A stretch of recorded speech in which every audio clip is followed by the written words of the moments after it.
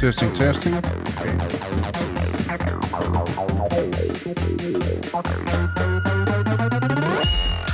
Here we go.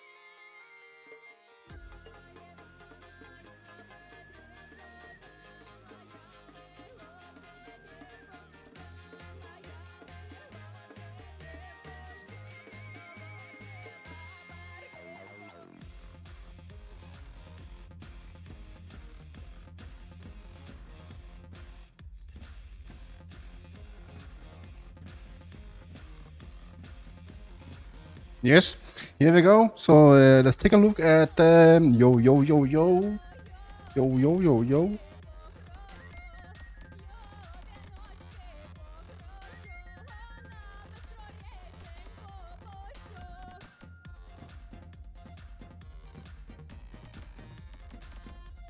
Yeah, it's kind of sadly that you cannot post the link in global chat. Only the Twitch link are working, and I'm not that much for using Twitch because, you know, they never paid me the money. I could have used it, you know. I could have used that $100 or $120 that was there back in the days, but they never, you know, they never sent them to me. So you know, then that they're not giving the options for people to, you know, to look at the stream. That's just low key to not do that. Anyway, let's try to play some 1v1.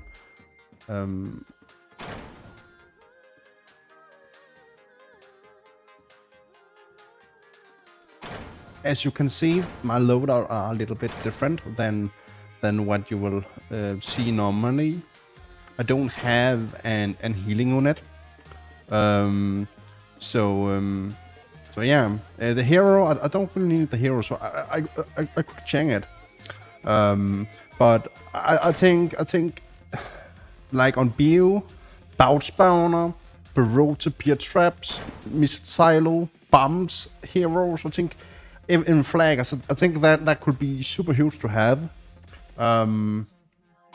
Literally, and I just think that there are a lot of options that we are not using because we are too focused on the safe choice of units. Like, you know, they're like kind of like a standard of loadout nowadays, and you know, it's just hurting. But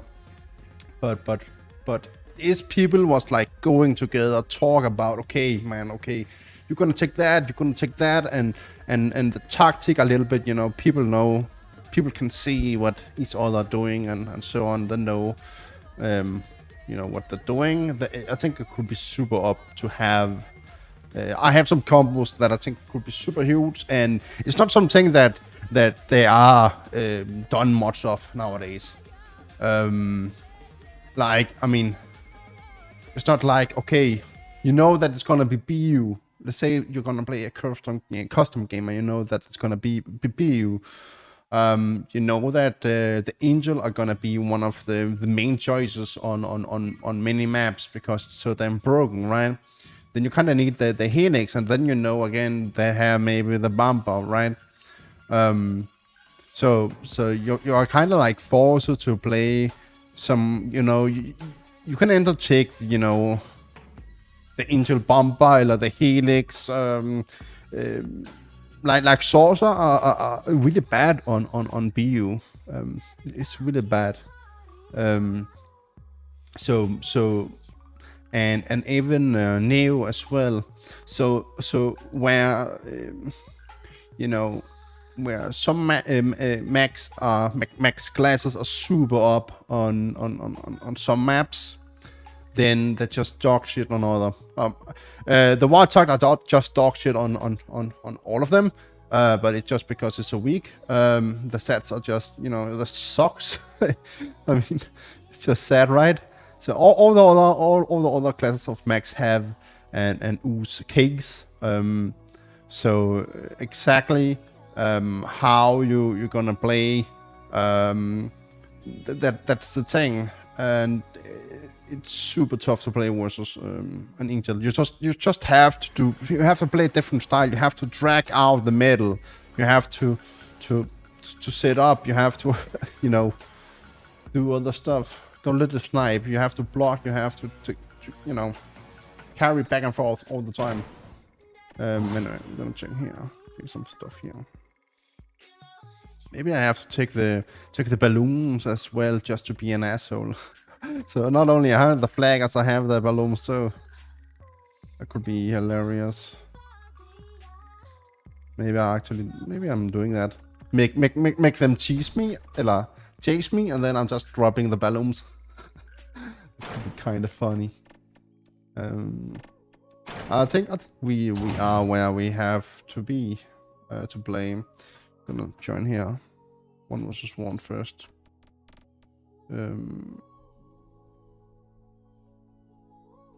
Other than is there some people in 2 versus 2 that are worth to fight? Let's check. Some people. Okay, welcome, Gabriel.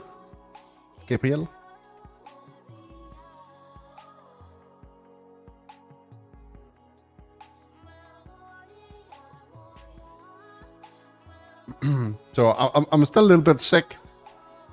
So my voice are not super clean still.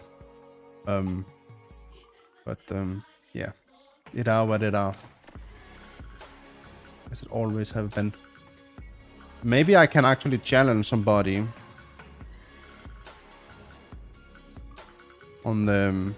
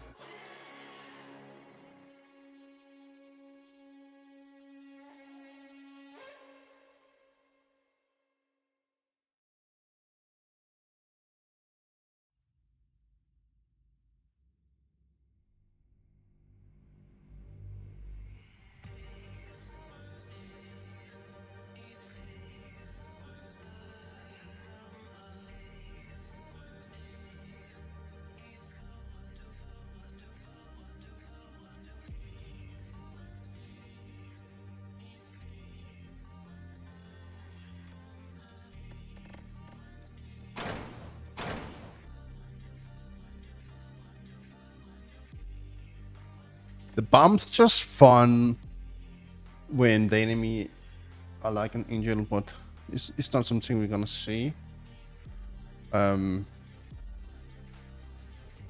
So I most likely have to change it now when I'm playing 1 versus 1.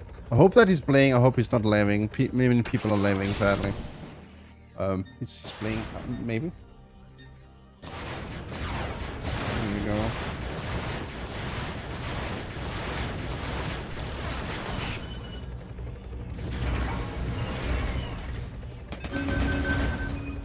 Let's see. What can we do? Can we be an asshole? Maybe we can be that. Funny.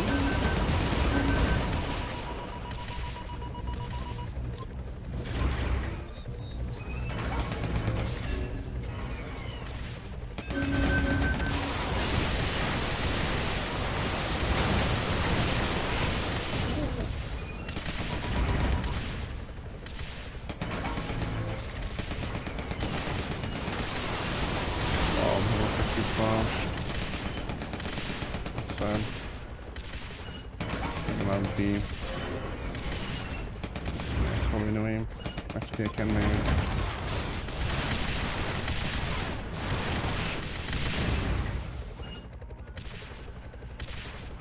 Oh.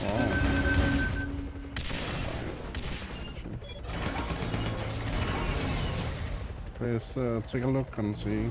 Let's go over here. How close you are to take it.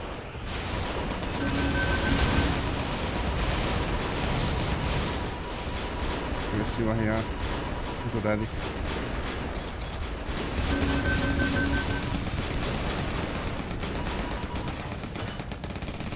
Yeah!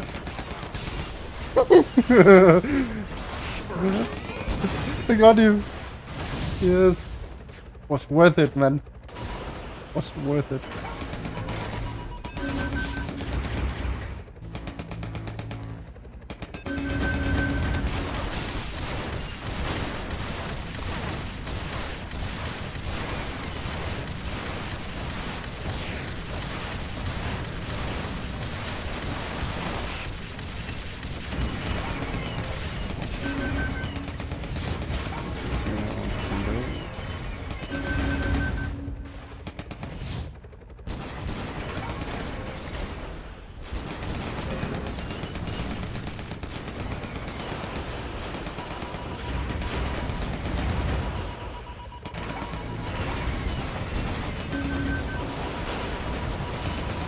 Kind of bold.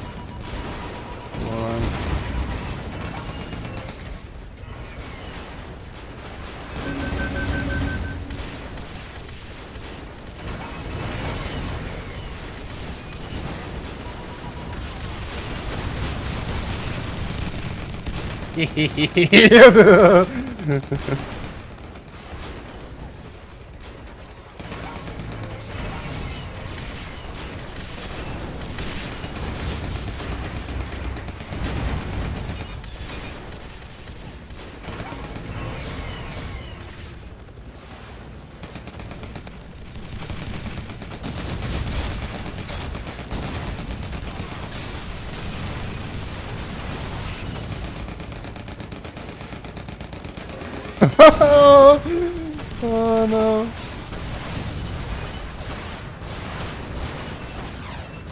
Oh man, the dildos are just dying so fast. I'm super naughty right now.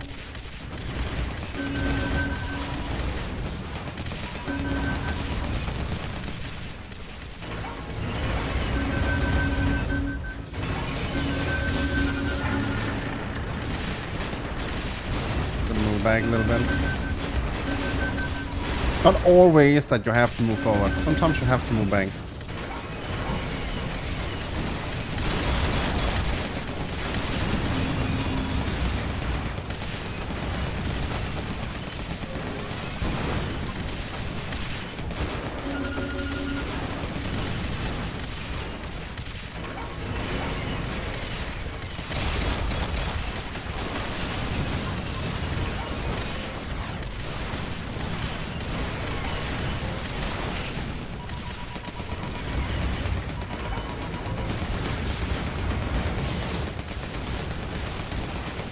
Oh!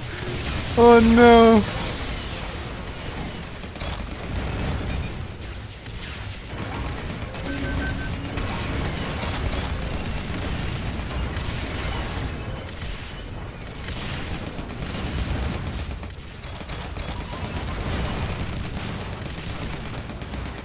He's gonna die now.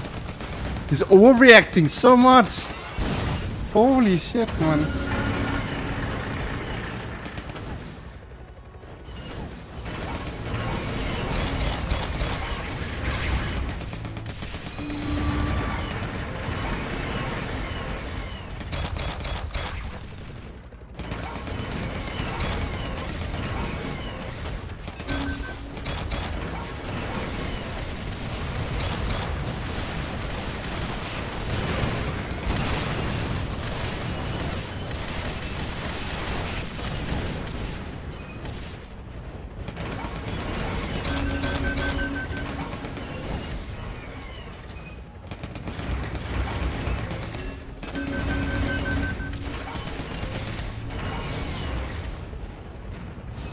Here we go. First game of the rank. Oh, welcome, Nikki. And King Sven. Welcome, welcome.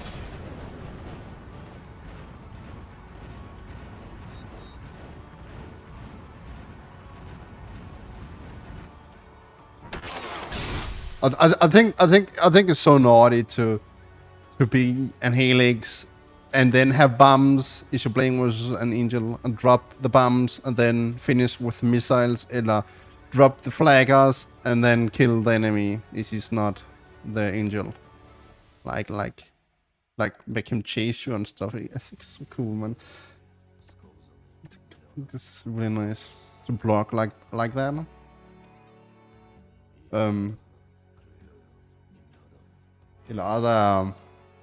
Any other max you want to see me play?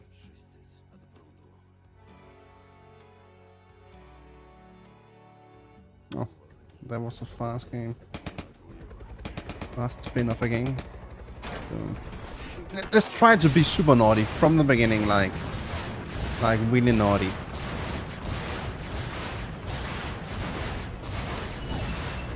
Oh, it's taking too long time. I should have auto deploy fire them.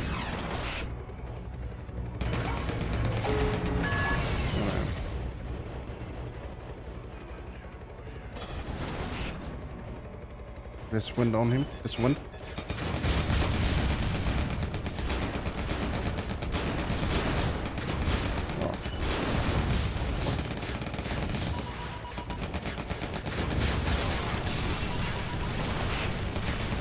Oh, fuck.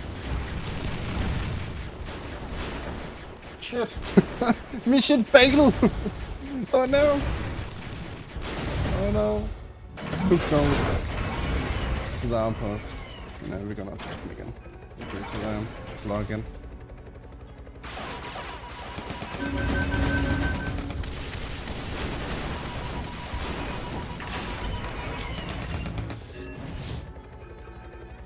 See if I can see some body here. Yeah. Body was hard.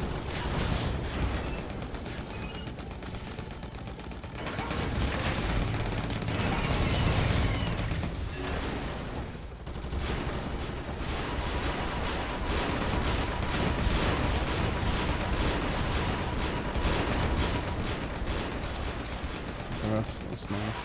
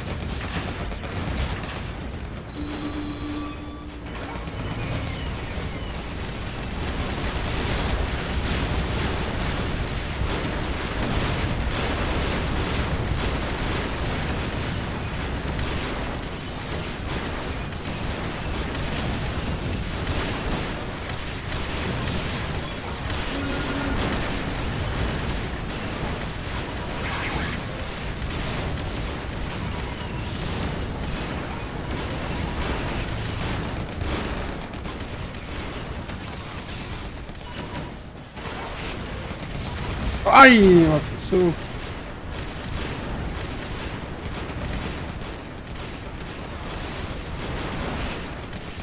God, they cannot even kill them. Shit.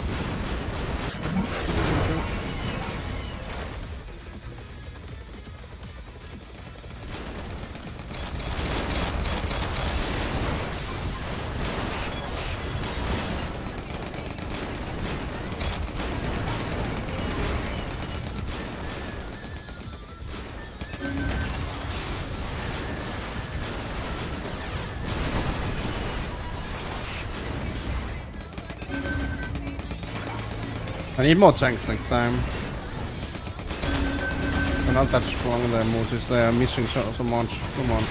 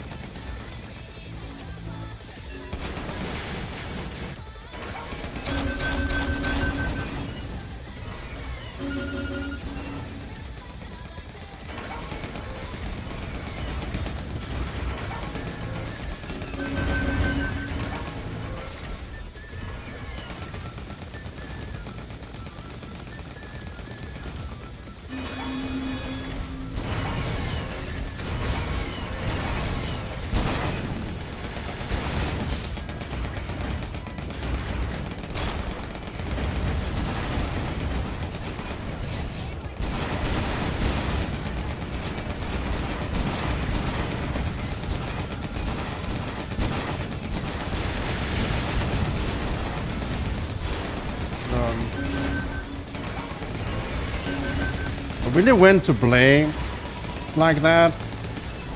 Sadly, they're not fast enough. No, I have to play normal now. But it's fine.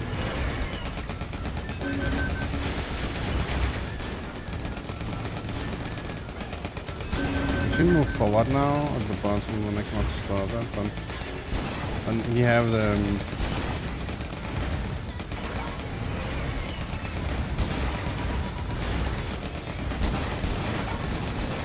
Oh, from the other side as well.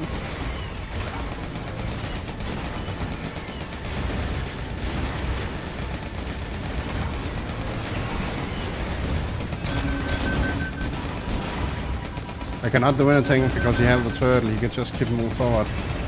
I cannot defend that. I don't think I can.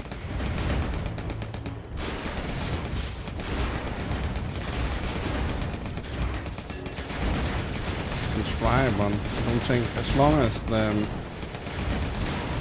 creeps are coming.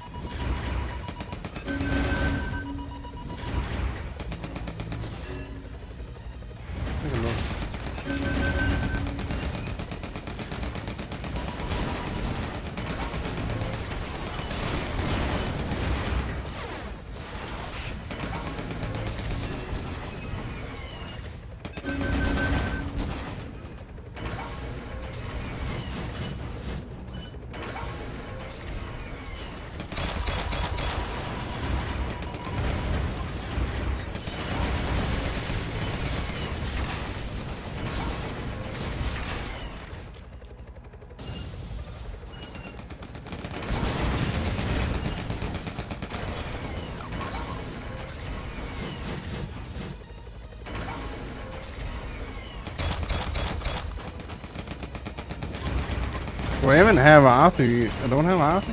I don't have Arthur or brother? Huh? Okay. Funny, I don't know. And I cannot block them.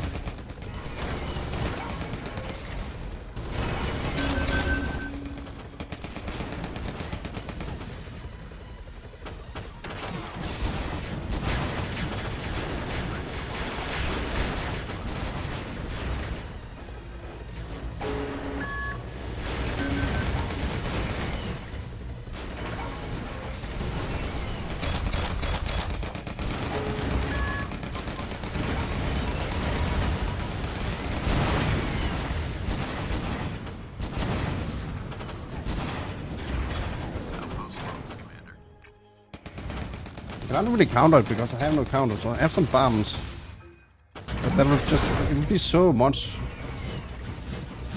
so many credits for killing something that should be super easy to kill.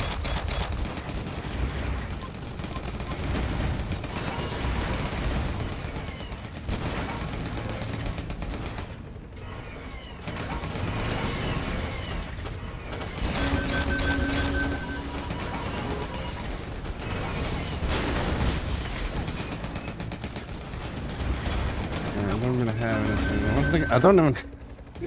Oh no! I cannot even look.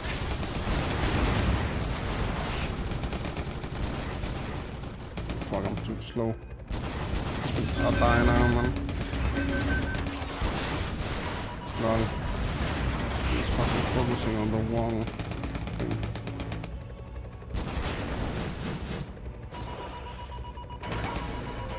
I don't have them.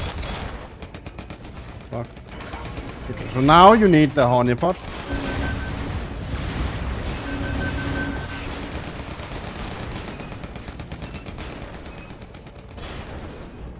And you need the Arthur and you need the brother.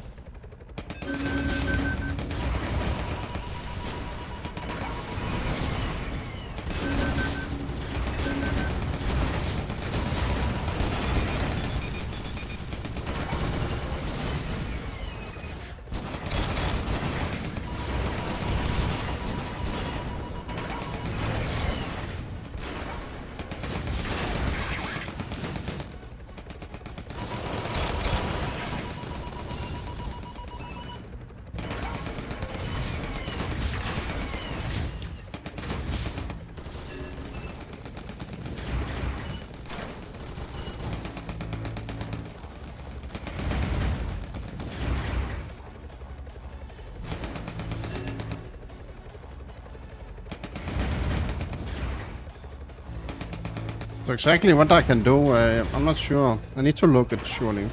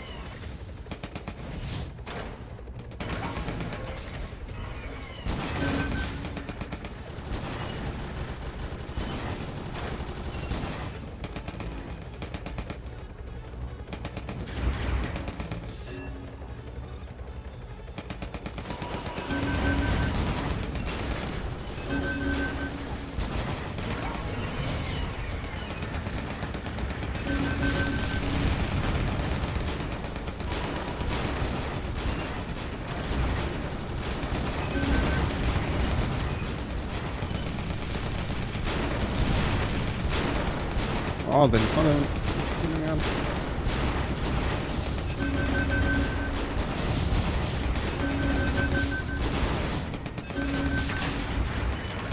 cannot do it. I don't have the units to do anything with. That's not funny.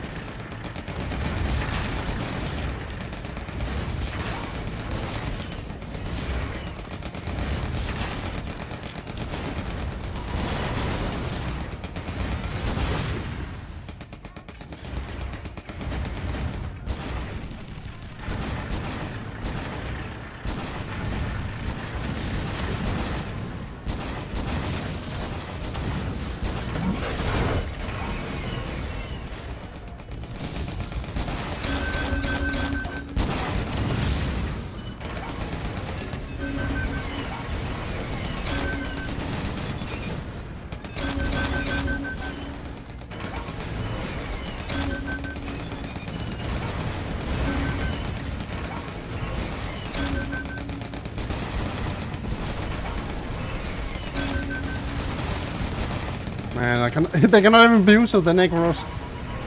I need to step up here.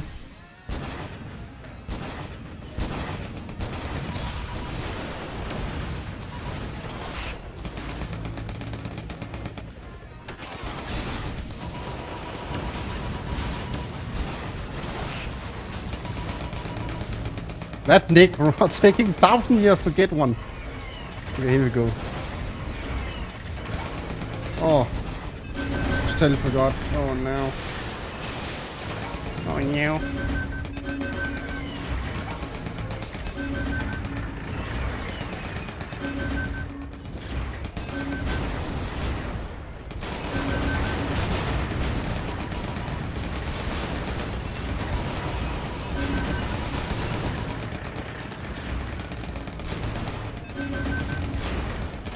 Okay, I have the silo. I think that's the last choice I have. I don't have anything to build up. I don't have the honeypot. I don't have the Arthur. I'm keep even the turtle. I keep getting lower down each time I'm moving forward. So I need to find out some places to do anything. This is just the blubbering in the game. When you first stop behind, you're behind. The enemy are getting a lot of credit. Sure.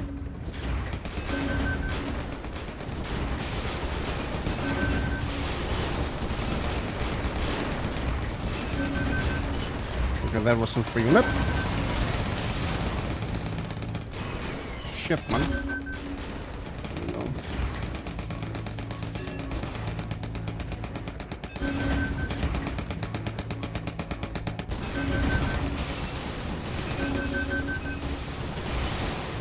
See what we can do. We can't do anything. We have to get to level. This is level 9. So I can stop them. Okay, he's moving forward now. That's nice. That's really good. It's fucking perfect, man.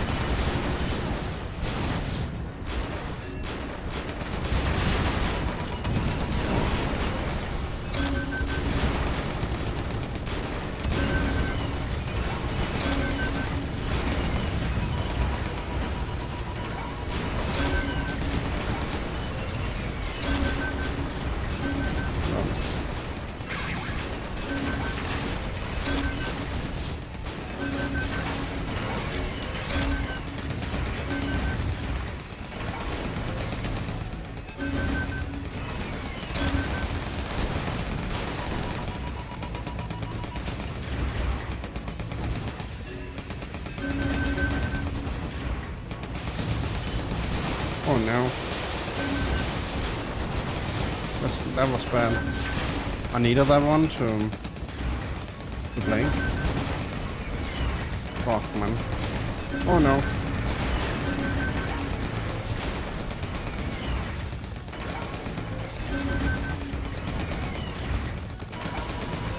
Okay, I'm gonna die. No. I'm not dying.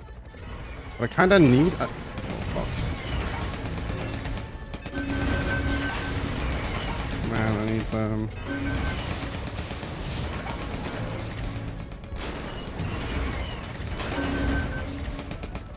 Let's take a look. You don't have much on there. So I could. I just need to wait a little bit. See what you have here at the bottom. Oh, he have an arm. He could send it. Is I sent to the top? I'm send there.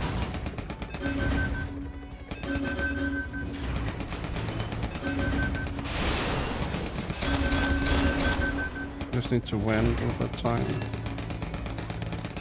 Is he placing a Bertha? That would be super nice. That's just me. Okay, maybe some Arthur. It's super nice. Then he's you know, using the credits on literally nothing. That's nice.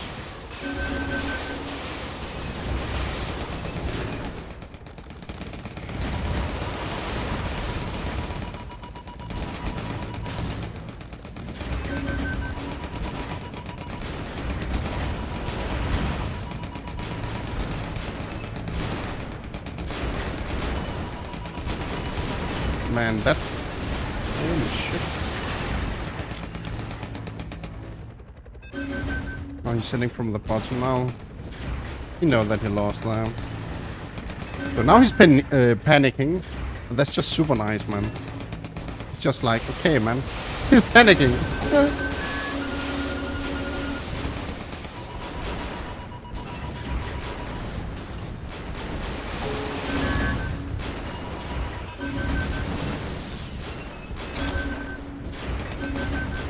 That's just so nice. Just nice.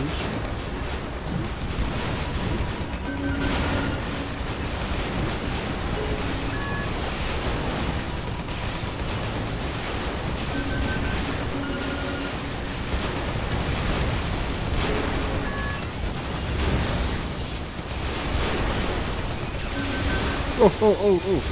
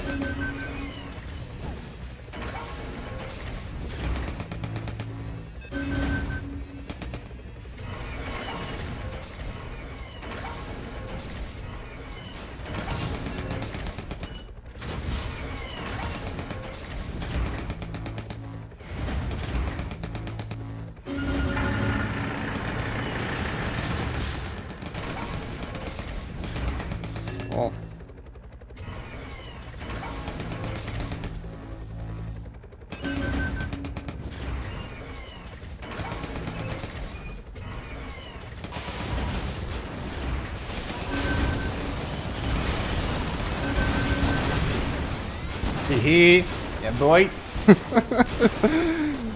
Gonna clean it up. Oh, the level 4 creeps on the tank. It's actually gonna kill the master, I think. Oh, survival. Try surprise. But now I'm cooking, I'm keep shooting.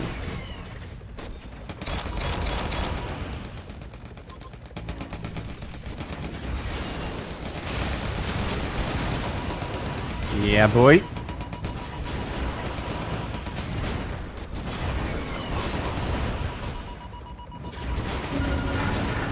I'm gonna try to save it as you can. You cannot do that.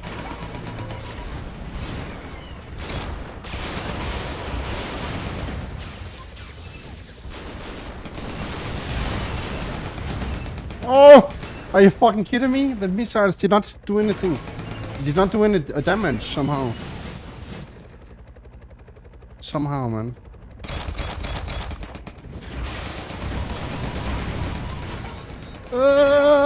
Okay. Yes. Dangerous.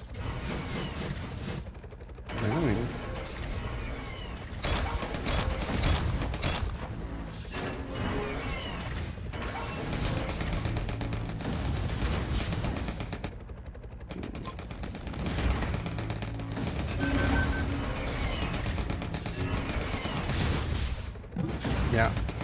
Do that. Make it hit you. Make it hit you.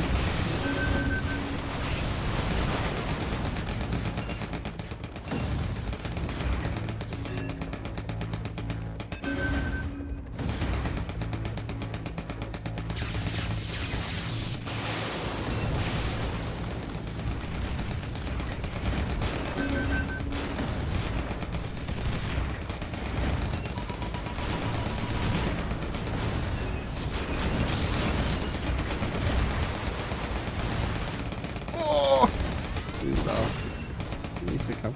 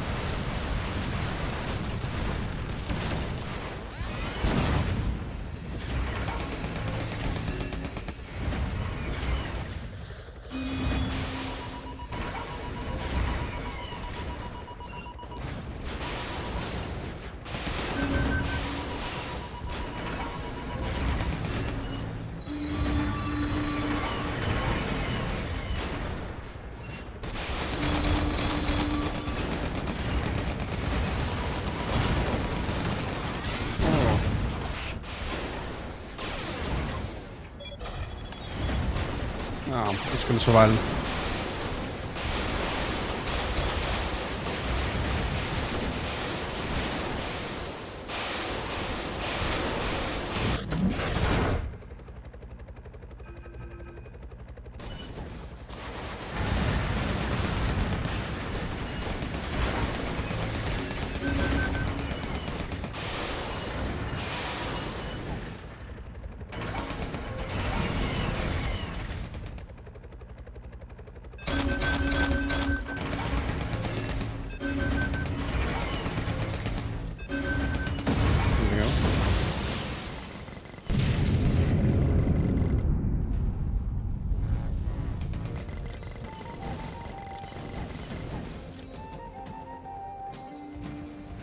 We'll come up all night.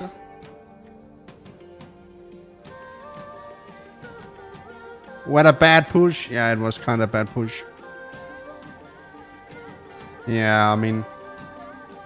Sure, I mean, it's sure it raw to beat me, but... As I told you, it's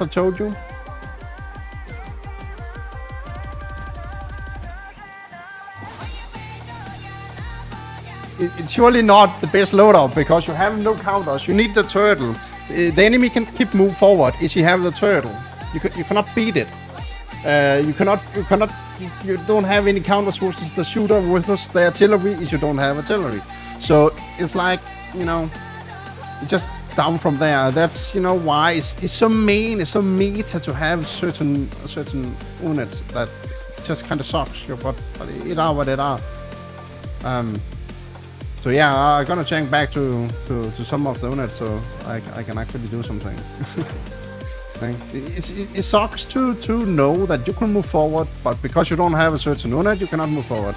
It just sucks when it's happened, right? But it was this loadout I had was actually more for the tools to. I just like to try to kill the enemy, enter with bombs or with the flaggers. So. Damn. You can jump in again.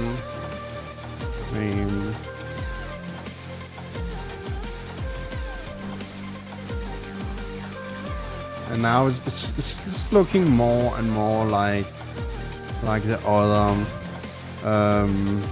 Sure, we can play 1v1.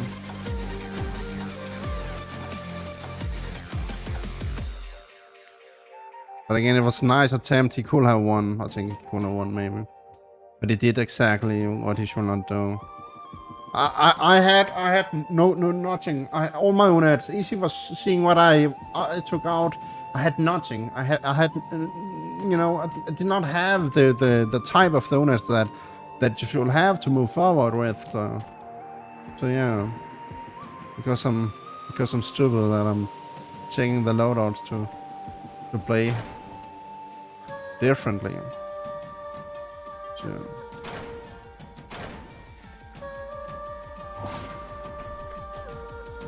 But now it's done. It's finished.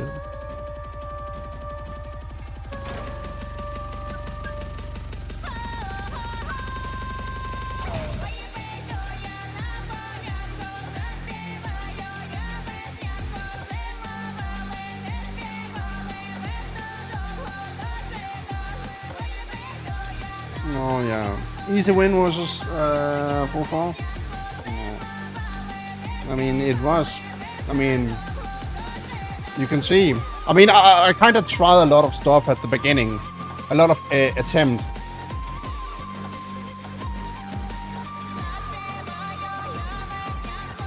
So yeah, surely, it's not all things that are working.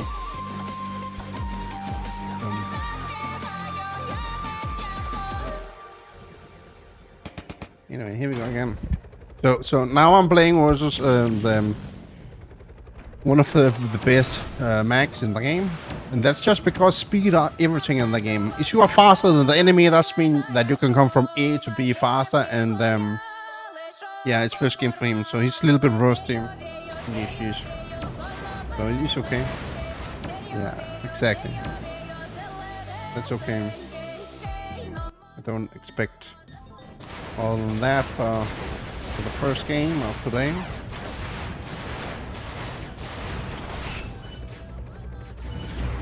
So, but yeah, but max type and unit type is so important. That's why you're seeing the same, because then you are all around. That's why you're seeing the same loadouts go again and again and again and again in the game. It's just a safe choice, all around choice. And you need to think about it. It's the same. Let's say that you need a counter to something, then you just take another class of mech, and that's why the striker are getting used a lot. You have the sword. You just kill in the air and stuff. You're just all around.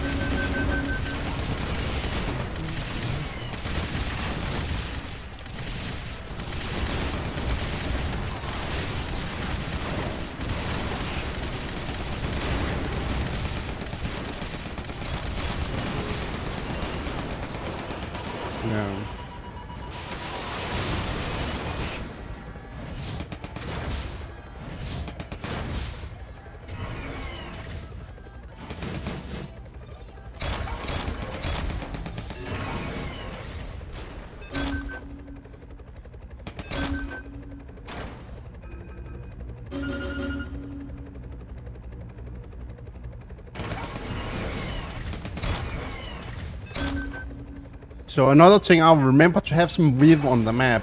It's super important to see is the enemy are dropping like some shooters, or he's trying to cheese you or whatever. Then you have a little bit more time to react, and it's so important to have that.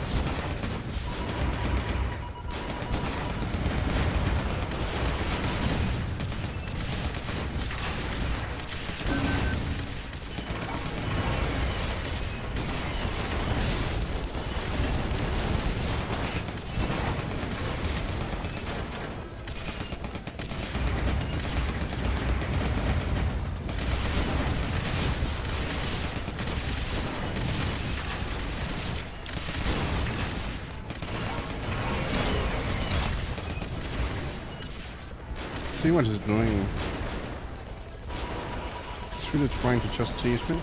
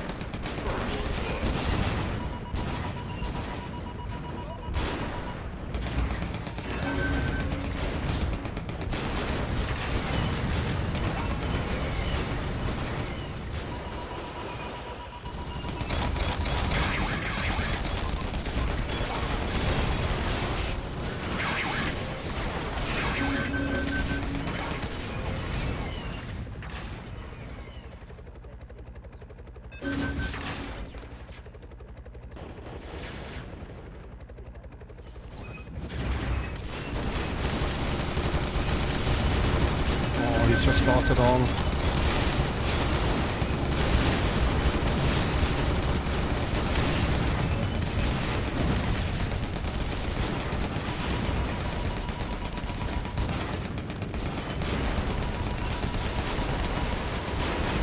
Oh, then he had the fucking energy. Okay, now it's dead.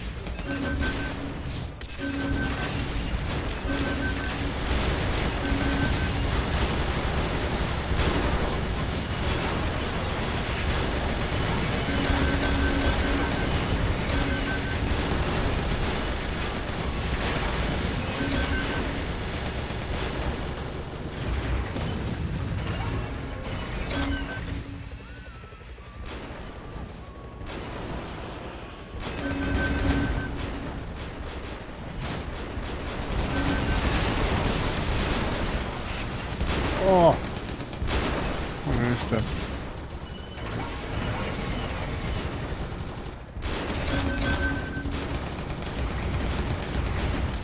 Yeah.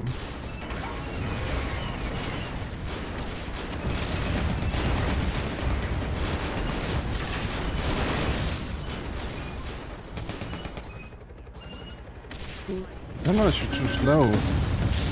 And you're the fastest smack in the game.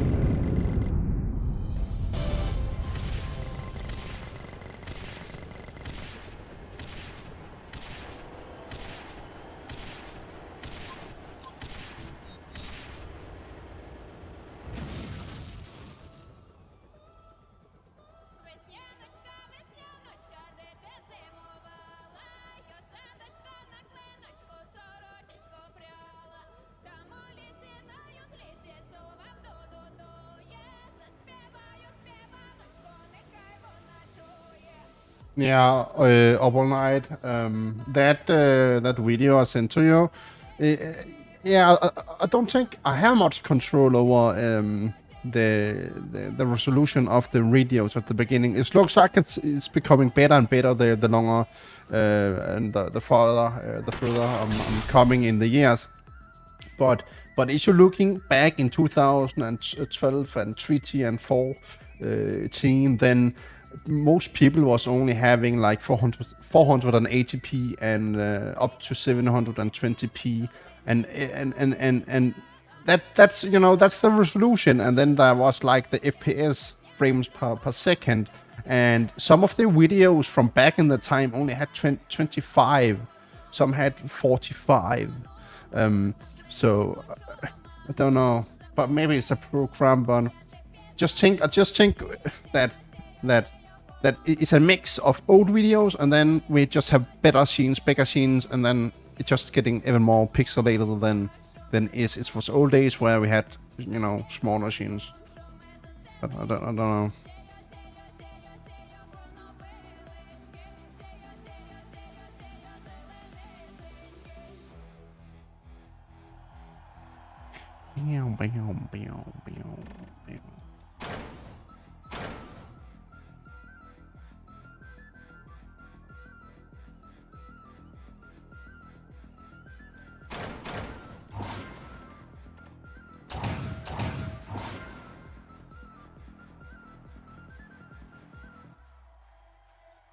Saucer.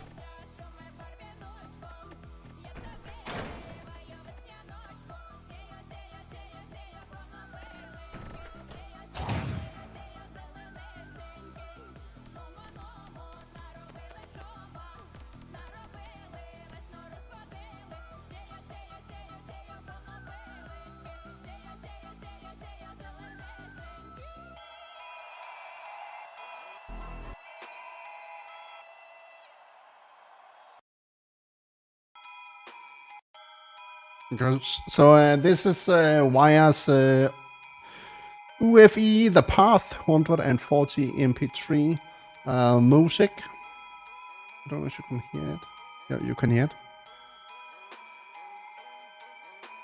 I think that was actually the music, the song that I actually like the most. It was. Here we go. Just think about that you're driving in a sport car, out in the sun, right? It's the feeling this music like giving you.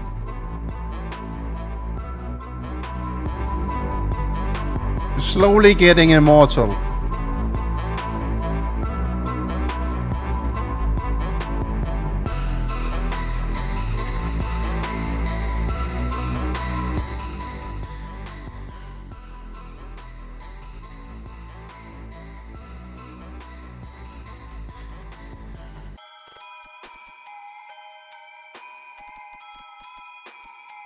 I mean, the Centrum, that could be funny.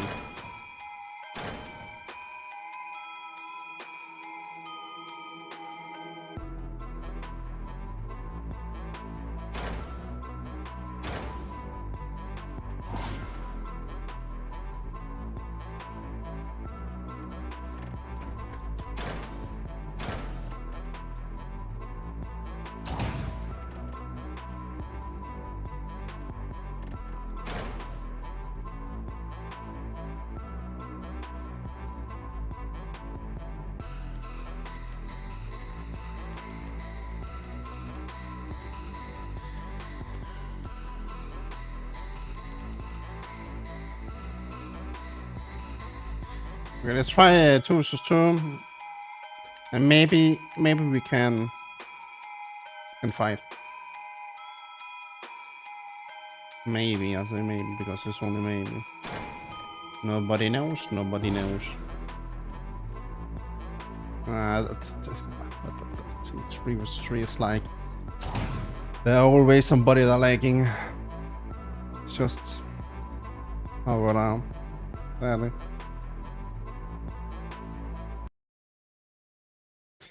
Yeah.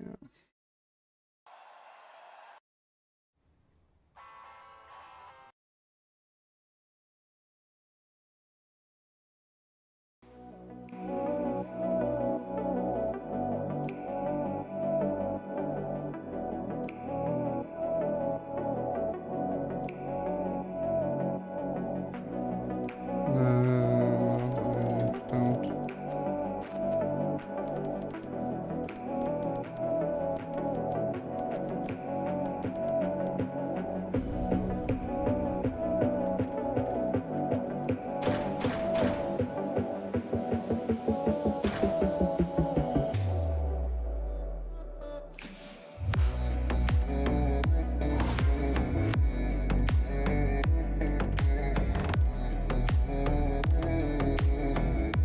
Maybe he actually found. Oh, he found a game. He found a game. That's why we cannot get him. Fuck. Damn it. There's things, man.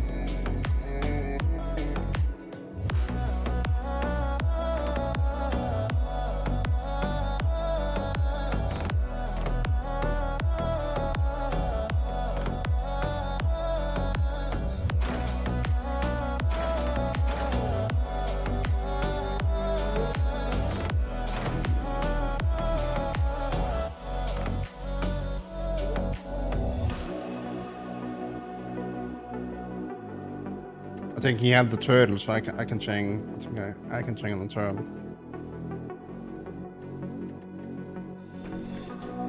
And I went to see what's going on the map.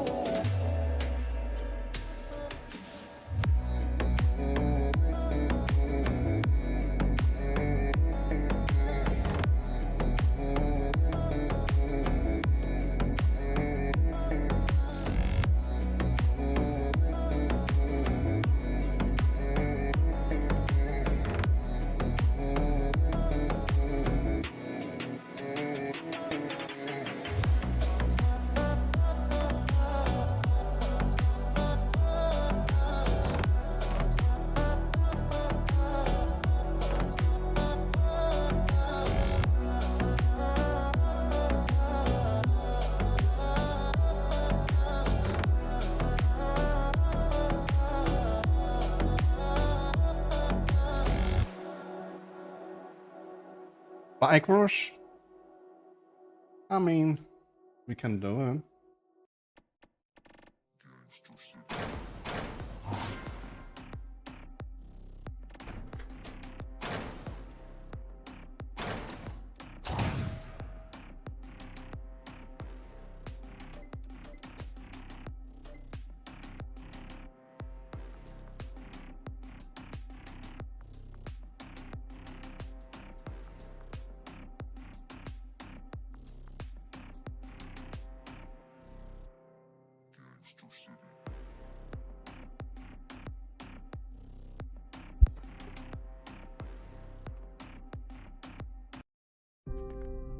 I'm sorry, brother. I'm sorry that I brought you into this. I just wanted things to be the way they used to be. Nah, man. That's my brother, Will. I'm not much for making that much troll. How's that right? And Put your life down the line. on the same time, we are limited to only a few Options.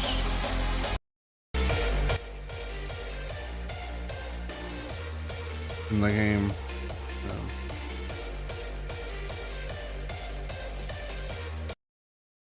What is love? Baby, don't hurt me. Don't hurt me. Let me say yeah.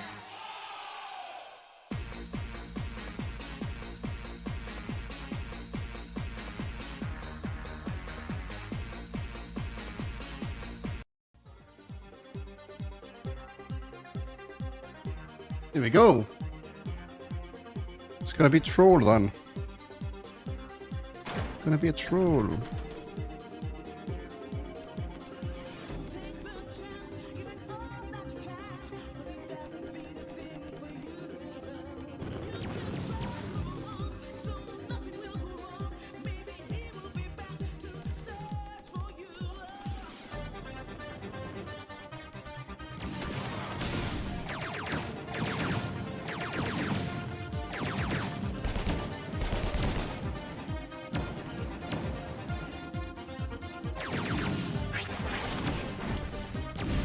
Oh, hello.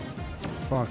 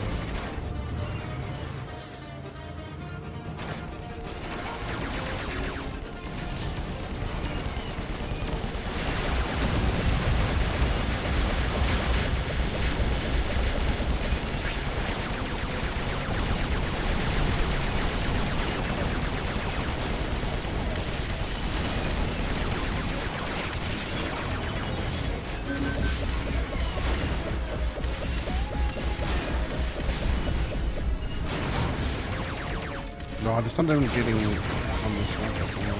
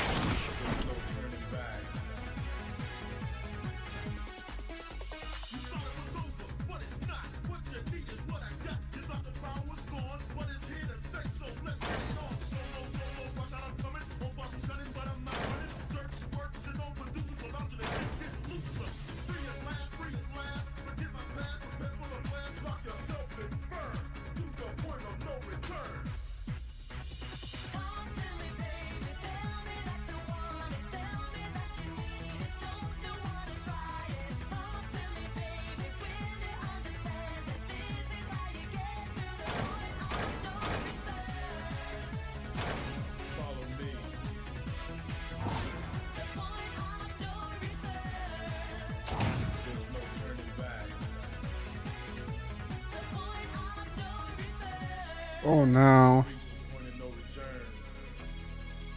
I hope you're ready. There's no turning back. Shit, man. So just lay back. So now there's nobody. It's a bad idea to do bad idea to straight up.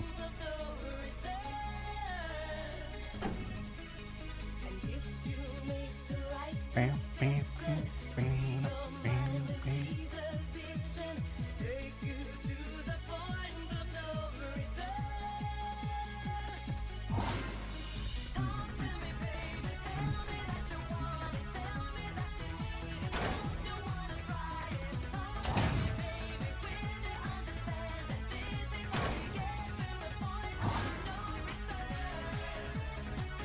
Follow me.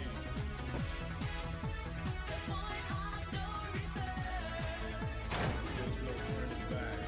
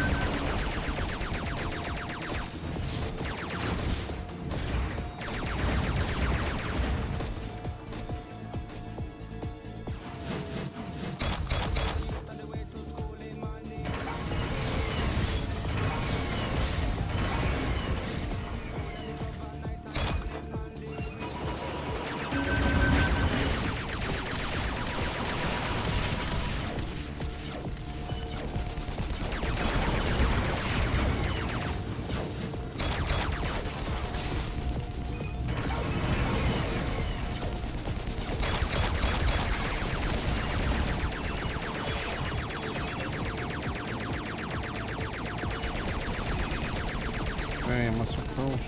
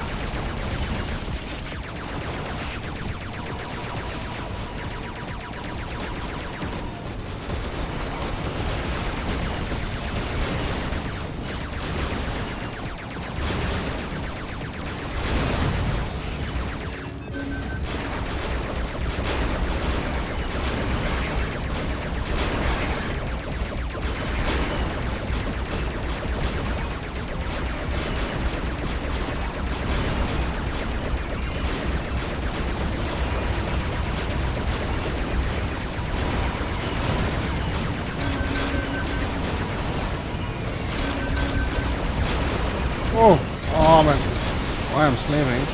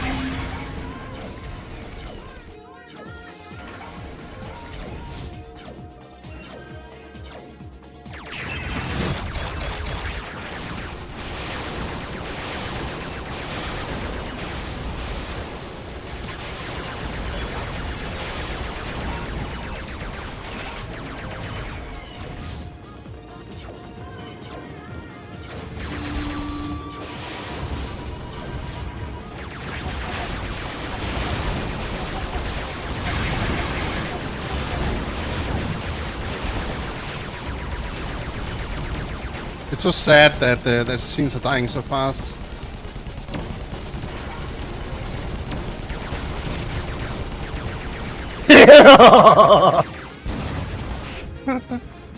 Oh, dude. You wrecked, man.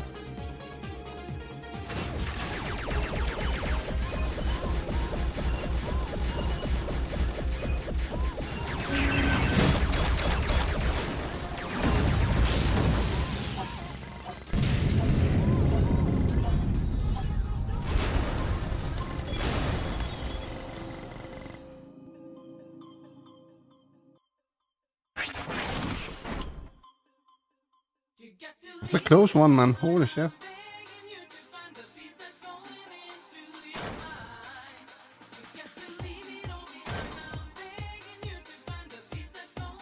Yeah, it was most likely. Especially when you just were standing there, then you should have like keep moving forward to another outpost. Maybe do some distractions and some to attack the fort as well.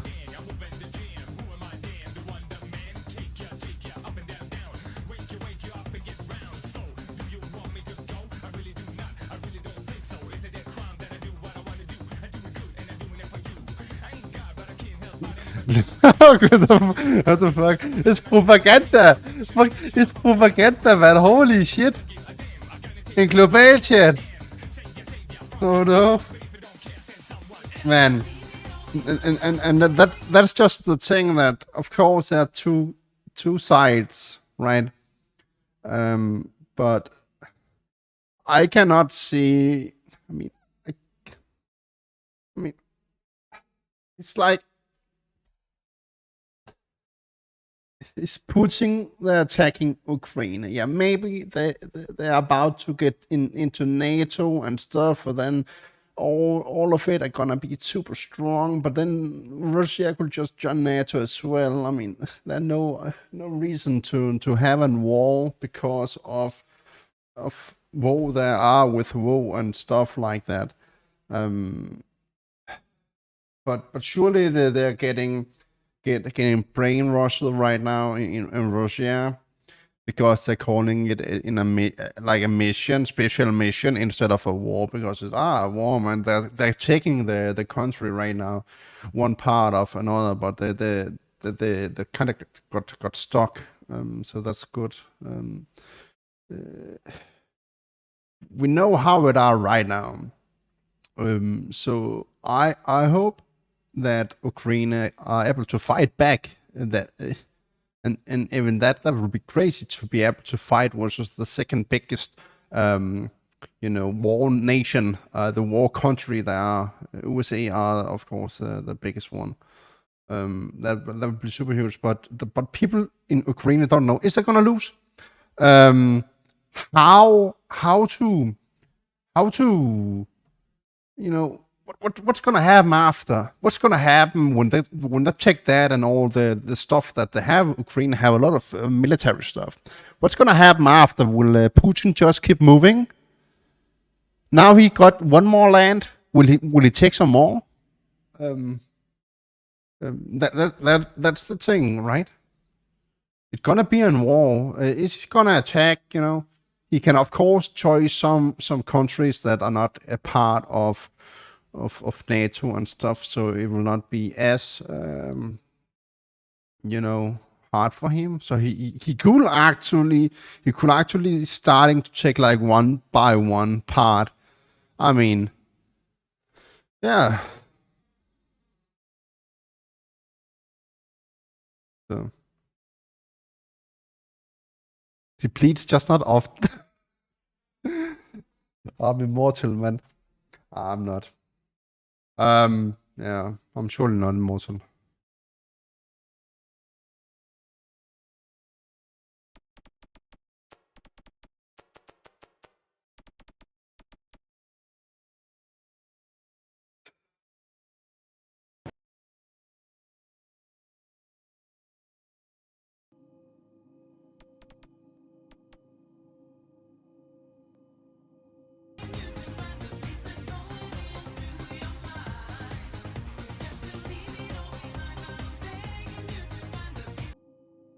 real quick, have a look. How much did you make last month? For thousands.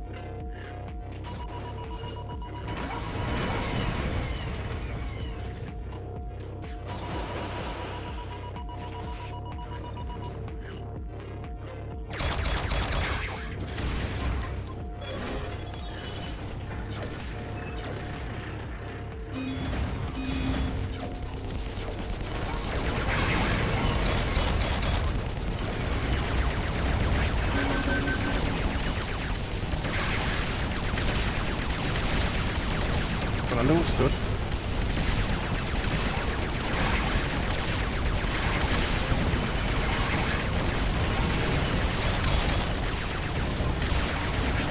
You can outwin it. You can outwin it then. So strong. Oh, it's gonna die now. It's gonna. Oh, no, no, no, no, no, no, no, no, no. Okay, it's not taking much fire now.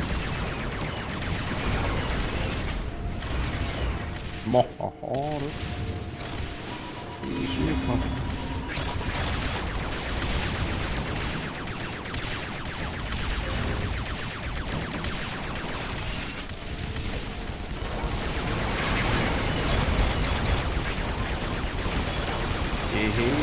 Yeah, boy.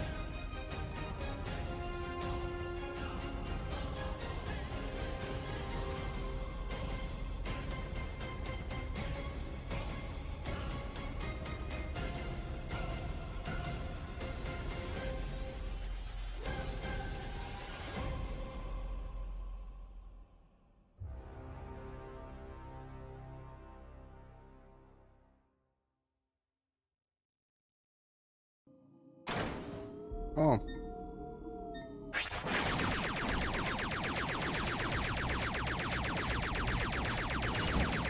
Hmm.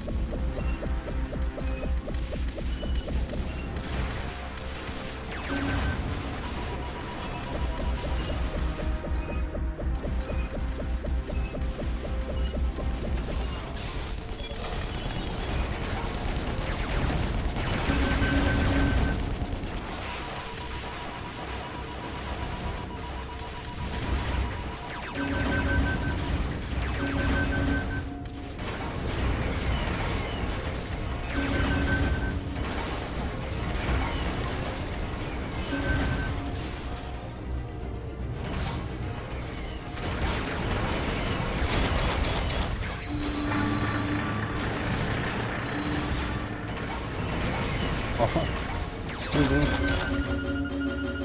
Little creeps.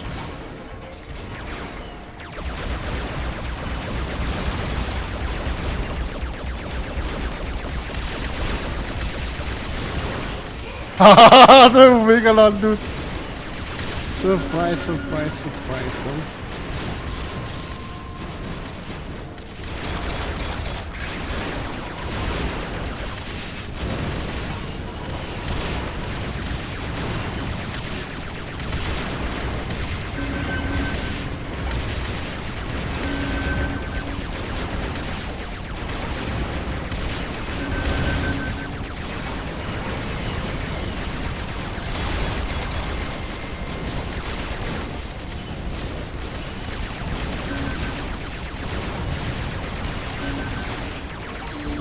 Here we go.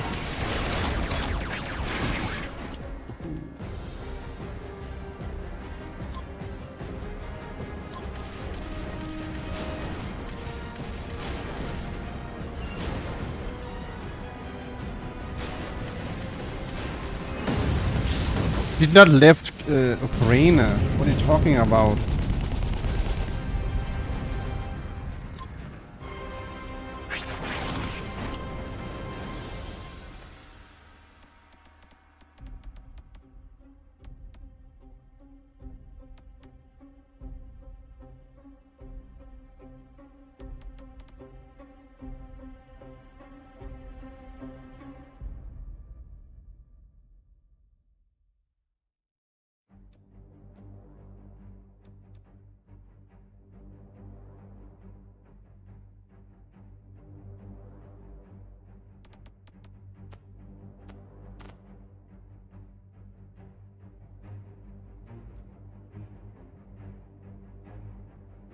So then you choose two team. We can try. Let's just try.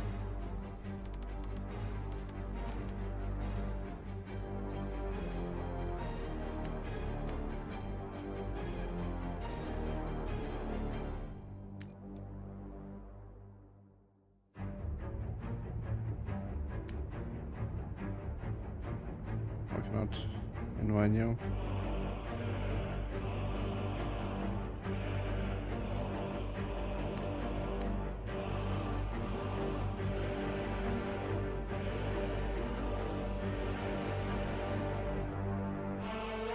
Man, I miss. I just miss, man. I miss. We are getting new stuff in the game. I'm missing the feeling of having something new, testing something new, looking at the ideas, talking about it. I mean, it's just like, man. I'm missing a lot of stuff, dude. Man, the worst thing, I have no clue what they're doing. I have only hear talk, only seen text, and I don't know. And somehow, I mean, I just know that if we gonna see something, I gonna get dragged down, right? I gonna get dragged into this world. Because the thing about me are that is I'm gonna do something, I gonna go more or less all in it. Um, and I just know that it's time consuming, and I will focus, and I have focused on AirMech a lot, even when I was not feeling that good.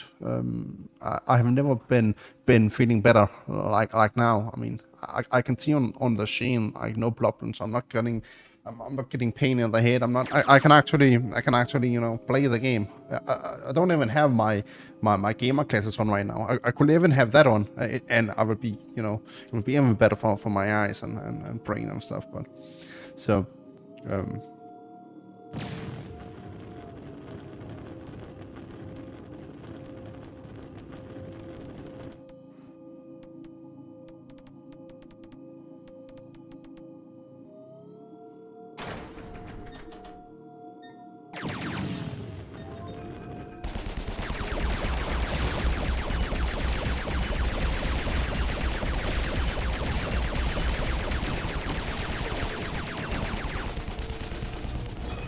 come.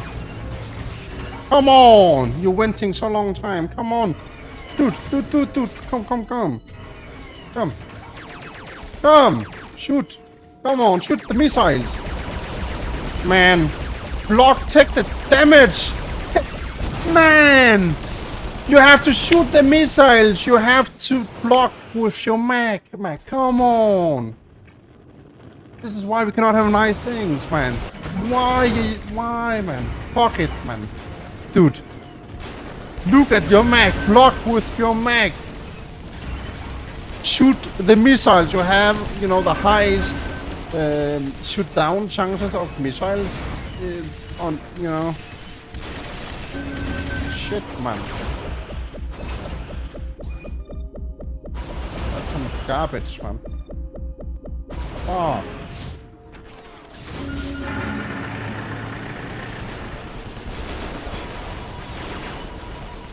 Fucking shit, man.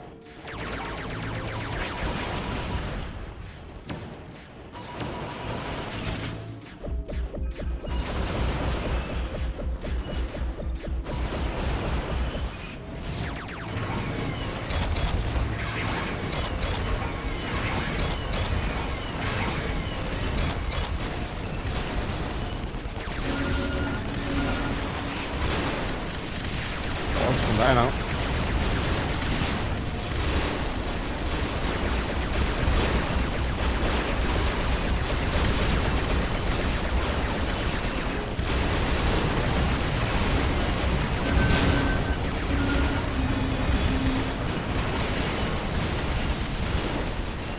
Oh, you know what? I'll even go after that one.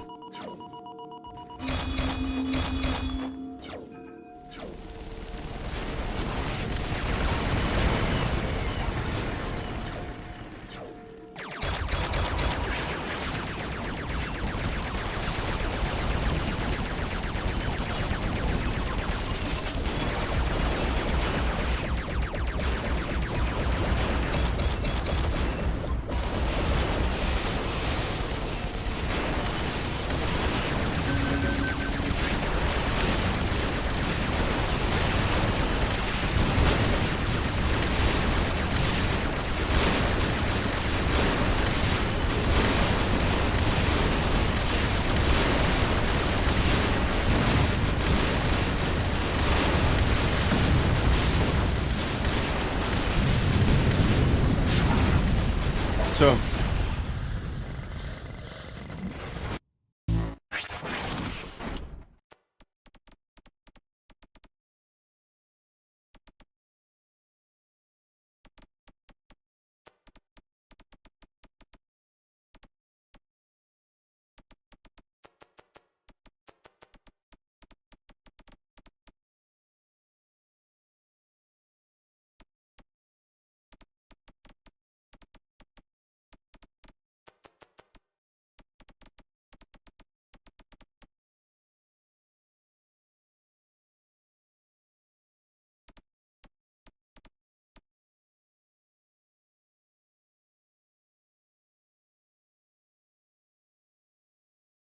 I think it's a new world record.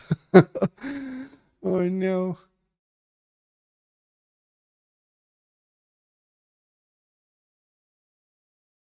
There are no T99.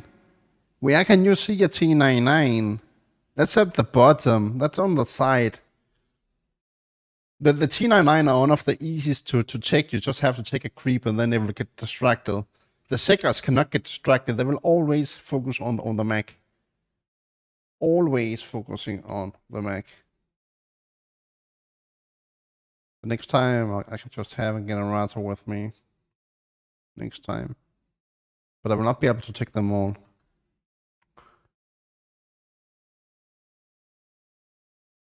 You need to chin work. Oh, that's a lie, dude. That's a lie. That's a lie.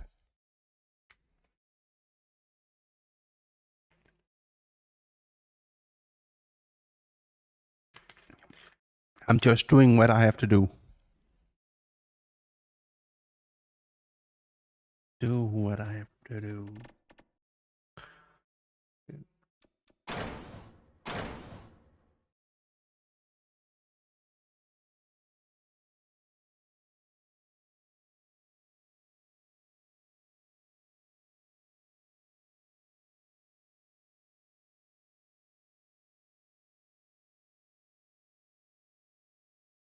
Vi har hver vores side, men er alle forenet af spillet på banen. B-Win.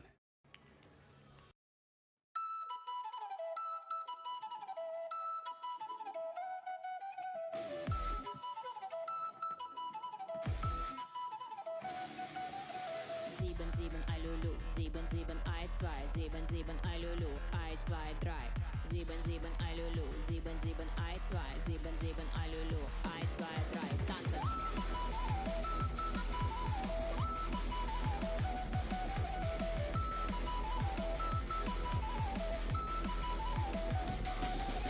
Sieben, sieben, Alulu, 7712, 77, Alulu, 123, 77, Alulu, 7712, 77, Alulu, 123.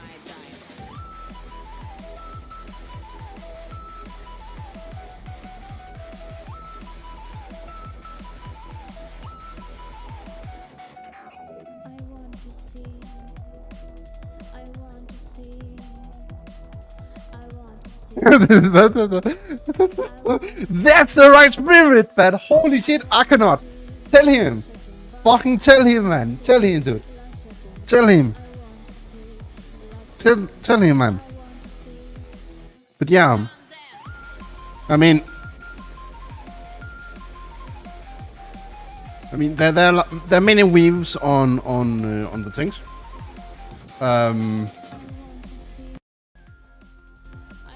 But surely, if you're going in with a mind that you're losing, then surely you will lose because your mind are just flying all around. You cannot. You need to do the moves. You need to take the the steps. Be the man.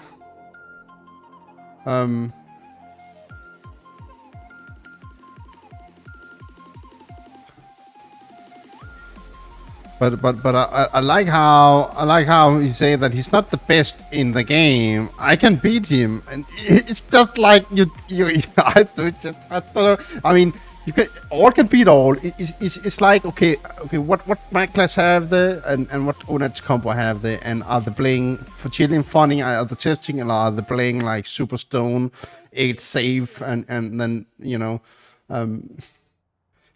it's like. It's so how can I explain it? Don't think you can say any are the best in the game. I think you can say people are like in top 5 or top 10 because all have an up day, all have a down day, and people the moment like when you first are beginning to chill, you're doing some funny stuff, like some weird stuff, like I did on the Twin Peaks. Then people are like they are reacting like Econaut are doing right now.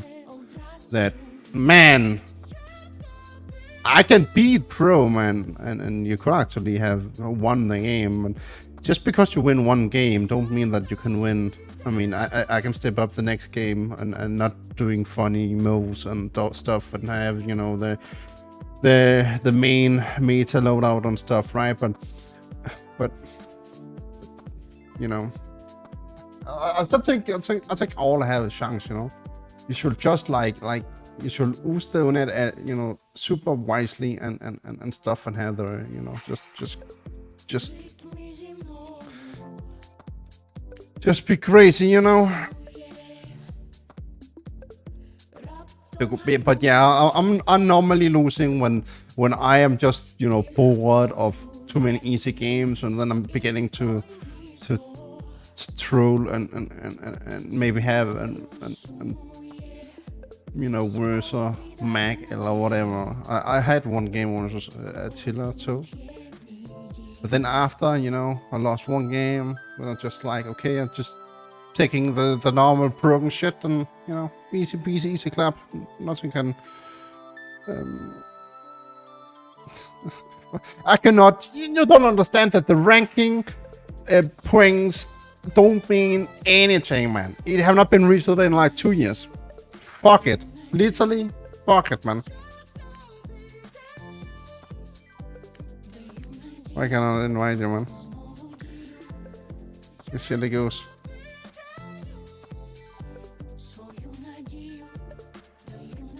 So you cannot do that, man.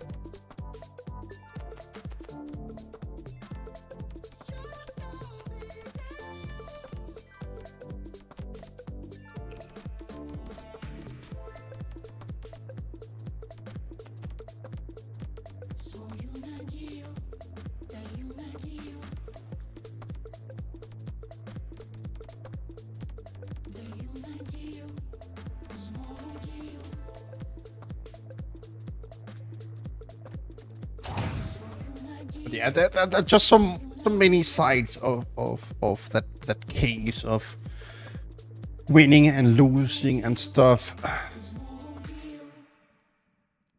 And I have faced it a lot because that I've lost some games too. På Premier League i januar måned, det var igen Unibet.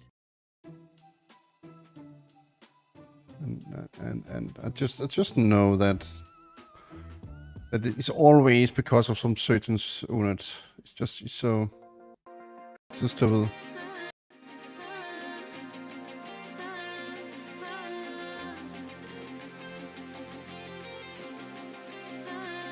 I like. I know they're not many true teams or whatever, right? But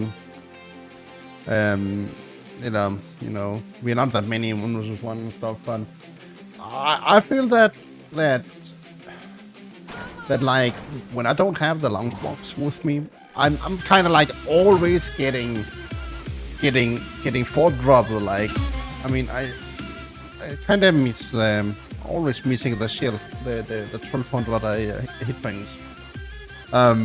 So there's no doubt that you need the booster tank, and sometimes I'm playing without Butcher. Butcher just super broken, but then again, yeah, it fucking hurt, man. Then I'm playing with a shooter, it fucking hurt, man.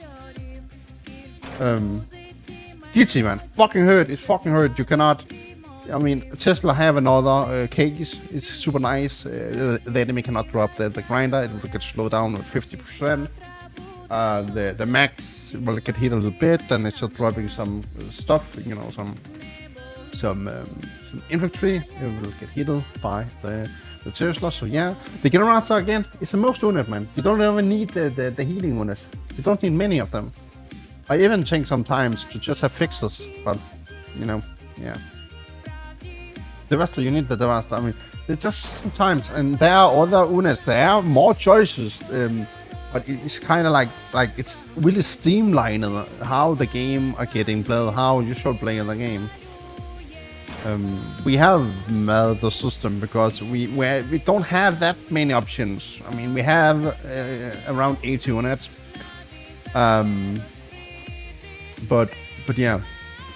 But it's a lot. There are so many. There's so much about the sets on the max and sets on the units. It's just not. It's not true. The problem now we only got like and really little amount of the blanks changes. Like in Center for Bad was like, okay, we only taking like 25% of the 100%. Okay, man. Hey, when are we gonna get the rest, the remaining, man? Some of them don't make sense because the remaining of the sets, you know, have not edited them. I have not heard from him since, man. It's, you know, you need to, you know, you cannot only make one wall, man. For a house, you have to make 4 walls. Like what the fuck? Let's see what we're fighting here. Oh, that's some I don't know. I don't know them, man.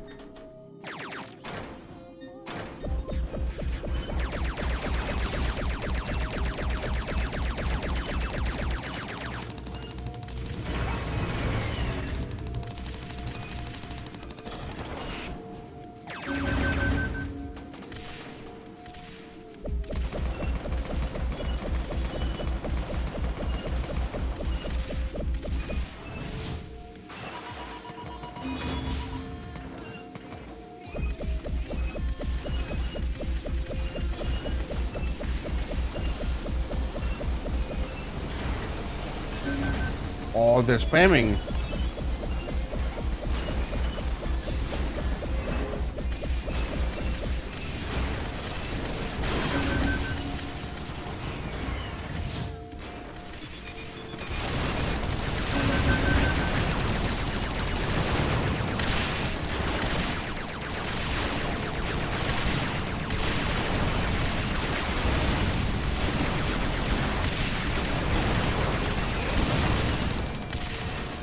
Yeah, he.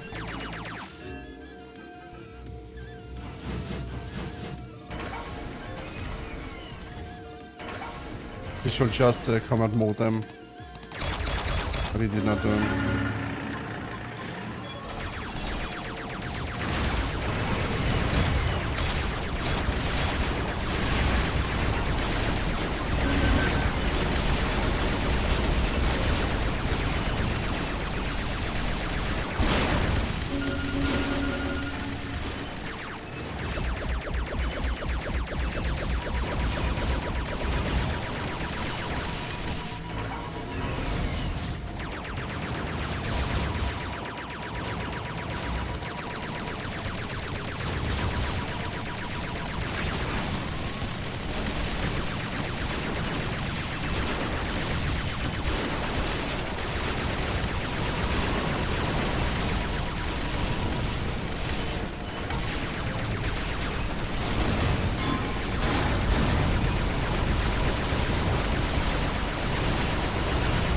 Lol. This brand. That's another thing that I think that should be checked when we can get on true balance. I think that should take. I think it's when the Mac are getting on an outpost. I think it should take a little bit time before it's actually giving you power. I think it's. I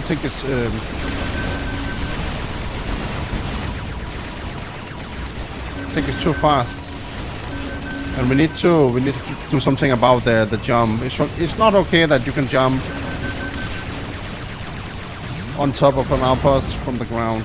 I think we should go back like to old days where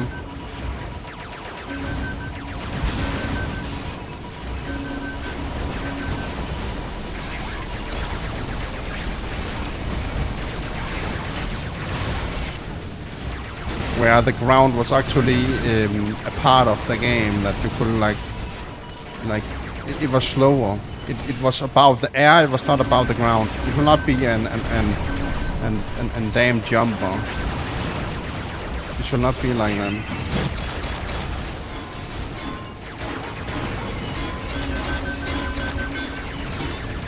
And you saw them. Now you're gonna die.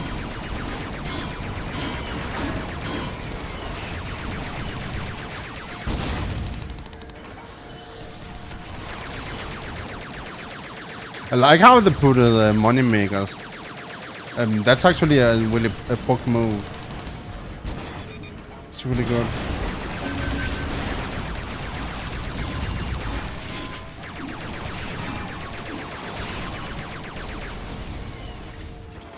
But yeah, a lot of the skills got lost back in the days because of the self heal and the jump.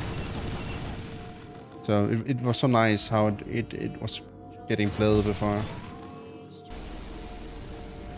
There are many things, and I have been looking into it. I had made it and it's called and proposal on what numbers can we change right now?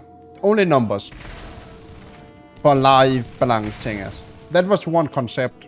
It's got done. Then there was another concept of if we had a true update, then it could be like that. But he's not doing it. He's not doing it. So the Christian arm, of course, I'm not hearing anything. The Christian arm, it's maybe not worth it. It's maybe not worth it for him to use the time to make the live balance. I don't know how much it takes. I have no clue. But I just feel it's stupid. It could be like a fresh thing. For the game to be nicer. Right now the Warthog can do shit. It can do shit, man. It have nothing. It have no abilities that are affecting the ONETs. It have no ooze calls. It cannot keep anybody away from the air. It's like yeah, it have a lot of health, yes, but it's not about the health. It's about the damage. It should have more damage. It should be that you can fire from air to ground and actually do some damage versus the max, versus the ONETs. Right now it's just doing literally nothing, man. It's so boring.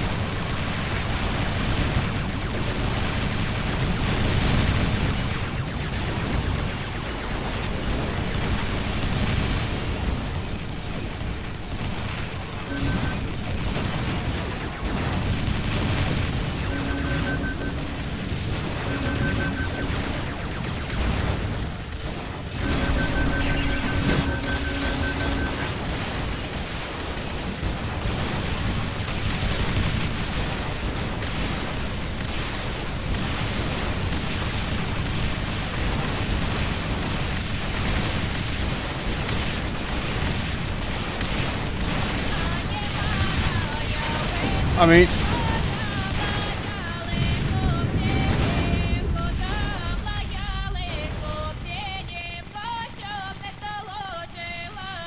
but they already have the numbers.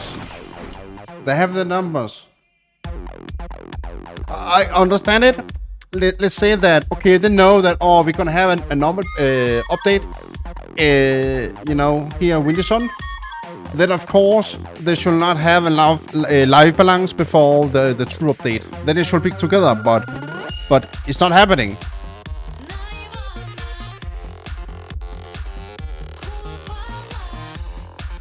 So.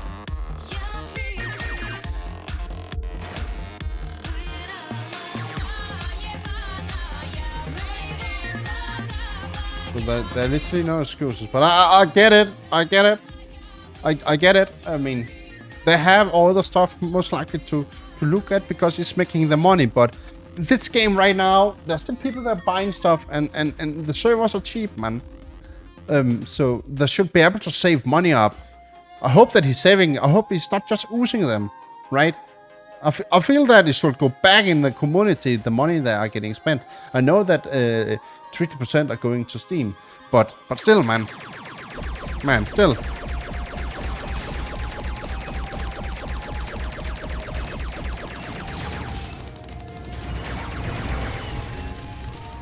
There are no excuses, man. No excuses.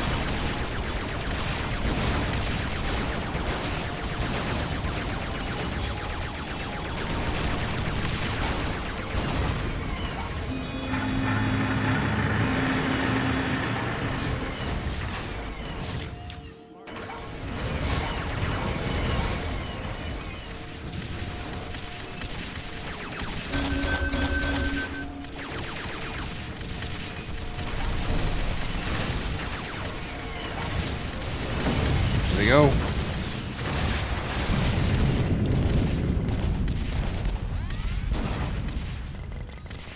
Okay. I work with a drive team of 2 regular channels on just numbers alone for a full year before they were moved to another game. Yeah.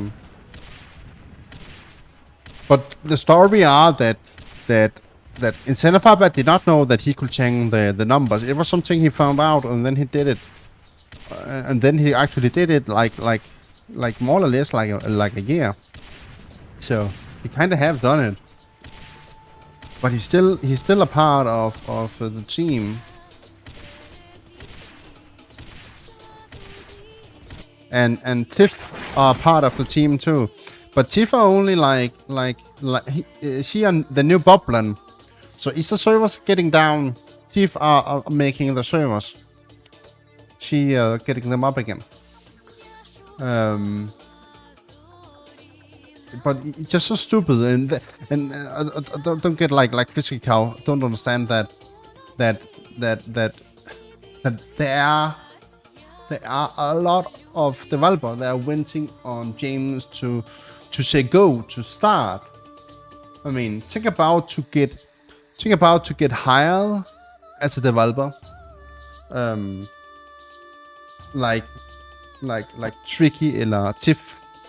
She have two names. And then you have just been in here 2 years, like 1 year, and not done the stuff.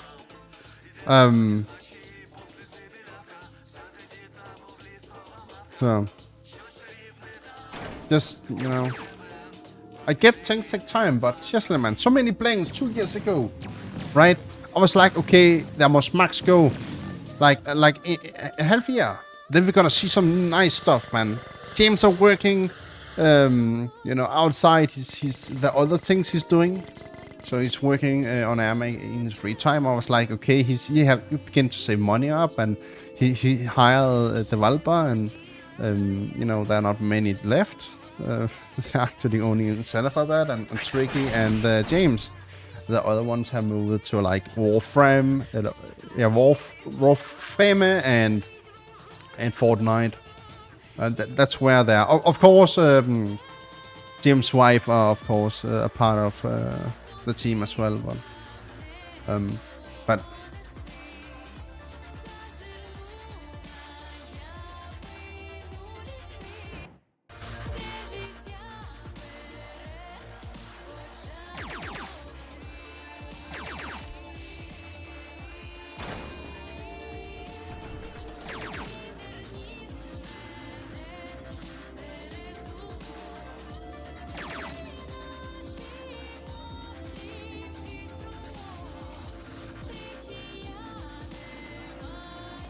I can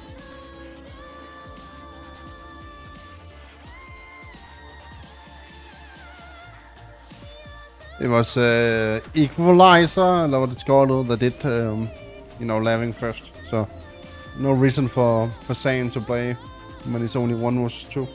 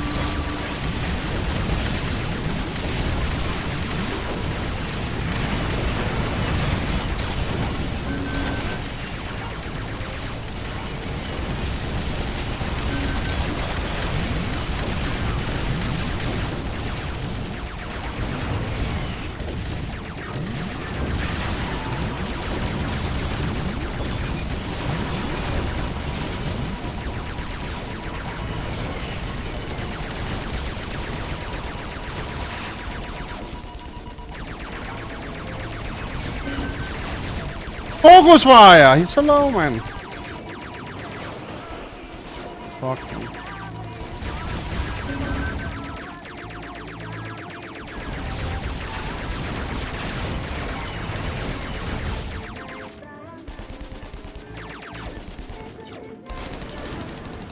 And that was close to be a win.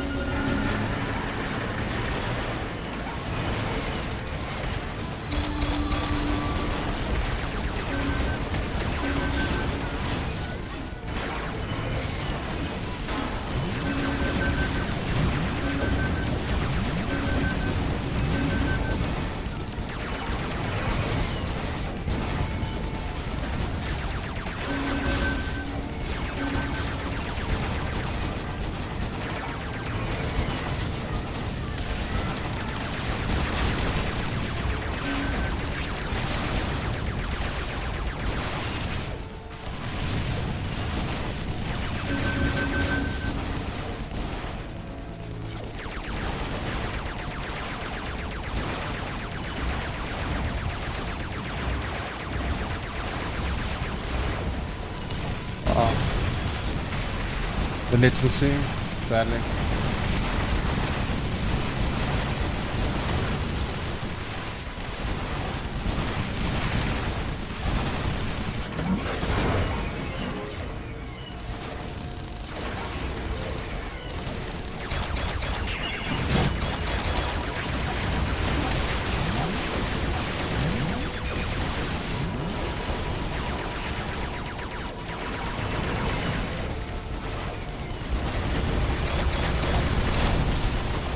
Man.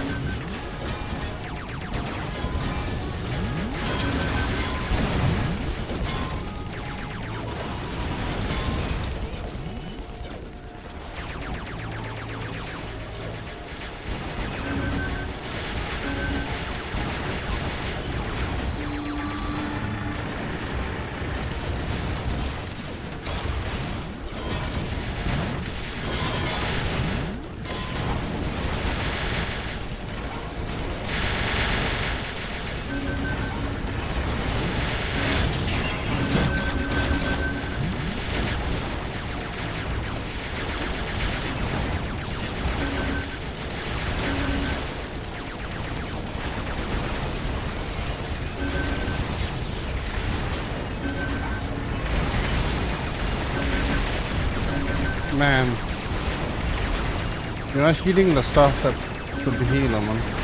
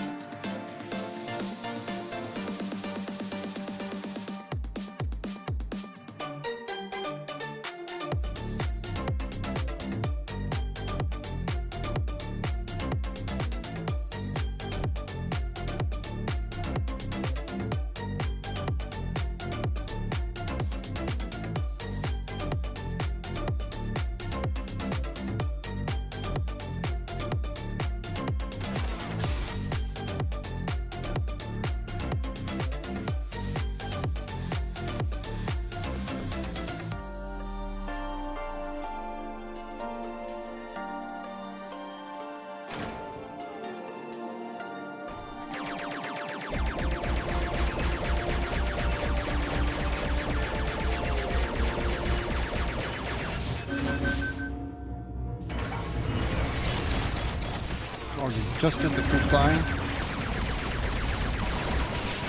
So what happened? Did they die?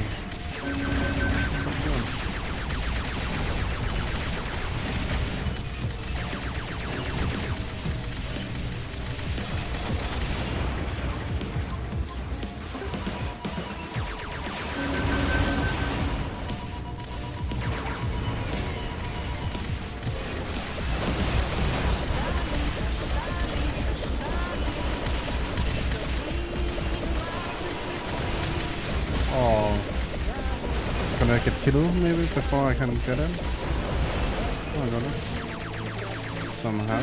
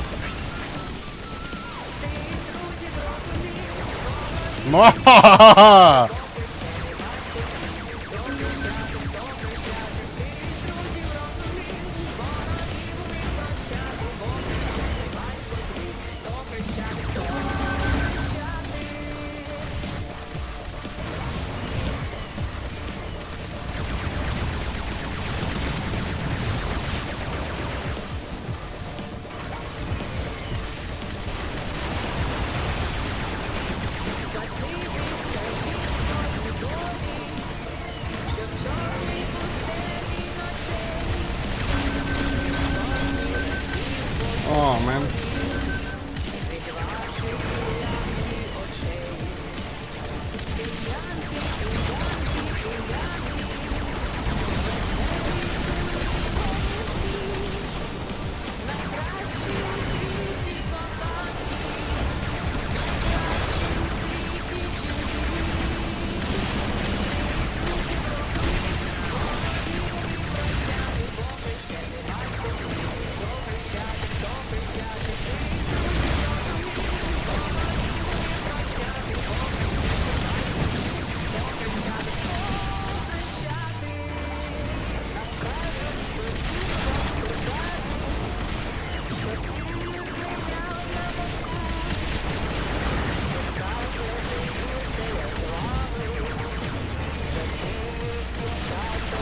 I don't know why you have artillery there, man.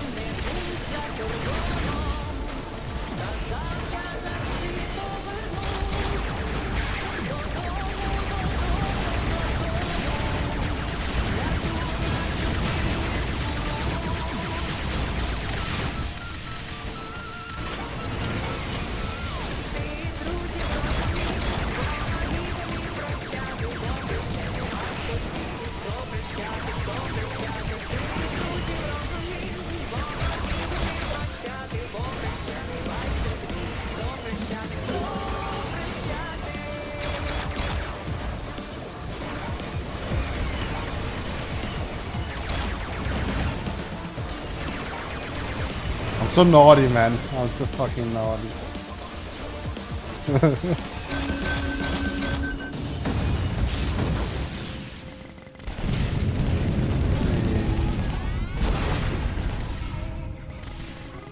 Naughty boy. I am. Fading moonlight, a word finding sympathy.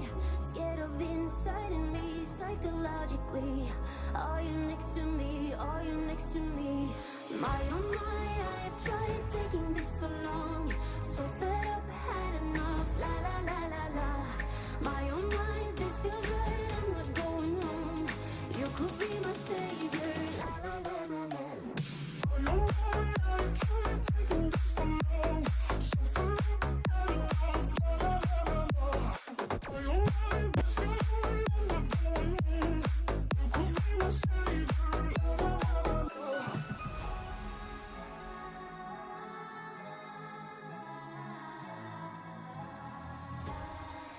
In the dark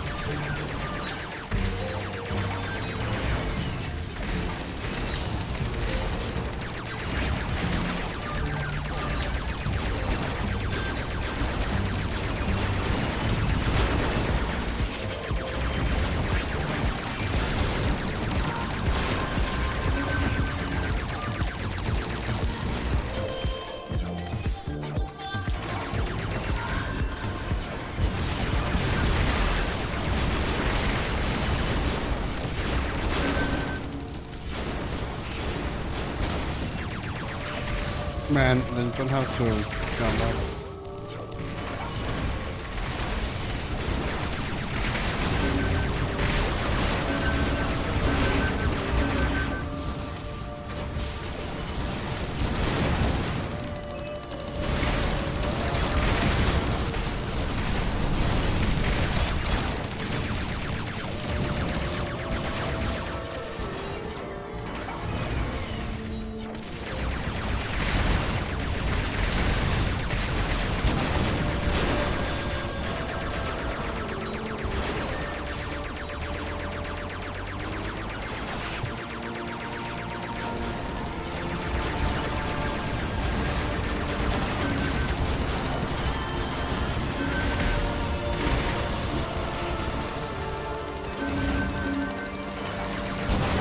Sleeping there. Taking something out of eye. Did not think that he would follow, but okay.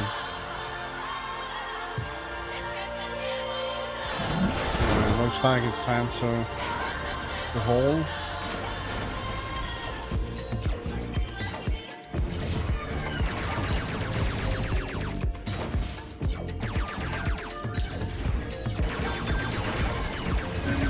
Don't die,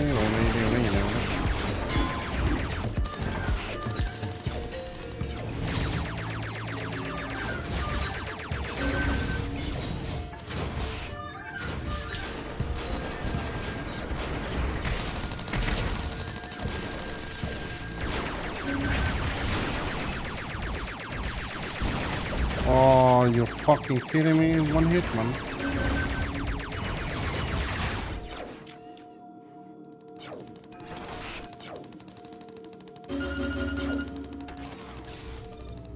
Download your favorite podcasts and listen uninterrupted.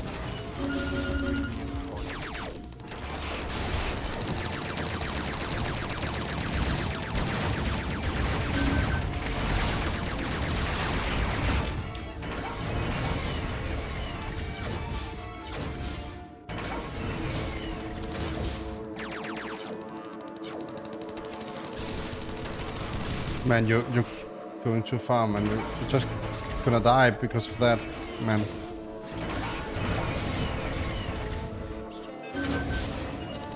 What was that, man?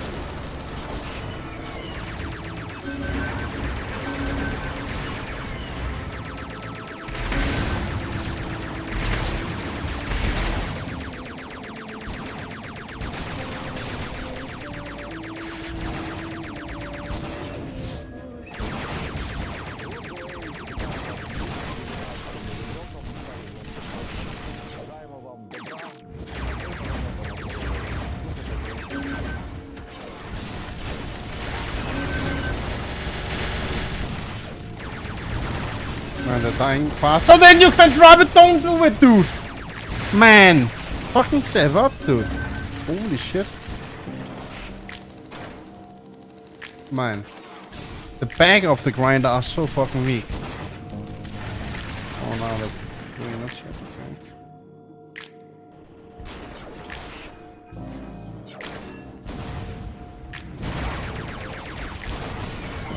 I have one more.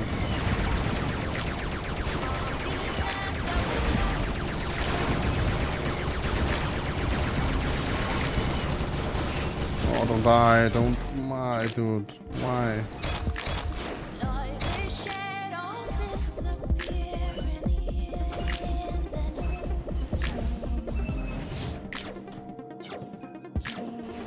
Okay, he's doing that shit.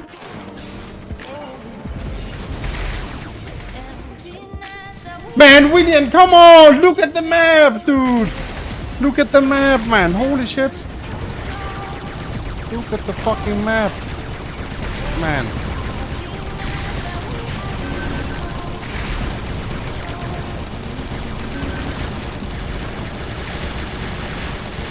Man, literally, what the fuck? Don't start. Man.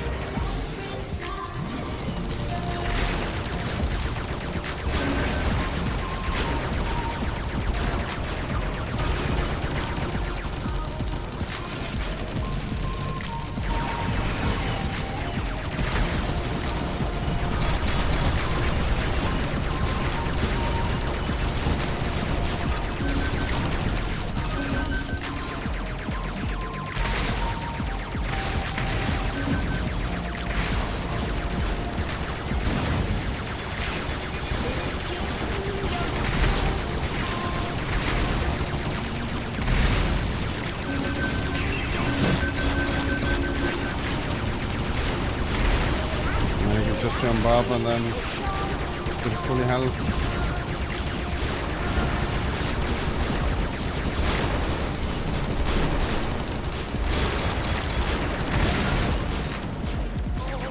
Man, Izzy was there at the bottom instead of chilling at the top.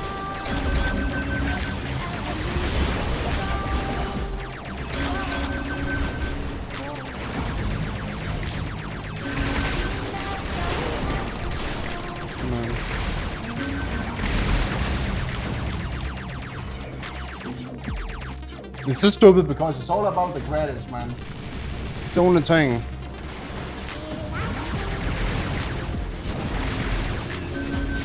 There's nothing else right now than credits.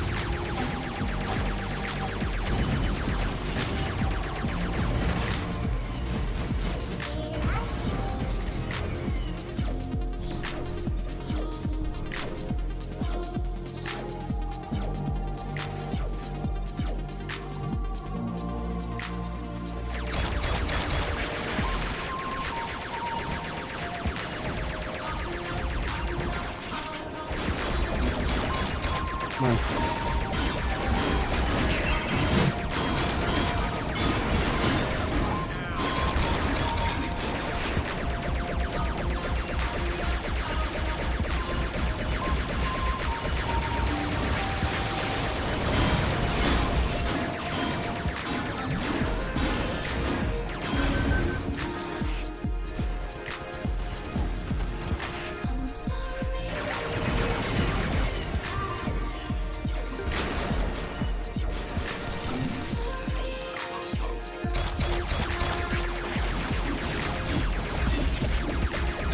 Man, and then you're coming with nothing. Like, why?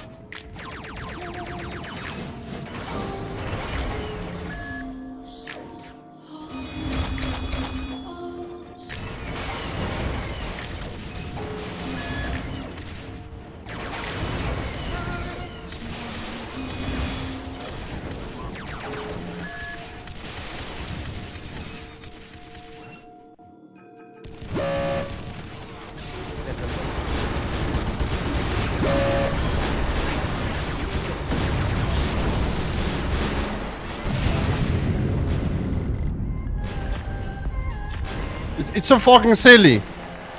It's literally silly. He's feeding the gradients. He's feeding. He's dying. He's feeding. He's not spreading out. He's not. He's dropping and letting his grinders and stuff die, man. But yeah, the map Nestorn are the worst map because it's so tough. To get the metal back is you first have lost it because there are like no roads to it. You cannot make it forward. But man.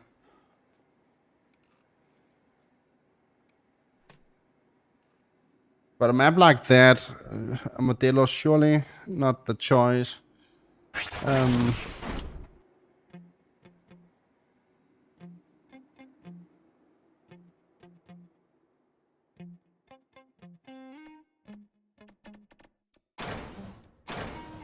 Man, and then I have to change, man. And the flag are just dying. Now I cannot have fun anymore. Now I have to take the second. Something's going on here. Fuck me up, man. The music flows through my veins. It's taking over me. It's slowly kicking in. My eyes are blinking and I don't know what is happening. I can control it. Don't wanna end it. There's no one here and I don't care. I feel it's safe to dance alone. Dance alone. Dance alone. Dance alone. Dance alone. Dance alone. Dance alone. Dance alone. Dance alone. Let this go back right at my home. Hit this okay to dance alone. Dance alone. Dance alone. Dance alone. Dance alone. I got the moves. It's gonna blow.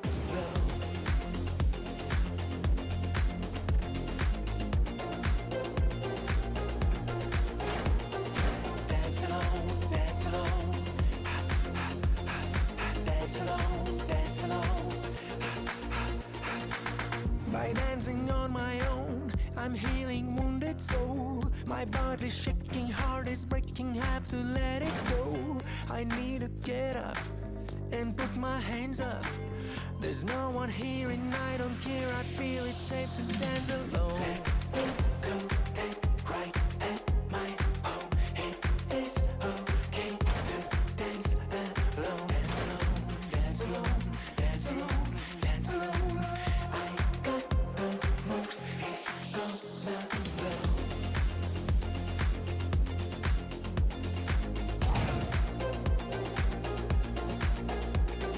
Dance alone, dance alone. Dance alone, dance alone. Let's just go back right at my home. It is okay to dance alone. I got the moves, it's gonna blow.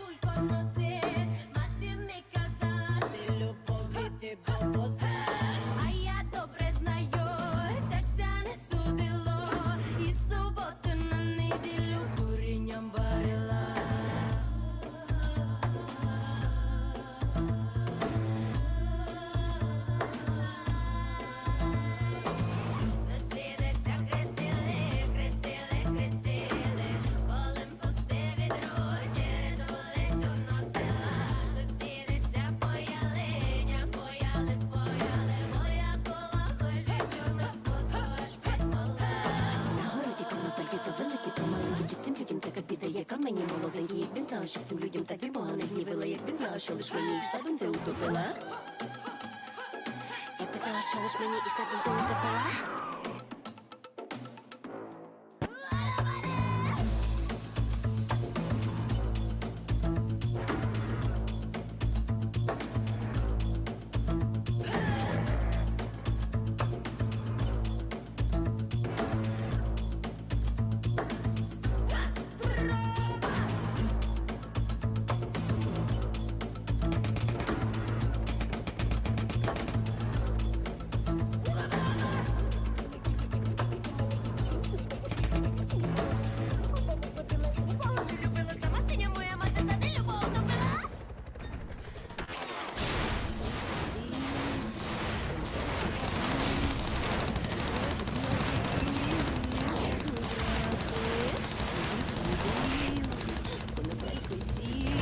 Oh, now I begin to spam. Seriously, man? I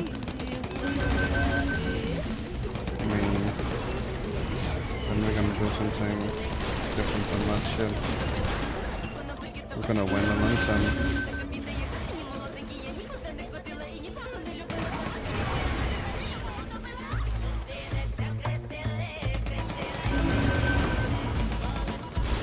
Well, we're gonna get him.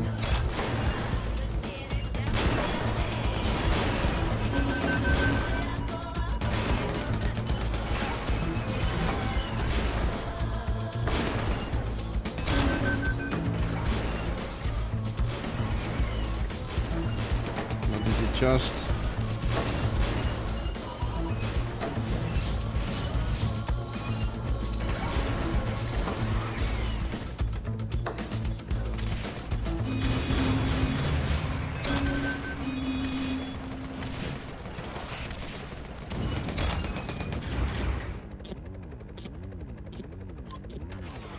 man, you have no clue how many money it will take, man.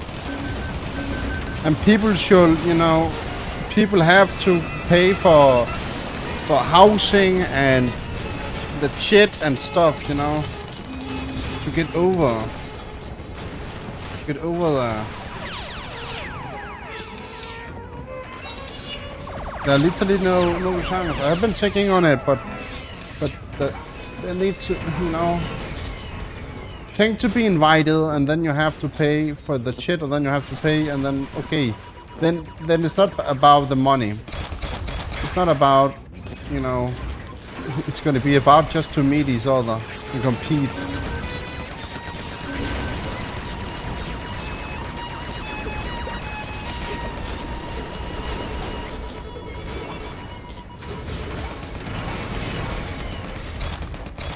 Man. I think you should need a last, like,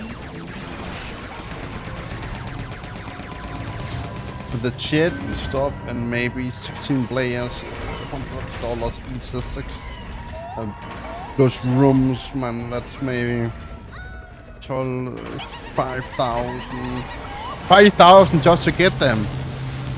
Just to get 16 players, and then with chat, and then with the room, the rent.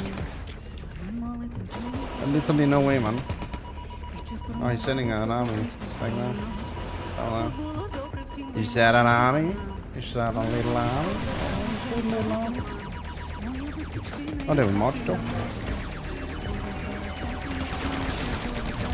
That's the worst. That's why we're losing. You're just dropping. If I was not taking them, they will have been killed. Man, that's just like, okay, that's not 200 IQ at all. No, he did not stop, man. Okay, that it's like nothing.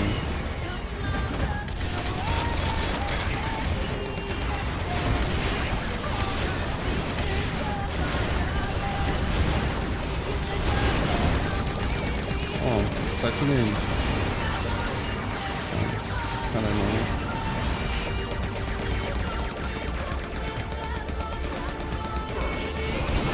Man, and that's another thing that animation, he should not get the Gitty. But he got the Gitty. And that's another thing they're fucking the game up, man. That they had to make an animation when you're dying and then you can still shoot. Instead of just exploding, man. should not be able to do anything when it's down to 0. Literally, man. Like, what the fuck?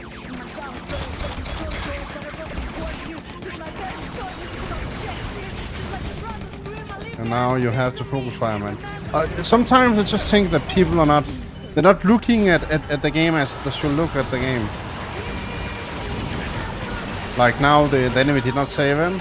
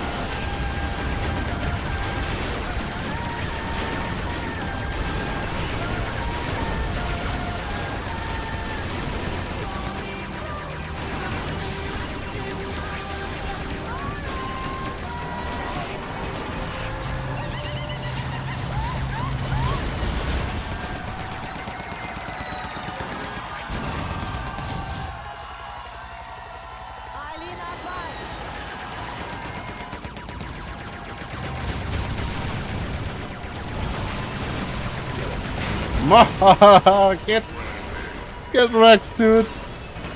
Oh no, man. And we're gone.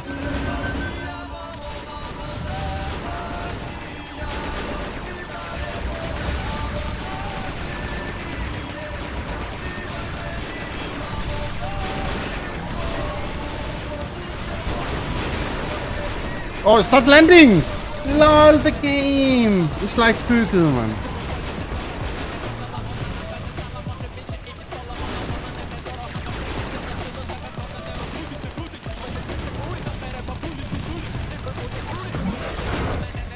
Man, think about that. They're talking about a big tournament where we are meeting each other, man, right? Like seriously. Like, they have no clue how much it's gonna cost, man. Literally, dude. Man.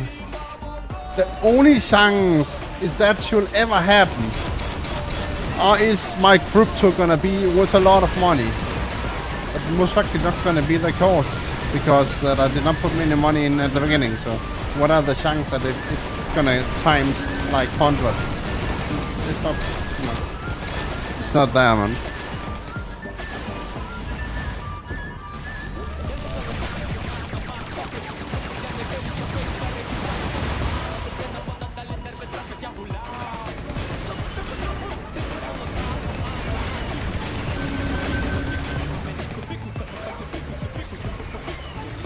Literally no way in round one. Is people went to, let's say, is they want to have an event like that?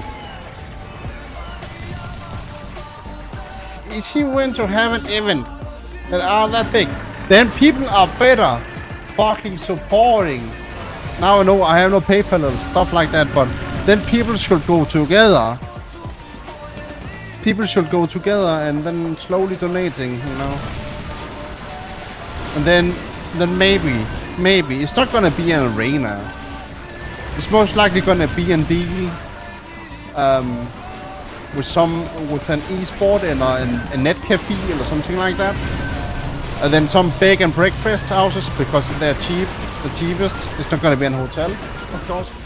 And the fly ticket are not that costly, but they are of course costly, but not that costly as they have been because of all the corona and stuff, and they need the money. They surely need the money. Yeah. But,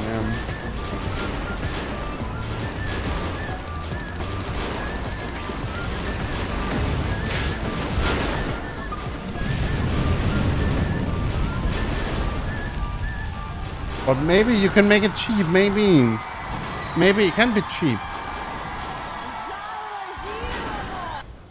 I mean, it's not gonna be like super book, but it can be an event, of course. It can be an event. Give me your trust, give me your thoughts, give me your heart.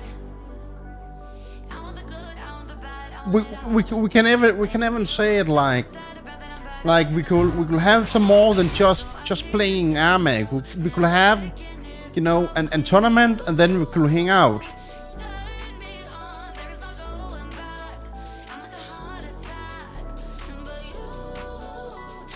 That could be a thing too. So it will not just be like you know, playing the game. It should be that maybe people are like it's gonna be their vacation. They're actually gonna take to, let's say, Denmark. It's gonna be in Denmark, right? In a weekend. So they are paying for their own ticket and stuff.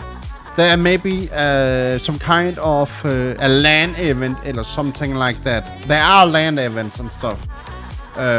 There was, but now because of Corona, but Corona is some stopping, and I think you can rent PCs and stuff. So somehow we could have the event there, but you know.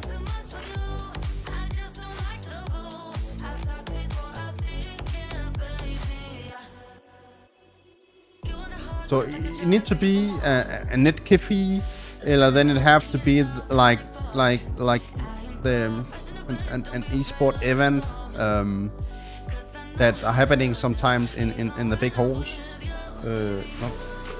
It's not called halls. Anyway, big rooms where a lot of gamers are getting together. So there can be like a corner with AirMech and stuff, and of course you can get somebody to brand banners with AirMech. You can even have a big scene. I can even take my scene with me, and then it can show the tournament on the scene as well. So other people can like look, you know, see from seats or something like that. But I mean, surely it can be, but there's no way right now. There's no way that can be paid for tickets and stuff.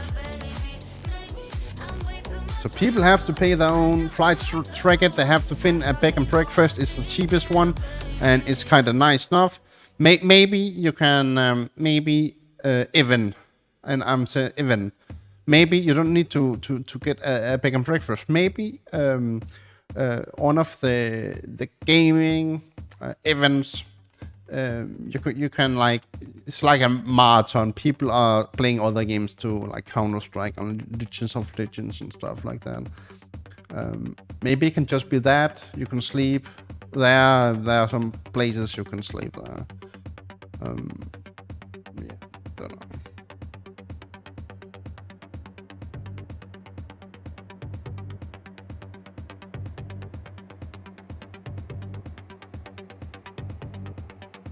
I mean, I could check how much it's gonna cost. It's called the LAN Party.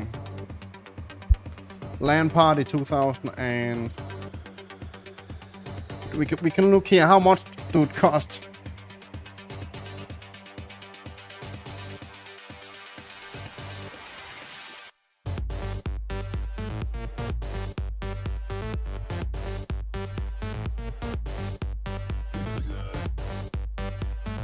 Lol, they're fucking they're right now they're an event.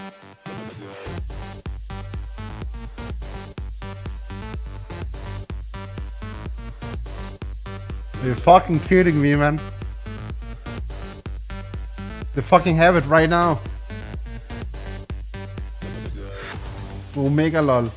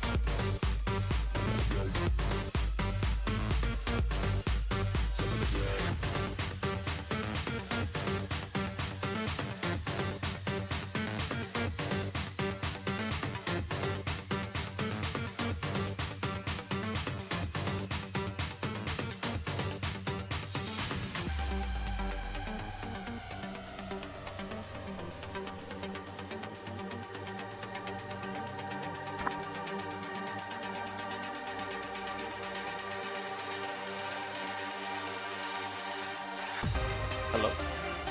Hey. What's up? Let's see who you are. Okay. I So want to see join. yeah. So you're talking about, you know, having a big event, you know, not just Well, what not just a big event, but like any event. Like there's a minimum threshold for most events that that you reserve. So it's like it's not like you can like reserve a back room. You know what I mean? It's like you kind of have to reserve a whole stage. yeah, there's no way to do that. Exactly. That's what I'm trying to say. It's like The because go ahead. the closest we can come to something where we are meeting and having an event that's gonna be like LAN parties. Yeah, there are LAN exactly. parties in Denmark where you're paying a certain amount and there will be stuff and there will be, you know, there will be all you need: sleeping room, a bath, and you can pay for some food and stuff. Right. But yeah, and sometimes there are PCs there too. Other times you have to take them with you, but the closest we can come to an event where we're meeting is enter a LAN party or a net cafe or something like that. Yeah, But but that's my point, right? It's like, so if you took like you want to take like at least the best players, right, or invite the best players, or not even the best, but you know what I mean, like good players. Okay, so you invite just the good players that you can get.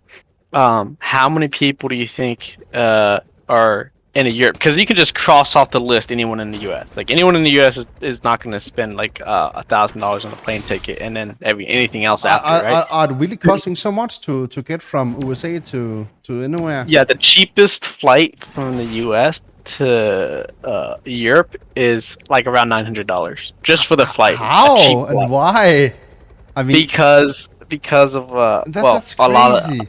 lot of combination of tariffs and gas prices, and then the whole thing with the Ukraine. It's a bit crazy. Yeah, of course, I have not checked since. But like even before that, it was still around that. It was still pretty expensive. Like maybe it was like 800 or 700 for a flight.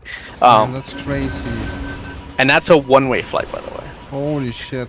I did not believe that it was costly because people they're actually struggling, all the you know, the fly companies.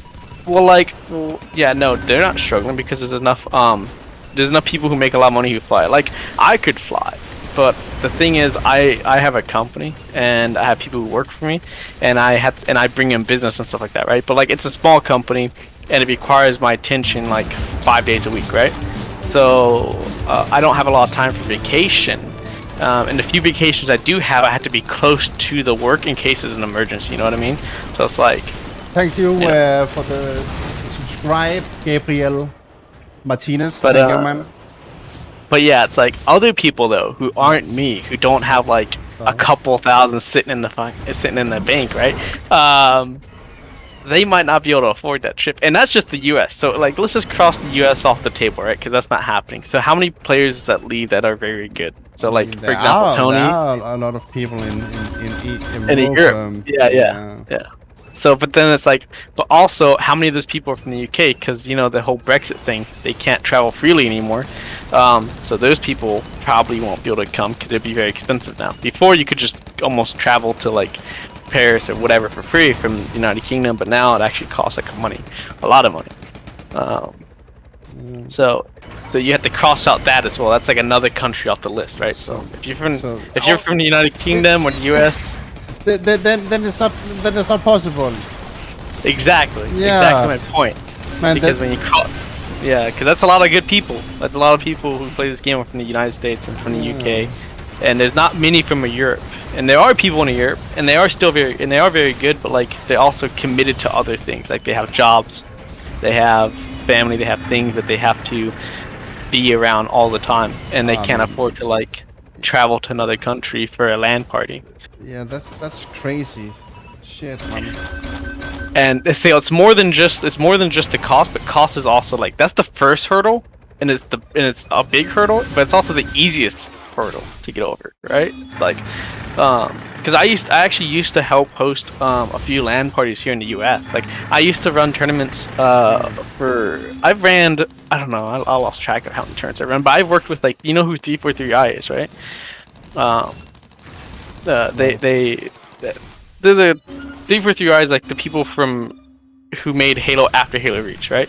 And they also made like Halo Wars 2, which is a RTS game, and I helped them with some of their tournaments. Actually, a lot of the tournaments. I put probably like, I don't know, a couple thousand towards their tournaments before I stopped playing the game.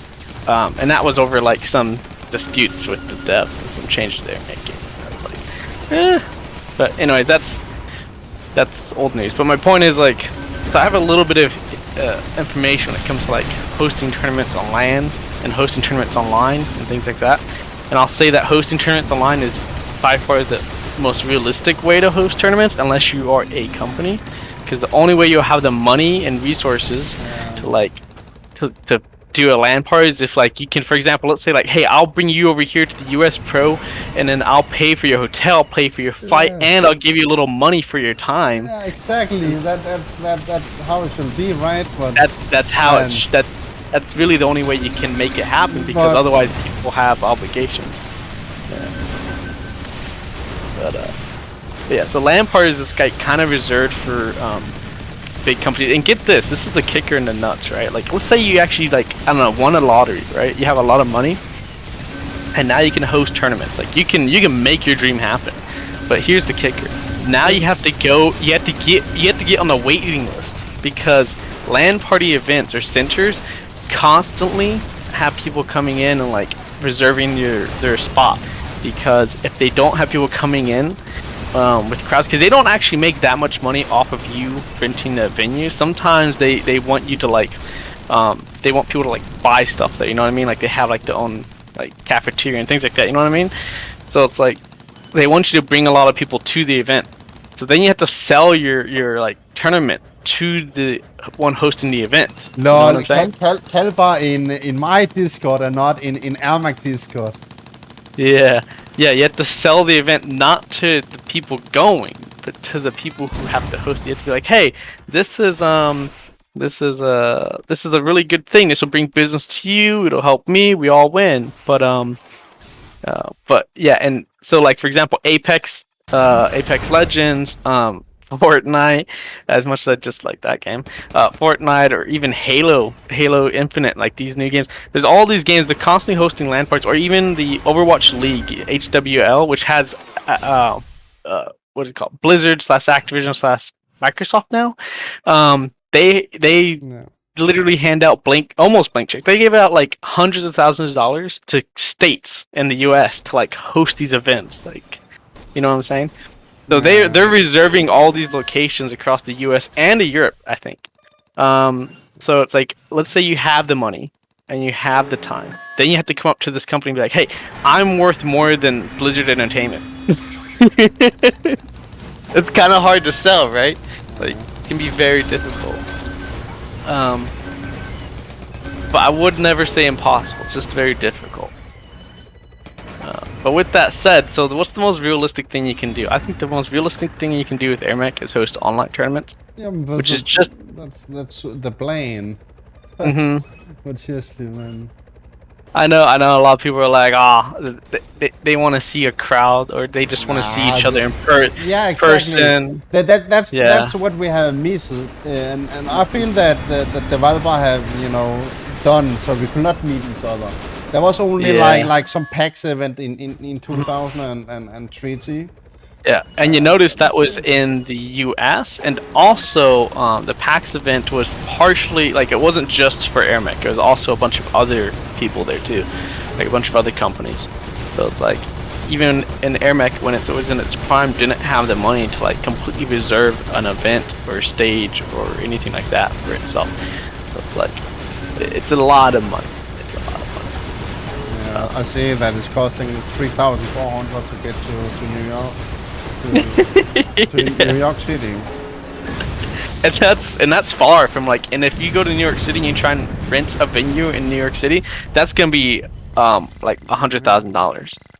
like just to get your foot in the door. So you could go to somewhere else that's cheaper. Like you can go to like Tennessee or like Indiana, which is further away from the coast, and it's much more like less popular, if But that makes sense. But we do have event centers. Like I have an event center downtown, 10 minutes away from me. But that event center only costs like maybe if you wanted to set up like a small booth and table and everything like that, and have little gaming rigs, that would cost you like $10,000. This is kind of cheap. But if you do the same exact thing in New York, because it's so popular, that same exact situation will cost you like 100,000. But- So then you have to think about like secondary flights. The only way that is we should meet and have an event that would be is people are deciding they went to take on vacation to where the event are happening. So there will be like a day where you are playing the tournament. And then the day after, it will be like a day where we are going out, looking at something that are close. To the place. It would be more of a vacation than an actual event, and then there are no way. I mean, it cannot go over $500. $500. That's what. And then two groups, and that's it. That's why I was saying it's only possible for like local land tournament. So like for example, maybe not in this game, but in another game I could probably pull together like 8 friends and have a small mini tournament together over like a different video game. But those friends of mine are also not competitive, so it wouldn't be the same like atmosphere, and it wouldn't be the same thing in general. You know what I'm saying? So it's like actually the price is actually kind of big. Yeah, I'm looking at the world right now, and you shall not go much out of Europa before the prices are just skyrocketing. Yeah, like for me in the US, if I want to fly domestically, which means like inside the state, not outside the state, so like not in another country. If I just want to fly domestically, it can kind of be cheap. It can range from like $64 to like a couple $100. But outside the states, it gets very expensive. Exactly. Very expensive. And then I imagine it's the same way in the Europe. So if you fly domestically, it's pretty cheap. But actually, I don't even know if that's true because of Europe. As far as I understand it, has a lot of taxes on flights. So it's actually cheaper to like get a train ticket or to drive yourself to a lot of these places because it's so close. In the U.S., we have a lot of tax reductions for companies who fly. So like, it's really cheap for us to fly. And we kind of need it because America is very big, but Europe is also like very small. You can kind of like drive an hour and be in another country, and then in the U.S. you can drive an hour and still be in the middle of nowhere. So, it gets a bit crazy. I don't know. But in a nutshell, right? Just like to wrap this up in a neat bow, in a nutshell, a LAN party or a LAN tournament is definitely not coming from Carbon, and but it should be, man, because they can found it easy. They can easily found it. You cannot say, okay, is you gonna spend that or that. I mean, all they should do are just making some kind of bundler or pet. They have still a lot of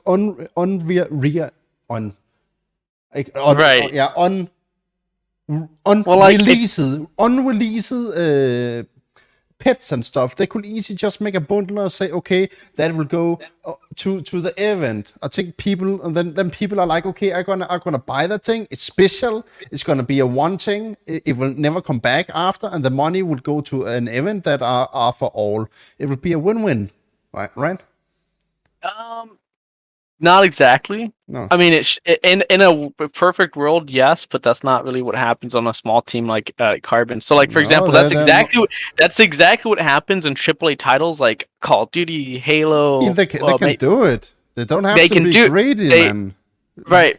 Literally, they're getting so many. They're saying that they're not getting many money, but they're getting actually kind of many money for the little community we are. If we look at an example and we look at Overwatch League, are you familiar with Overwatch League? I have seen it. I have played the game as well. Okay, so Blizzard Entertainment put about, I think, $20 million towards Overwatch League. to like fund it, right? That's a lot of money. Okay, get out of that $20 million. They actually lost about $2 million. But So it don't matter. It don't matter because the esport are what make the game popular. right, exactly. Yeah. So they, even though they lost money though, because they didn't get enough sponsors and they didn't get enough things out, they still like went through with it and they doubled down. They did this. Overwatch League has been going on for like a couple years now, right? And they still haven't made any money. There hasn't been. I don't think there's been a single year where Overwatch League has made money. But with that said, they still do it. And it's like they you need said, to do it. But it helps bring in players. It's like you said, it helps bring in players. But get this. Okay, so Overwatch League has loot boxes, right? You know, those loot boxes you open up and shit.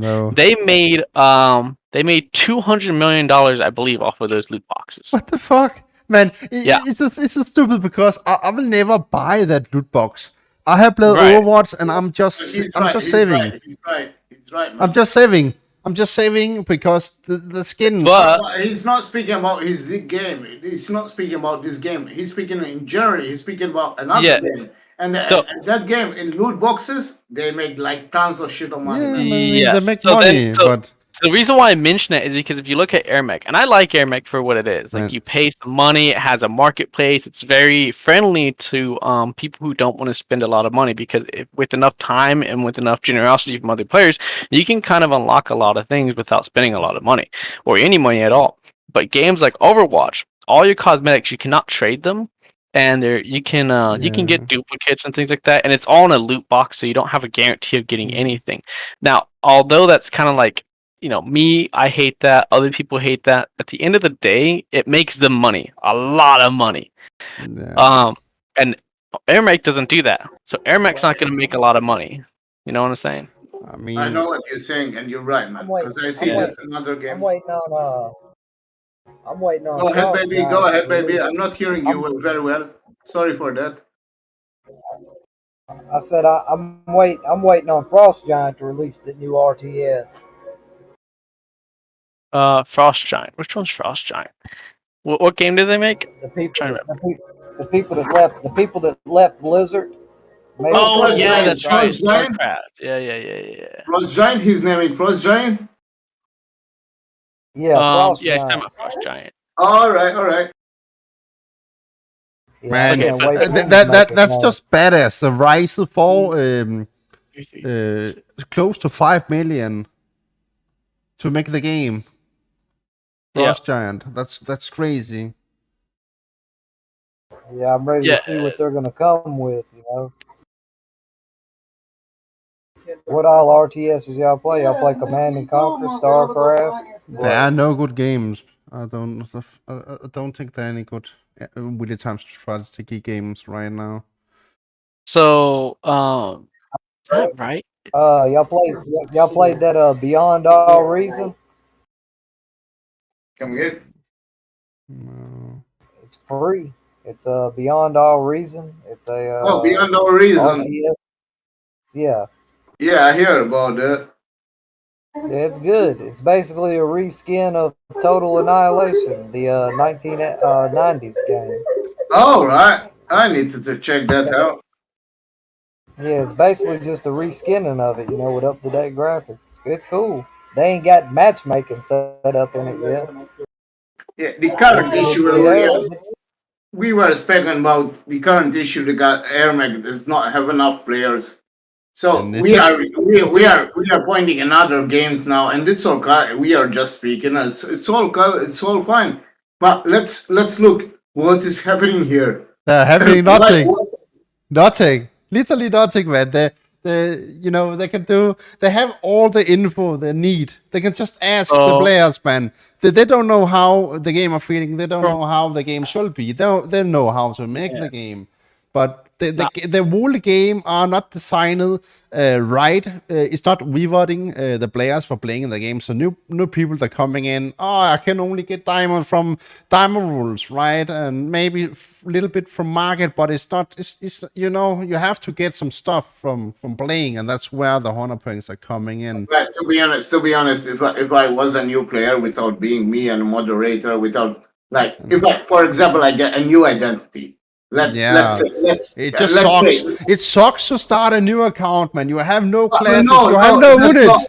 Why It should does you? not, buddy. It does not. Yeah. It does not suck so much Yo, because it sucks, man. Think about when you join a game, you cannot play player Alright. versus player. You have to beat like what was it, 8 alls, 8 pilots, right? And then you're starting with like 20 units out of 80 units, man. It fucking sucks. It's unfair, man.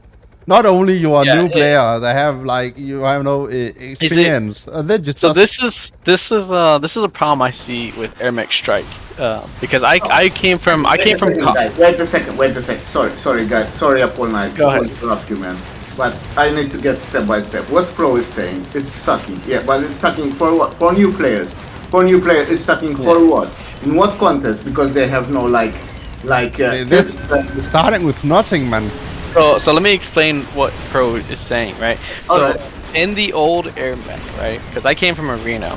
When you're a new player and you're starting out and you did not want to spend any money for all the units to be unlocked for you, you could play survival or you could play these other modes outside of player versus player and then make a lot of kudos and unlock all the stuff in a couple hours. And at the same time you're trying to unlock all these units to play player versus player, you would also kind of learn how to play the game along the way.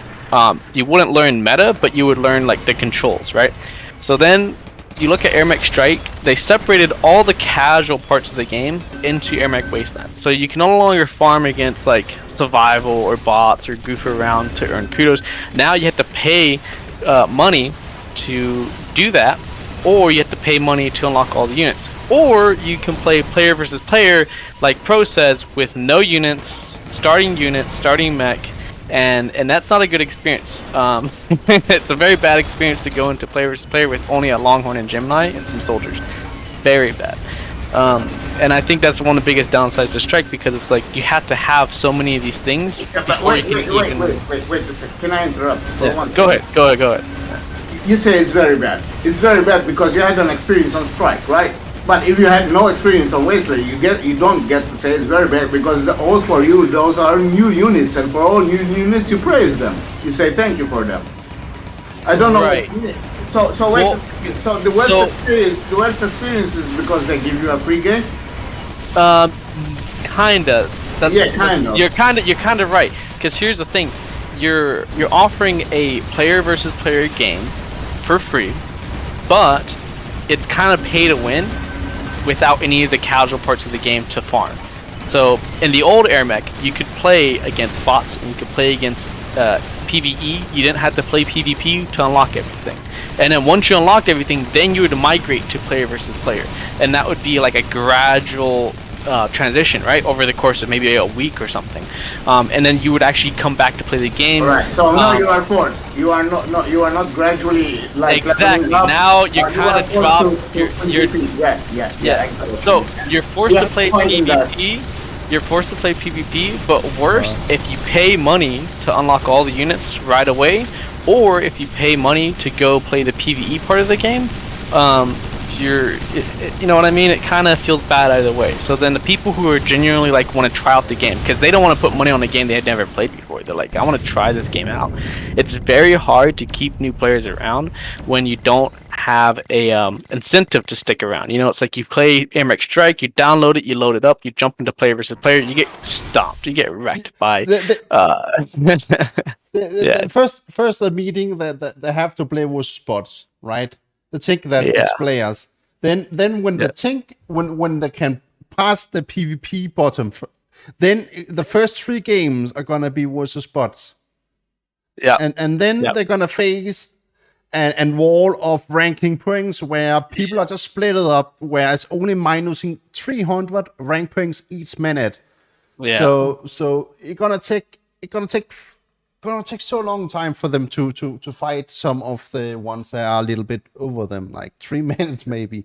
Is they're lucky. Up all night. Can I ask you something, man? Go for it. Yeah. Do you mind if I record you? No, I don't mind. All right. I wanna make a report, and I wanna forward some like not complaints, but some points. Some valid points. I mean, I have made a list to them. I have given them sets. I have given them ideas, and I have talked with James. No, don't take me. But James have been in the dark in 2 years. Like, of course, he have been on AirMech Reddit. He have been a little bit in global chat, a little bit on Discord. But the last time there was like true talk 2 years ago. Bro, listen. They have a whole list. They have a whole list of what can they change to make the game better. They can ask people, man. They have all the knowledge to make the product a product, and not just like. And I'm sure they listened to you, and I'm sure they've calculated you, and I'm sure they calculated more than you than anybody. I'm not sure. Listen, I have no buddy. clue, man, right now what they're doing. Can I tell you something? Can I tell you something, bro? Without any offense, man. Without any offense. Carbon. It's not about putting points. Carbon. It's not putting like complaints. Like this is not working. This needs to be that. Carbon does not work like that, man. Especially James. Yeah. I'm gonna tell you something, and I'm gonna tell you something from my side. Carbon needs numbers. The way how you put a report, it's not the way how I put my report. It's not the same as how you say things like this and that. The way I put my report is with numbers. I have given them numbers. I have given incentive about numbers. Let me share something that I learned a little bit, because again, I'm from console, and I only came back to this game like maybe about 2 years ago, and then that was only for about a month, and then I left and came back again. Now I've been playing for about maybe 6 months. From console? I've been playing for about like 6 months now. So like but yeah, I'm not a veteran like you guys, but I used to be a top player on console. But anyways, with that said, when I came back, I immediately tried to figure out like where is everyone in this game? It was kind of dead when I came here. I was like, what's going on? And I checked Reddit. I checked Twitter, and I checked everything else, and I looked through Discord, and for one I could pull together, Carbon James kind of admits that splitting AirMech Strike and Wasteland, splitting it into 2 different games, was a bit of a mistake because it pulled away a lot of casual players, and then on top of pulling away a lot of casual players, it pulled back even more casual players because it added a paywall, and then so not everyone was able to enjoy, as he describes it, amazing content. And so on top of splitting the player base, it also alienated players. So his vision was to like take both those games and put it back into one game. He doesn't know how, and from his own admission, he said that trying to work the games back into one again is a bit of a mess because the code is a bit of a spaghetti. It's like just total chaos. There's no rhyme or reason to most of it, and so he's not even sure how to begin to integrate both the games into one again. But he did say that if he did integrate both the games into one game again, that obviously he would get rid of a lot of the bonuses of paying for AirMech Wasteland. So like, for example, the frontline assembly stuff, any of the perks and diamonds you got for like paying for the game would be removed. So they'd become ancients or whatever. And on top of that, a lot of the rewards from Wastelands would be reduced or removed entirely. So like diamonds you'd get for completing it on Apocalypse and stuff like that, or all the difficulties would be removed. But he also wanted to add parts back into like PvP, because he thought that added a lot of uniqueness to the way the game played. And but of course the parts are so broken now, like just in stat wise, that would be a whole nother level of balancing. So what James wants to do with AirMech Strike and Wastelands is a big undertaking, and he in his own words said doesn't even know if it'd be possible, but he's trying. But with that said, there's only maybe him and a few other people working on the game. Like it's literally like 1 or 2 people working on AirMech Strike. Nobody's working on it. And I was gonna say, and when I say working on it, I don't mean full time. I mean like this is like a passion project for them. Like this is in the back of the burn. They come home after like 8-hour shifts working on another game. I don't think so.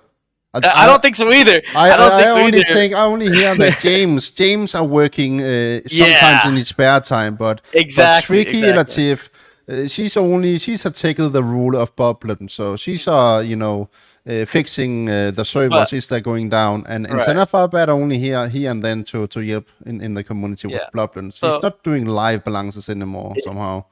Exactly. So the only one really working on the game is just James, and only in his absolute free time. If he has other obligations, he's gonna put them in front of AirMech because it's just on the back burner. They're and then on top, and on top of all that, go ahead.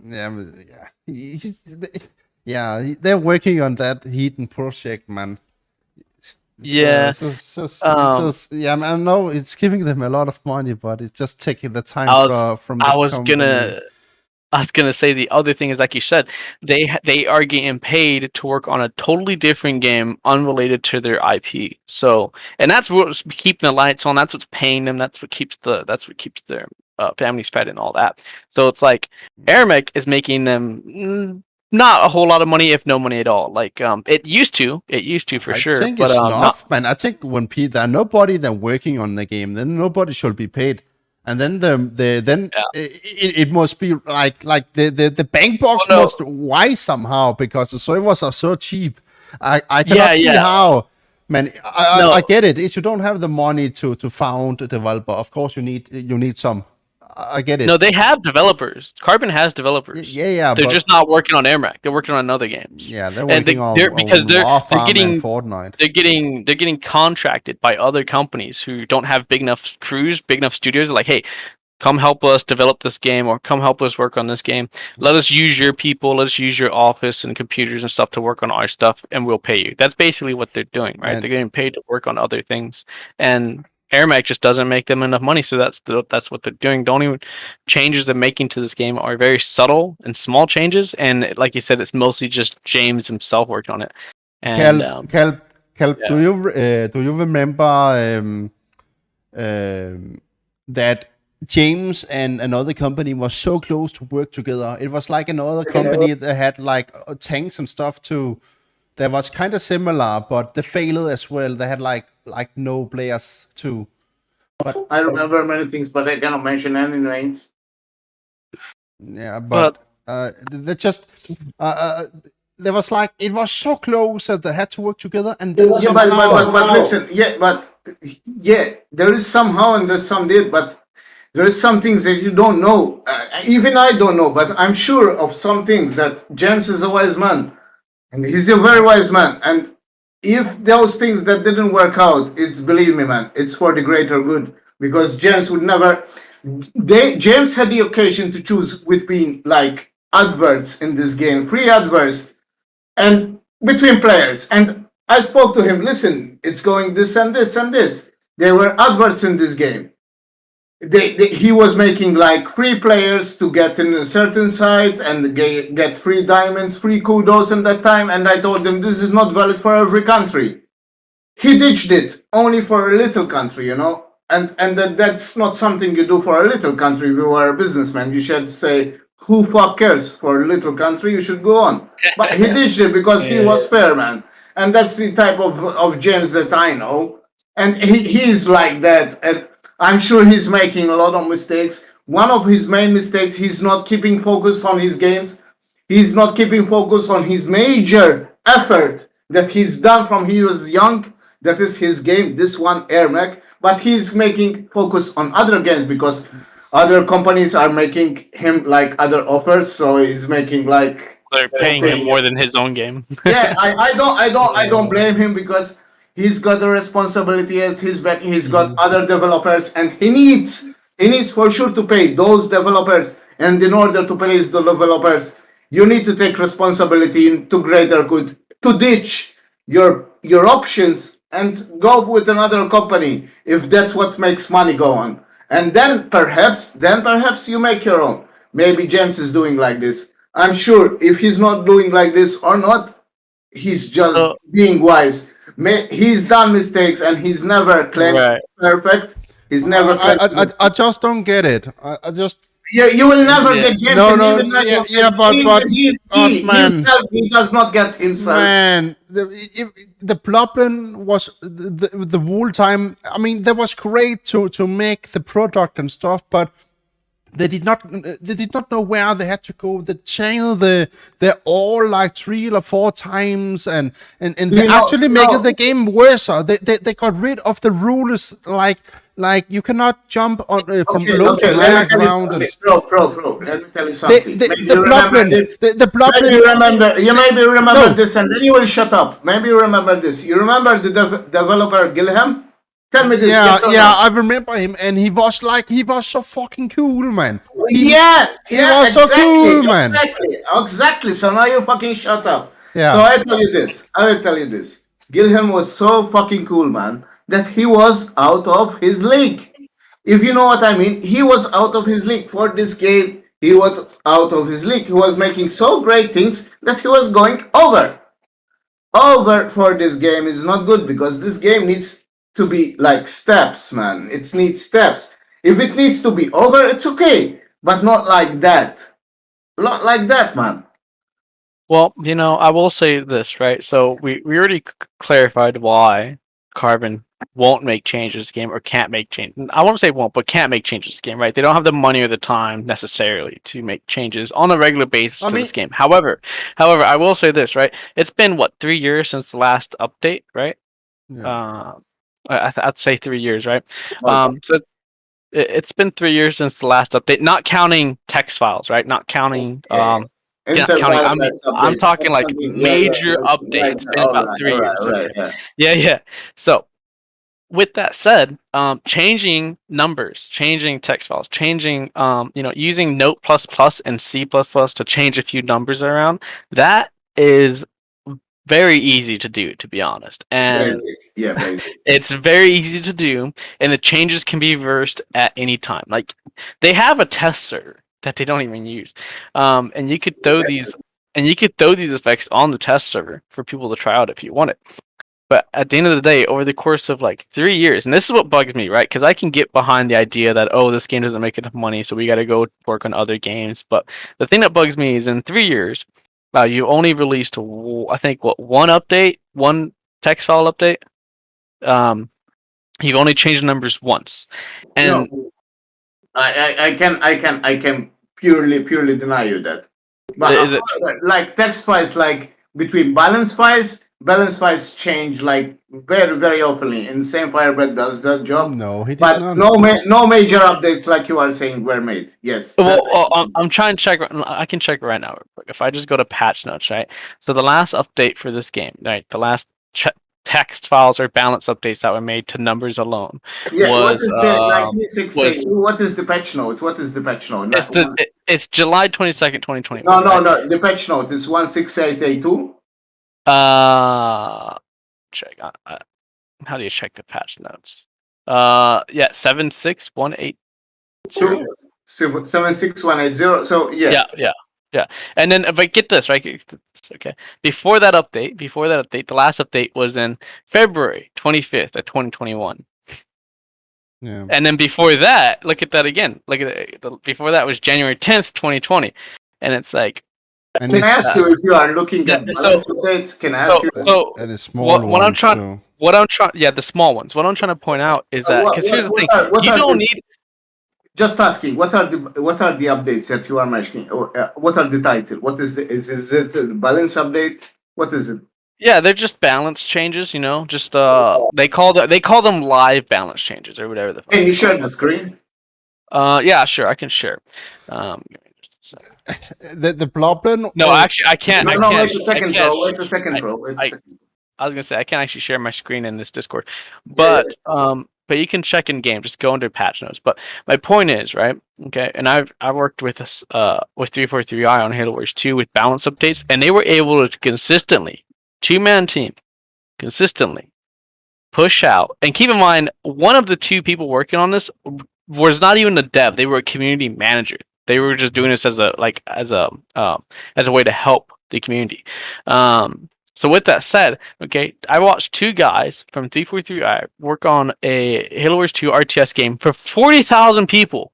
Keep in mind, there's 40,000 people working on this game, and then 343 said, that's too few, so we moved on to the next game. But they left behind 2 guys that take care of the balance updates, right? And they released balance updates just like this. All numbers, nothing dramatic.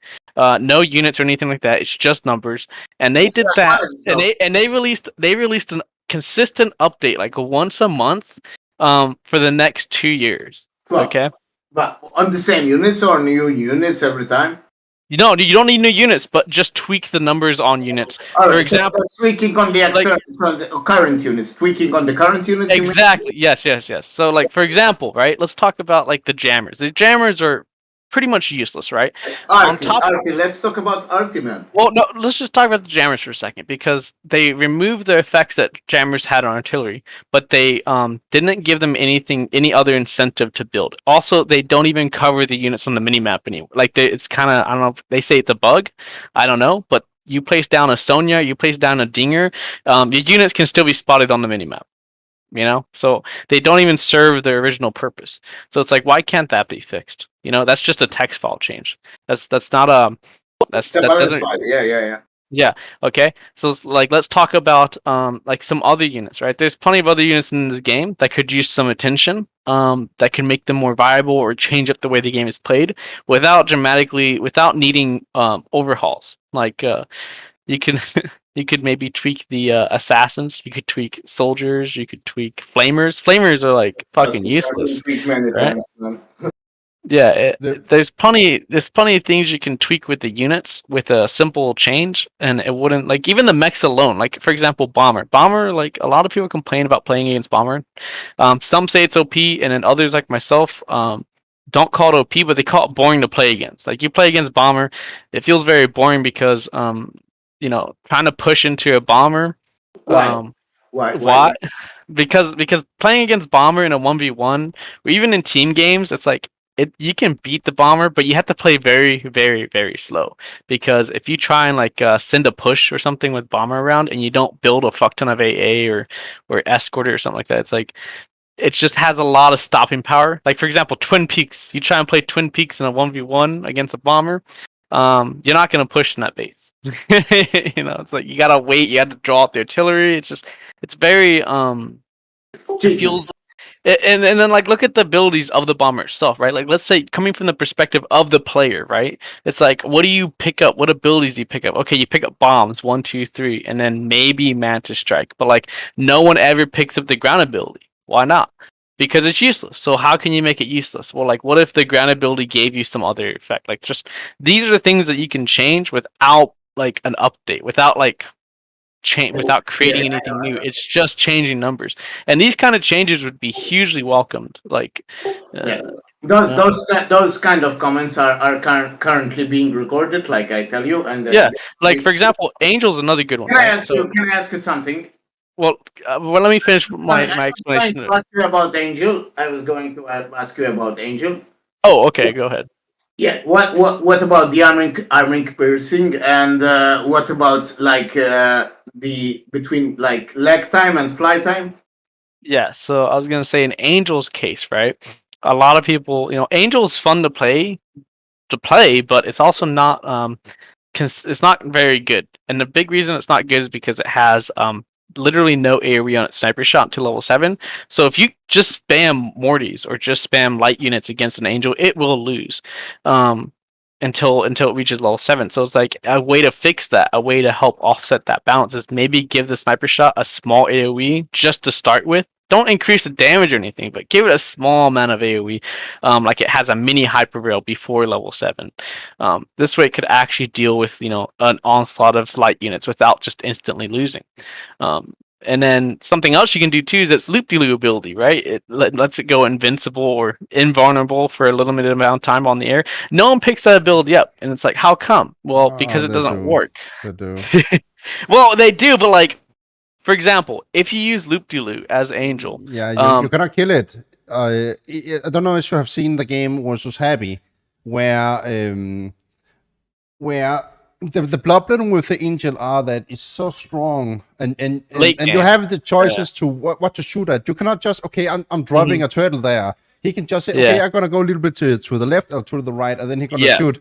But the problem now, when maybe you're gonna go over with the Helix or the Warthog, of course, shit and stuff like that, then he can jump, in the air, and then he can do the loop, and then he's away. Yeah. So the blobbling with the angel are, of course, one thing are that you can self-heal, is blobbling. You can jump, but the blobbling are that you have like abilities that are actually covering it in the air.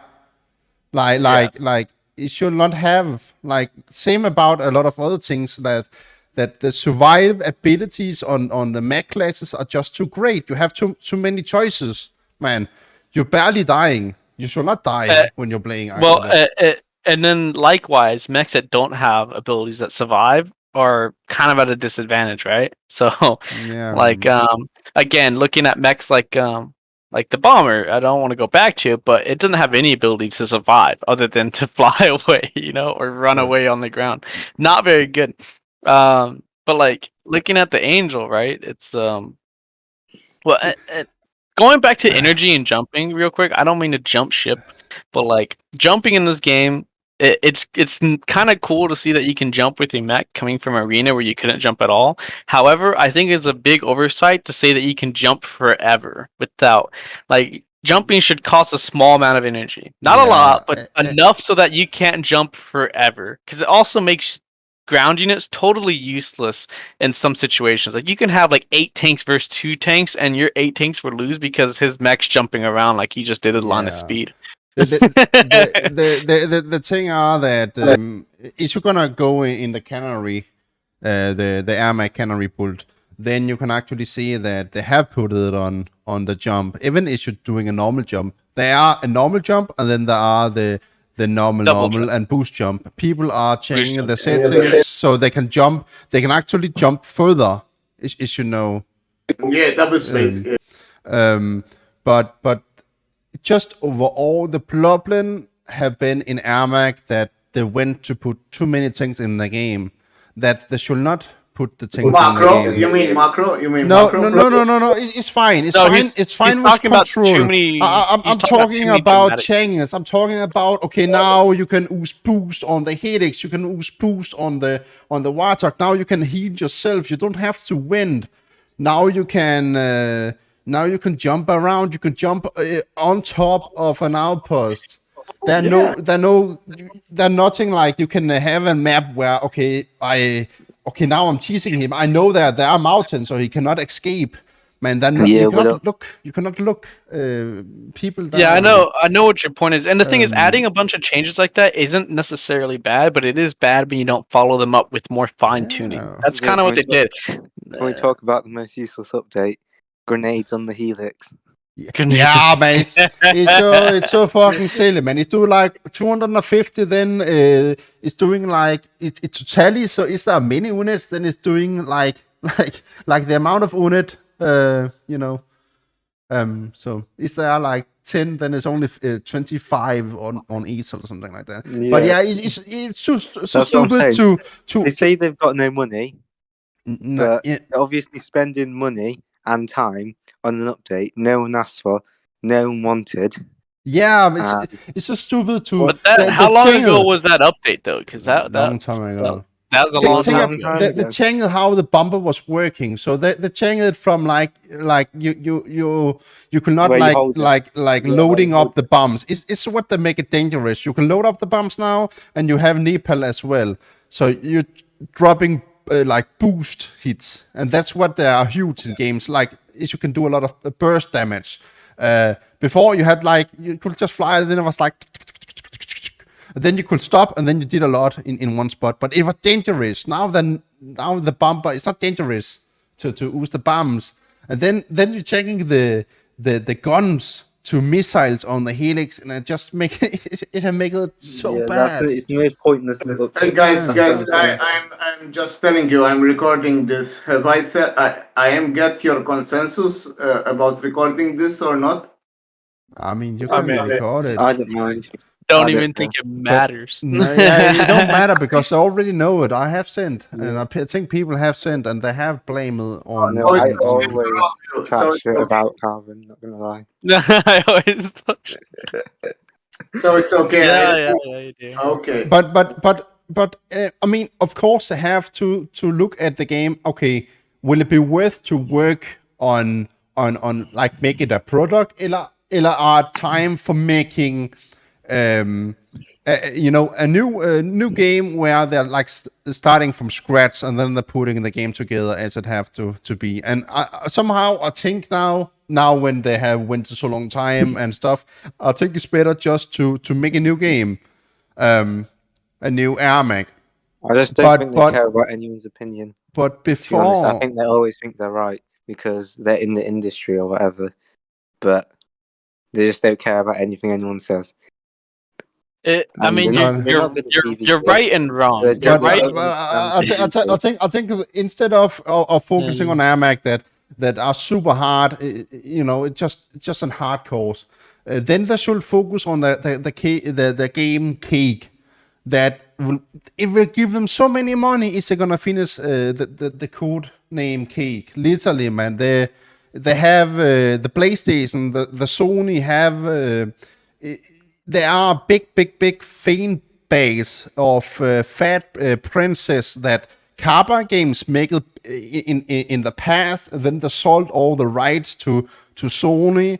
It become a really huge game, but then Sony did, like so many other games did, that they are changed to tally. So it lost it's lost its its flames. Yeah. But there's so many people that have asked about and Fat Princess, a new game, and man, they just stopped working on it, and it's just so stupid, man. It's so stupid. If you have seen Tiff eller Tricky, she have two names, the new developer. The only reason she are here, the only reason what she said was, I will only join Karma Games is I'm all over to work on the Cake. That was what she was looking into. The Cake. Right? Yeah, game Cake. It have another name, but yeah, that was the reason why she become a part of it, right? And they need money, and that's the way to go. I cannot see why. I mean, there are so many people that are like wincing. I know it's not. The problem is, it doesn't matter how much money they've got. I mean, they had money at one point, but they decided to use that money to give Helix grenades and missiles. Yeah. Well, no matter how much money they have, they're going to keep bringing out these pointless updates that no one asks for, pointless units, pointless changes, and they just can't balance anything on their own. They always need the community's help, but they don't listen to the community. No, yeah, they don't do it. That was another thing I will explain, that if you're talking with Incentive bad, or some of the other, then it's like instead when you say a number, let's say you say 100, then they will never go 100% on that number because they are too worried that it's too big of a channel. It's like okay, then just don't make the change, because either you have to go all in, or then you don't have to go, man. Well, something I wish Carbon Games did, and this is something I learned about somewhat recently, like last year. There's this game that came out called Iron Harvest. Is anyone familiar with it? Yeah. Okay, so if you are familiar with Iron Harvest, when that game launched, the devs had this amazing concept that both propelled the game forward and kept it alive. Like, it's huge. And what they did was they used their Discord and they opened up 2 channels, one for their campaign and one for their multiplayer, but both of them had balanced feedback suggestions, right? And what they did is they implemented a bot that would automatically add a ticker that goes up and one that goes down, and then people could vote on something. Like, let's say I posted a comment and balance changes right now, like strike balance changes, and I said, hey, we should I think bombs are too strong. They need to be nerfed, right? You could upvote that or downvote that, kind of like Reddit, right? And that's what Iron Harvest did, right? With about 400 players, because that's what their average player is right now, about 400. And so people would go into the Discord and upvote and downvote things based off of what they like. And based off of what's being upvoted and then downvoted, they take that and then they run with it. So if people are talking about a specific type of unit not getting enough attention and they want to see it get more attention, then you upvote it, and if it wins the popularity contest, then they'll work on it. That's so smart. And it's simple as that. That method alone has kept players around to the game, and and moved the game, like kept it popular, kept it alive, even when it was down to like 200 players at one point, because they just kept following what the players wanted. Because at the end of the day, the ones paying for the game are the ones playing it. So it's like, of course, they had some changes, like they had some changes that they made that they reserved for themselves, like when a new faction was coming out. You know, they didn't let people vote on what the new faction was going to be. They kept that to themselves. But like balance changes, number changes, things like that, they give a small option, a small ability to the majority to, you know, pick and choose what they like, right? Yeah. And AirMech, I feel like, because I have a balance channel, right? I see that. I see a strike balance patch. I'm like, oh, this is cool. No, so the immediately, problem, right? the problem Yeah. with the balance changes was that in Center Puppet, instead of putting all the changes that there should have been in, then he's putting like 25% of the whole list, man. So the idea behind the changes are not getting to where it had to go. So then he just disappeared. So it's just, I mean, it's not helping. I mean, yeah. Yeah, but he and then changing something that, I mean, I got some numbers in, and then he decided some other, and then he forgot the rest of the list. It's, you know, Is Insane Fireback's main job is that he gets paid for?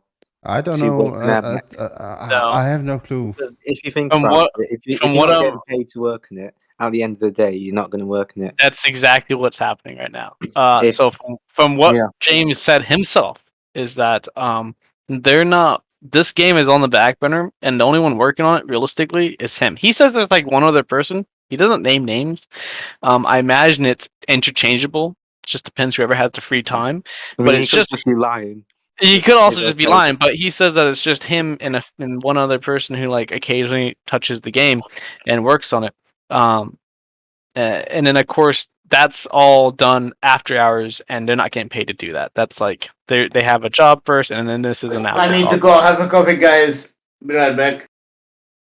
But yeah, so this game is like you said, at the end of the day, if they're not getting paid to work on it, they're not going to work on it, and no one's getting paid to work on this game. So mostly no one's working on it, except the ones who really, really care. Which you know, you could argue sometimes that's not even James. They should just leave it, man.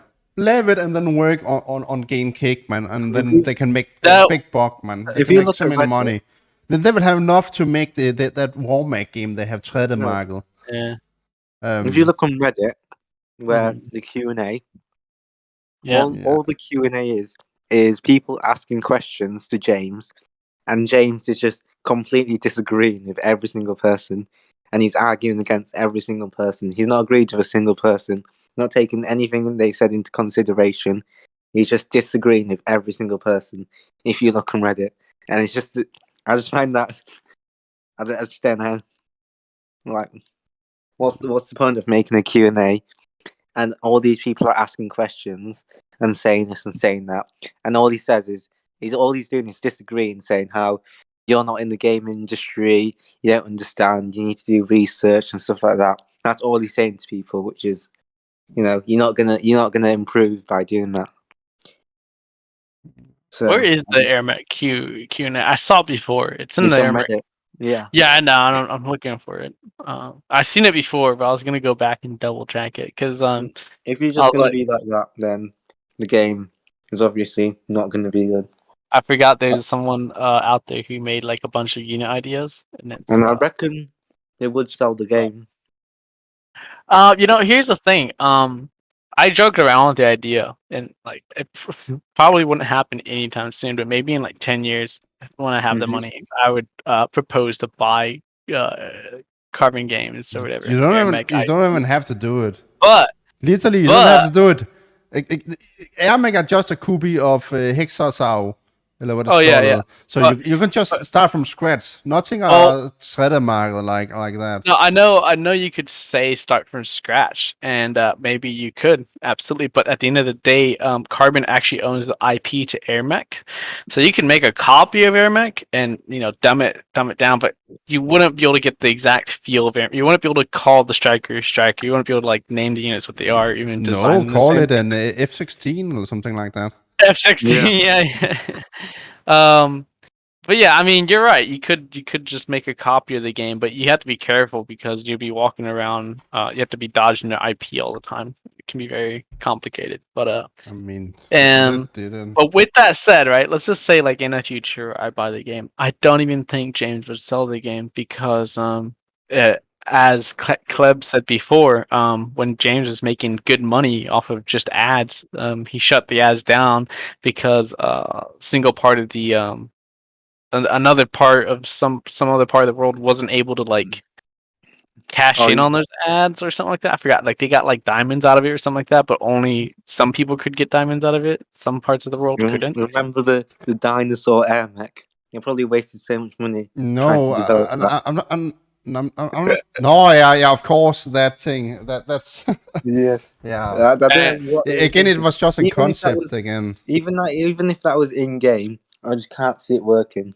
Or It's really not on. AirMech VR seems like a huge waste of Like money. the thing is, we ask them for one thing. We ask them, "Can you do this? Can you like that, change yeah. make things And they balance don't. update?" And it would make the game so much better. Instead of listening to us and making that balance update, changing this, changing that, they just completely ignore us.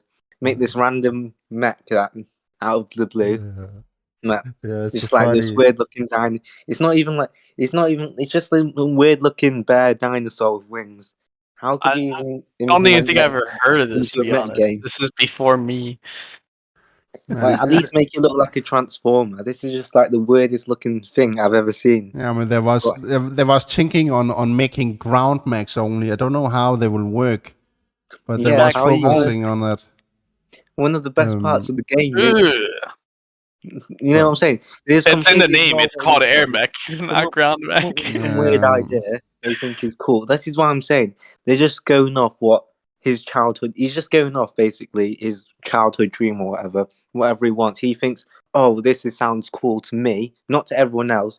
To me, it sounds cool, so I'm going to throw it in, even though no one likes it. So he's just messing around like that. And They I should think he ask.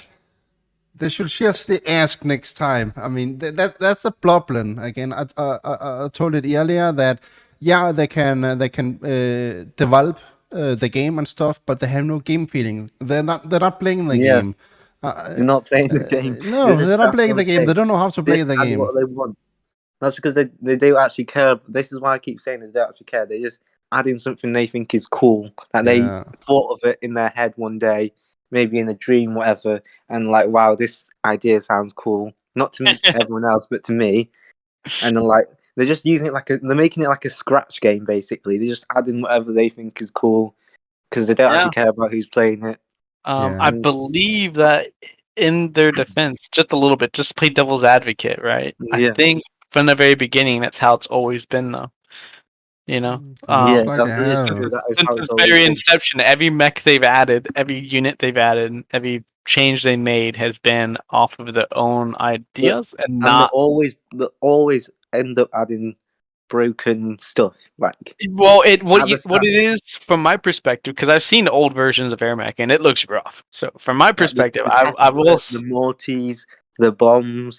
They've added so many like these aren't even like really OP. These are just completely game breaking. Yeah, that's what I'm saying. I would say that I have nothing against the devs going off in their own creative freedom.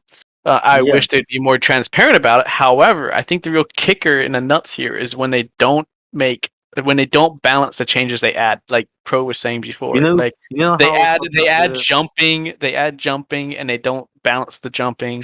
They add You remember how I was talking about the Helix? Yeah. When they added that update, I was playing back then, and that update actually caused bugs for weeks and weeks. If you remember, Pro, that one update caused the game to have bugs for weeks and weeks.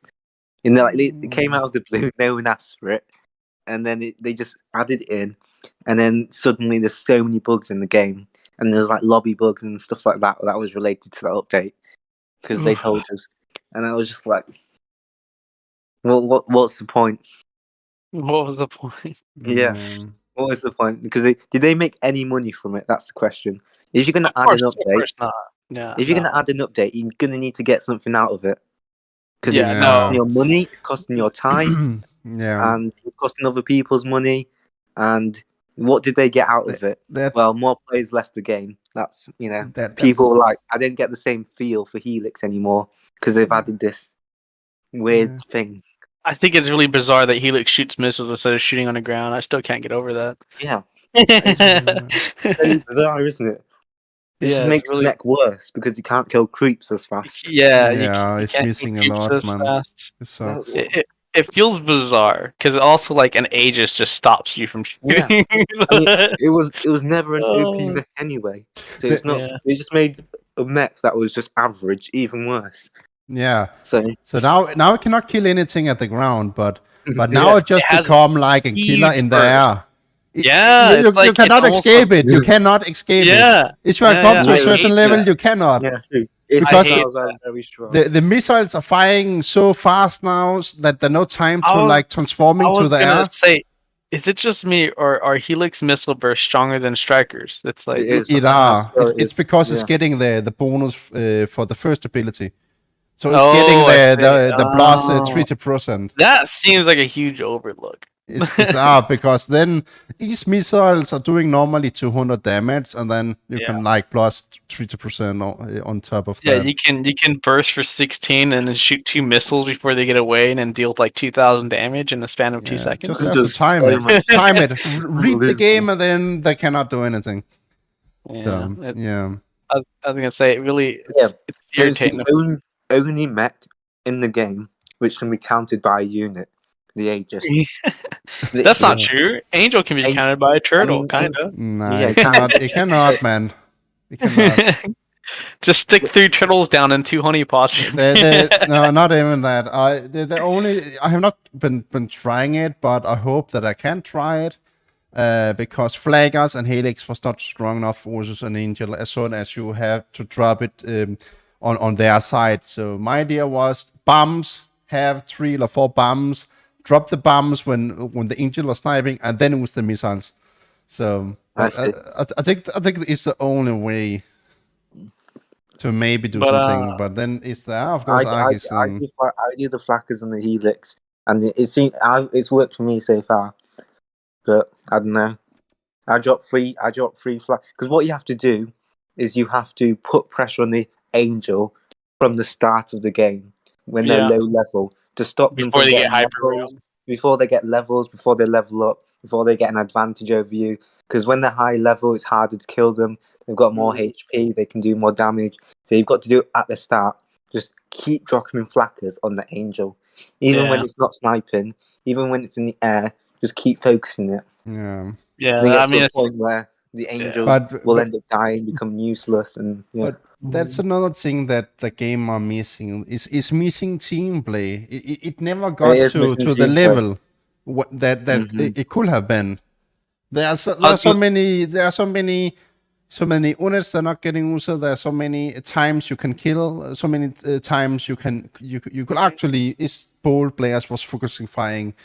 There are just kills they're missing. They're just flying away. I will say in 1v1, I don't believe this game is balanced for 1v1. I don't even think it's been bad. I don't think it's even balanced that often for teams, but at least in teams you have access with enough communication, you have access to nearly every unit you would ever need, and then also your mechs can cover for each other's weaknesses. But like in 1v1, it's like it's that's the problem.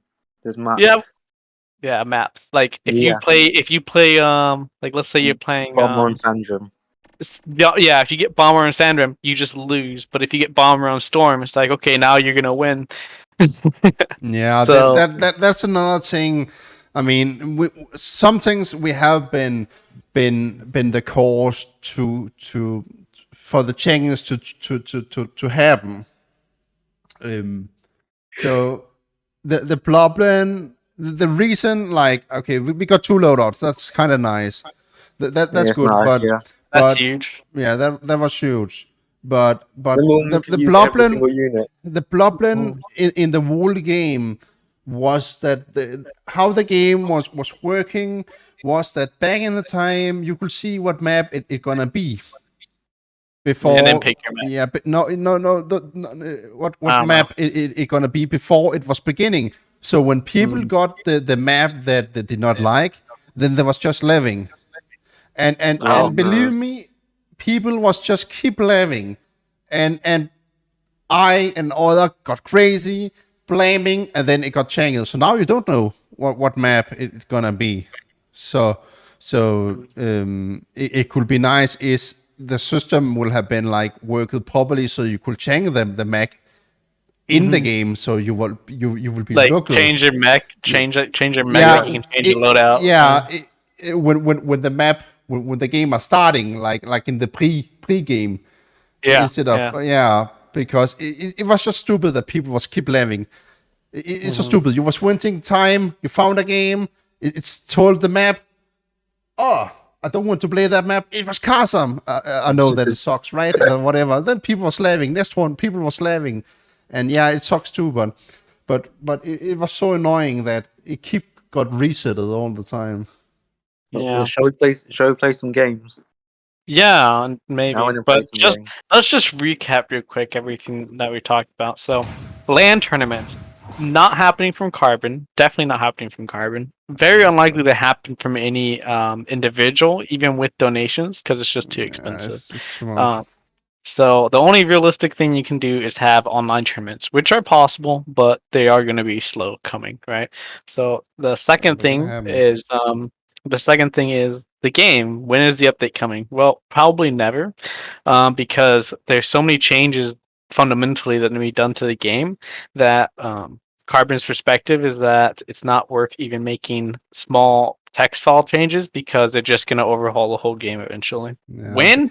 Who knows when? But the fog it up on the next update. If you're gonna go in on Steam and checking it to Canary, then it's just a whole new all again. It's like the 5 number 6 new all that have been made, over the years. And then of course, unit balance itself or is 1v1 balance? No. Is team games balance? No, but at least you can compensate for the lack of balance with each other's mechs and more units. But it's missing. The game are missing a lot. It's not working as it should work. Like the generator are killing the game. The dead animation the mech have are killing the game. You should not be able to keep firing when you're dead. Man, you can kill the enemy when you're actually dying because you first have to like get down to the ground. It's so stupid. When you level up, you're getting some energy and power. Energy it's and stupid. health. Yeah. The other thing too, this is like a little. Most people don't realize this, but like being able to see your opponent's health without seeing your opponent kind of drives me up a wall. Because like at the start of a game on some maps, you can kind of risk your mech's HP to clear an outpost a little faster. And if you're staring at you can see your opponent's HP bar. So you can, if you're a fast mech like a striker, a saucer, or a neo, you can see that they're taking more damage than they should, and then you can abandon what you're doing and get to them faster than they could get to you. Maybe they're playing like Warhog or Paladin or something, and you can get like a really sneaky kill off of like some ridiculous amount of scouting without scouting. You know what I mean? It's like feels almost like cheating. Like you can see what they're doing. You controller, you can scout the whole map without while you're alive. Yeah. It's bizarre. Yeah, it's bizarre. And then there's also like another like pet peeve of mine, right? Being able to see your opponent's HP without having a line of sight on them, a bit unbalanced in my opinion, because it benefits faster mechs but doesn't help slower mechs at all. And then other mechs like the Angel. If you're on controller, you can shoot mechs in the air pretty consistently, but if you're on mouse and keyboard, you can't shoot the air as consistently, but you can snake your shots between turtles and other units, which is like bizarre as fuck, because it's like, oh, I have a turtle, and he just sniped me from behind my turtle. What the fuck? It's very inconsistent. There are more stuff like the Viv. I think that you can see too much on the Mac. You can see too much around. It should be that you can shoot longer than you can see, and it have to be more forward. You have to look like more forward. And another pet peeve of mine is the vision on some of the units makes like no sense. Like a lot of units have very small or little to no vision, but a shooter, for example, has like It have 25 vision. 25. 25 vision on a shooter. No, that's a tech ringer. It have only, actually it have 25. Yeah, 25 range, which is huge. That's huge for just a shooter. Like, why does a shooter have 25 range? But then you look at the Sky Eye. The vision range on a Sky Eye is 32. So it's basically a better. It's almost like a Sky Eye, but like you can shoot with it. It's like what the? It's just like I don't know. Just the little things, man. Just the little things.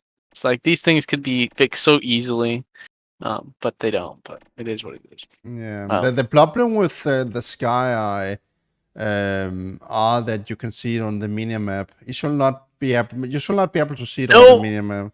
All the jammers. You should not be able to see any of the jammers on the minimap. You can see them all on the minimap.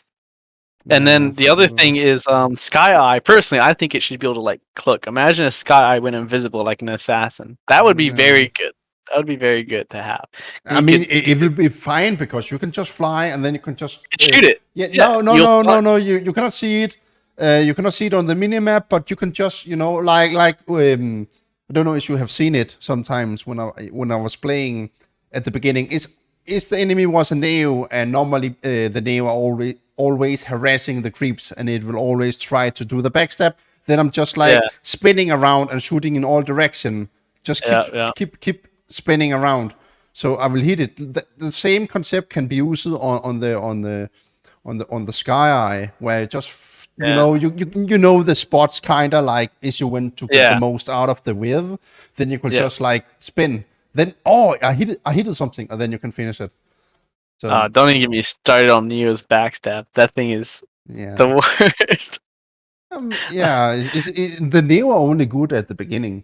Only I was gonna say beginning and the mid, and then late game. Because late game it can't carry devs mostly. I think. Yeah. I mean, it's kind of okay. It's okay still because it have the dive, the status. But it's the only thing in later game.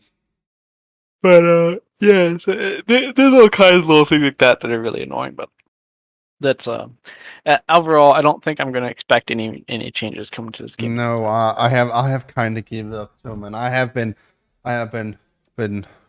tacking and doing a lot of stuff. I begin to be more and more disrespectful. Sadly, man. You careful, you'll turn into magic here. You don't want that. Bro. You don't want that. Magic is toxic as hell. But yeah, no, I don't blame you. It's like I've only been here for like the past like 6-7 months, something like that, right? And when I was here before that, because I had like a year break. When I was here before that, I was playing for like a month straight, and I was like, man, the lack of update in this game, holy smokes, right? And it's just like I realized very early on, like, man, they're not gonna make any changes to the game, are they? And then it wasn't until like I came back after a year that I saw some messages from James, and I saw they made one little update, and then I was like, okay, it sounds like he wants to make a new game. a new game, and he went to update this game, and there was talk, and that he had big plans with some people he went to promote and stuff, and then he just like disappeared, man. I don't get it. He was talking on my Discord. There was a tab where he was talking about all the AirMech and stuff, and I was promoting it, and people were so excited, hyper, whatever, and then he was like, I don't know, man. It was like it become just concepts and no proof of any work, and I am just flying, man. I believed 2 years ago that there will max go in healthier, and I will see some kind of something that they have been working on. I don't know. Are you playing ranked over there, England? Yeah, I am. Why? No, I didn't realize you were playing a game until I went to look at the watch tab, and I was like, look at this guy, he's actually playing a game. It's funny. Yeah, bro. Why am I on the game if I'm not playing? How it works? Obviously, to AFK. That's everyone's favorite pastime on this game. Anyways, I take it you're probably done for the day, right, bro? You've been on a while. Yeah. Unless you still want to keep playing, I don't imagine. I don't know. It was actually not meaning that I should play. I have some other focus, but I feel that I did enough today that I could, go. But it's actually it's super nice to talk and the nice thing are that both of your mix are actually kind of good. So I understand. I understand what they're actually getting said. And one thing are that the barrier like English, you then is the mic eller is there some like glitter jitter or what it's called, or like then it's super tough to understand it fully. And I always see you're on around this time, like around 2 o'clock my time, like 2 in the afternoon. Around afternoon my time is like when you get on. Unfortunately for me, like I'm usually working. Today I'm not working because the job I'm supposed to go work on isn't quite ready for me yet. Like they're still preparing it. I work in construction, in case you don't know. So like I have to wait on other trades sometimes to finish their job before I can do mine. So today was like a bit of a down day. So it's like, oh, I had a free day. It's like, I guess I'll play some AirMech. And it's like, oh, hey, look, Pro 4 is playing. I never get to see this guy. He's always on while I'm working. Always, I have not been on long time, and it have just been a lot of works too. Some is this like? And, is this what time is it over there like for you right now? Like, is this like your midnight? Yeah, it's morning. No, it's 0014, so it's like 12 at the night. Some call it like 24. Yeah. But you're in Germany, right? No, Denmark. But it's Denmark. Close, okay, yeah, close. Yeah. I remember you mentioning it before. But yeah. But yep. So yeah. I mean, the only hope I have was actually to play and then have the voice chat on. I think people could learn a lot.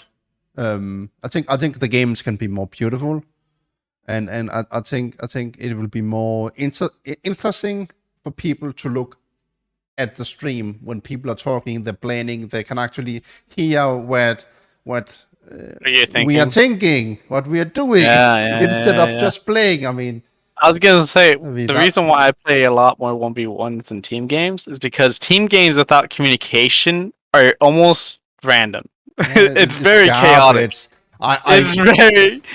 very chaotic. I hate it, man. Personally, I think I do too. Yeah. When I believe that the teammate, if I was playing a game, then the teammate had one loadout, one game, and then I was like, okay, he have the generator, he have that, I'm gonna change some stuff.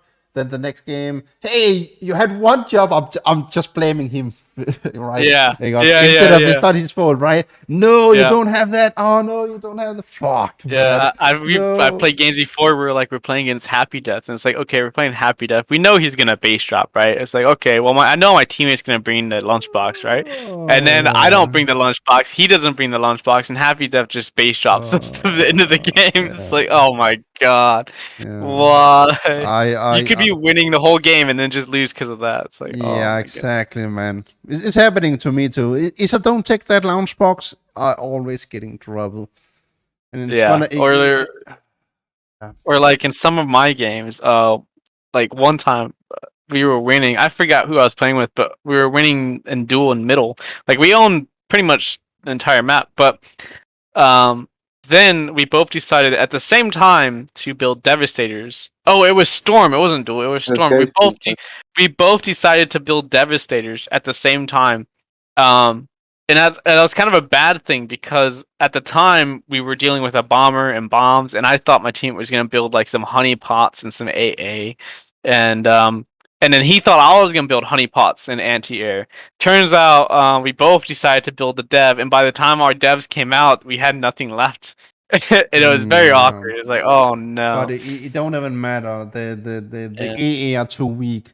They are the head are local to level 4, super stupid. Yeah. The attack rank are, I think that's the worst part of the flagger and the gung and stuff that before it even beginning to react and shooting, you can already be away from the attack range. It's super stupid. My only the problem I have with Bomber is that it's both really predictable to play against and to play as. Like, you only have one option, bomb. That's it, right? Like, you're not going to be grabbing Mantis Strike right off the rip. Like, there are people who do, and they try it out, and then they immediately like regret it. They're like, "This is a bad idea." I mean, it's kind of good. Is you gonna make the combo? I don't know if you have done it. Yeah, the combo with Whirlwind. Yeah, it's good with Whirlwind. Yeah, but before that, it's not very good. But you just like have you're better to. off. Yeah. Yeah.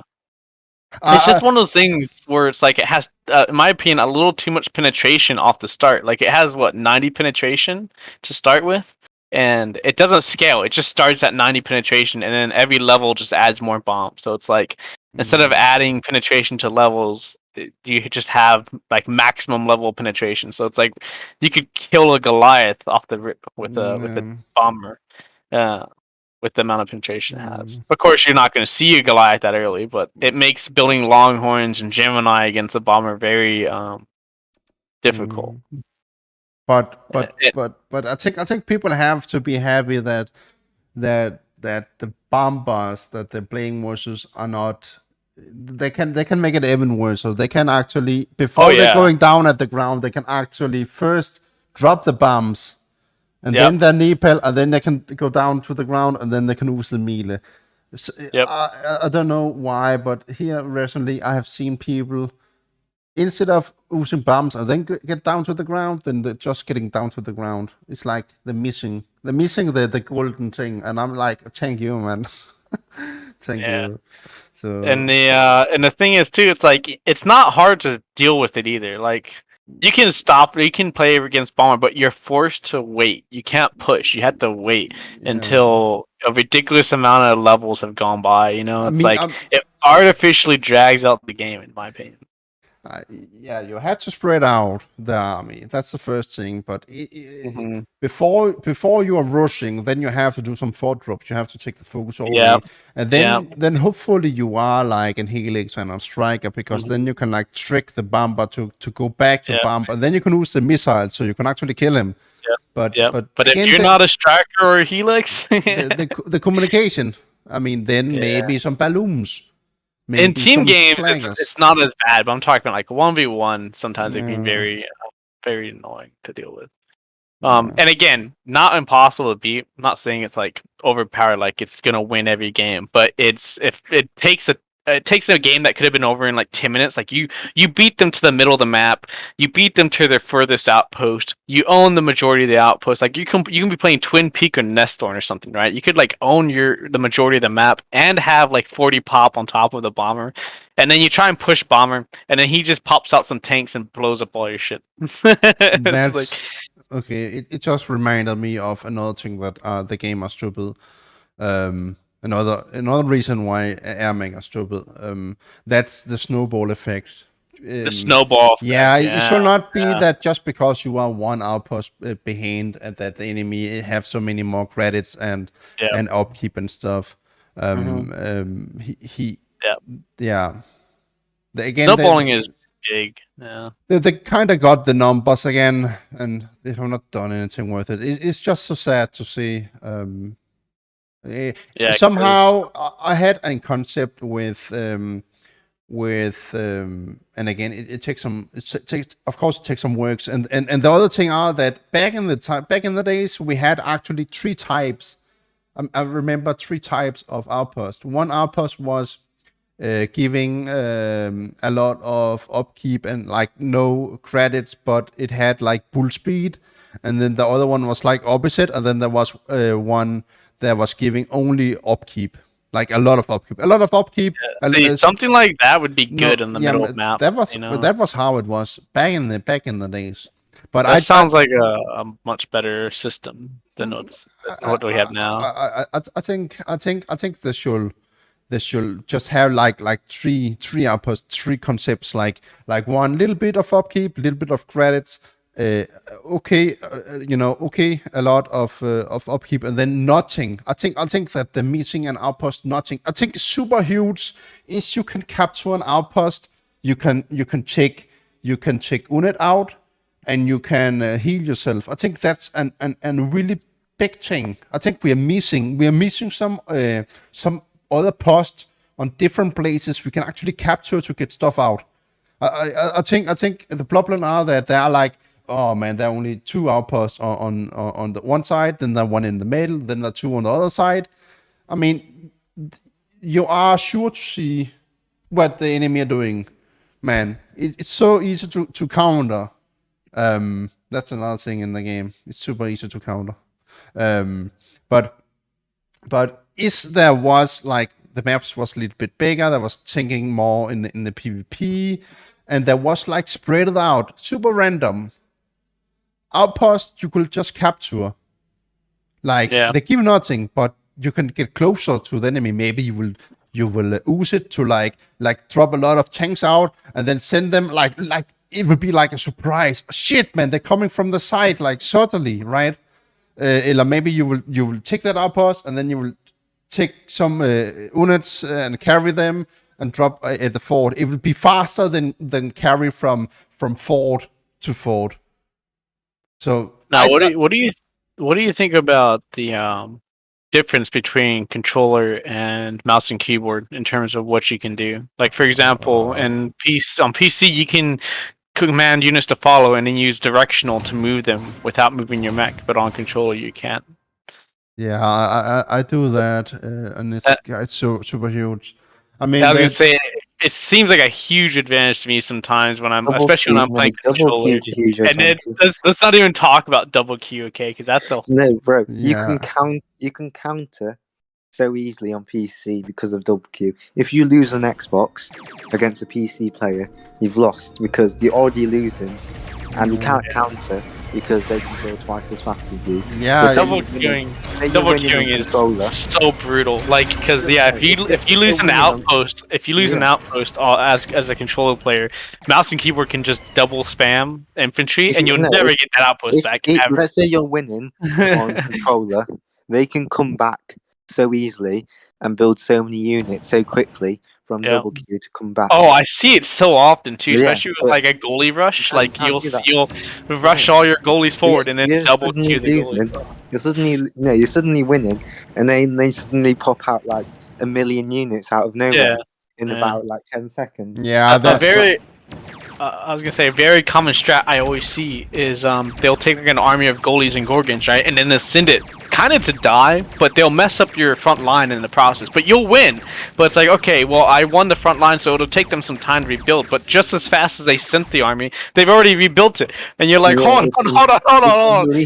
Yeah, and you're like, hold on, how's this fair? Like and then you lose your army and you go to rebuild, and it doesn't rebuild nearly as fast, nowhere near as fast. Yeah. That's what I'm saying. It's just it's not fair. An Angel on PC will always be Angel on Xbox. Yeah. 1v1. Yeah. Even though people say Angel on PC, Xbox is. Well, they say it's OP because you can snipe mechs more reliably with the controller, but you're right. If an opponent on Xbox is playing Angel, you don't even need to be good at the game. You can be the worst player in the game, and all you need to do is pick Angel on mouse and keyboard, and every single time their Angel lands, you can hit them, they can't hit you. Yeah, you can shoot over units. You can shoot and status them, and bam, they're dead. And I've had noobs beat me on Twin Peaks. Like they had no mid fight, no nothing, just random noobs. Because even though I built all that crap, I can stand behind it, and they can still snipe me. So I just can't snipe at all. You're getting 3 shots, even though you have an army in front of you. Keep sniping forever, and I just lose because I can't beat that because I can't snipe, and I'm an Angel.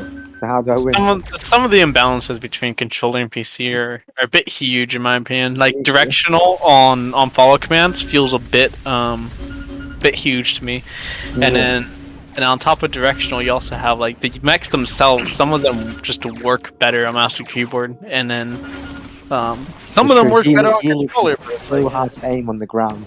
It is so hard to aim with controllers, isn't it? Like on missiles is not a good That's thing. another thing that's stupid. Man, it just Aim assist with missiles always misses. aim assist because of period face is length. not actually very good in my opinion. The blob blend.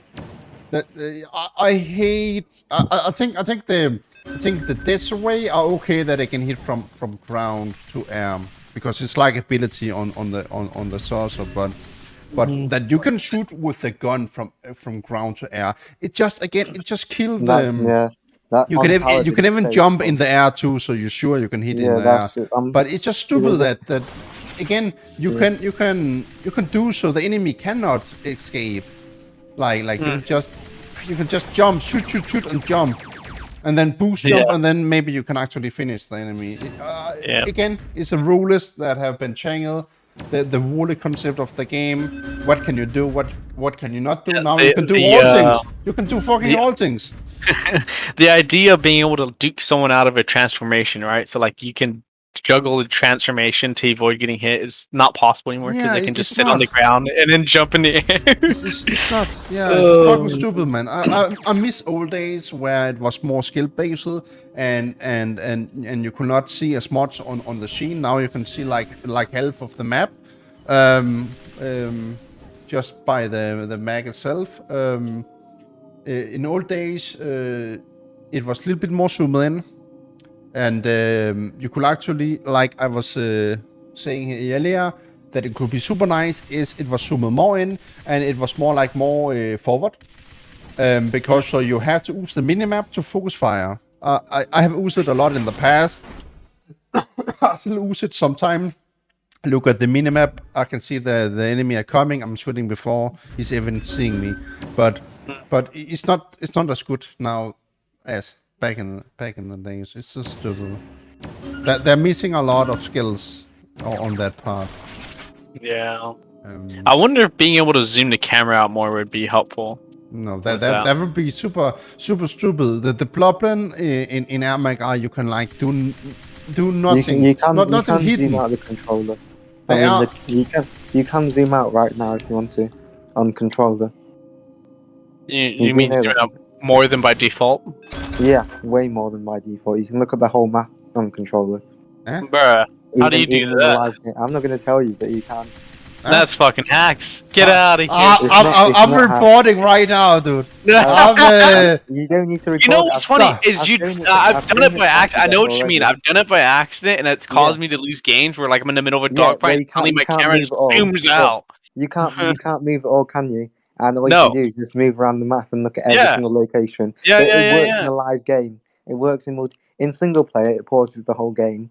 In multiplayer, you can just look at everything that's going on. Yeah. I've done it by accident. I don't know how I did it, I know exactly how to do it because it was one of my keybinds to Q heal, and I was trying to Q heal, and it just made me get into that mode.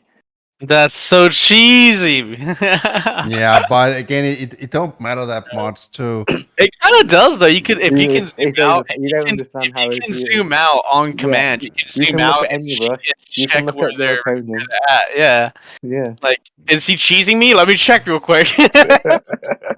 The game are so fast anyway, but yeah, the game should surely have more lower visibility, so you can do more stuff, more hidden stuff.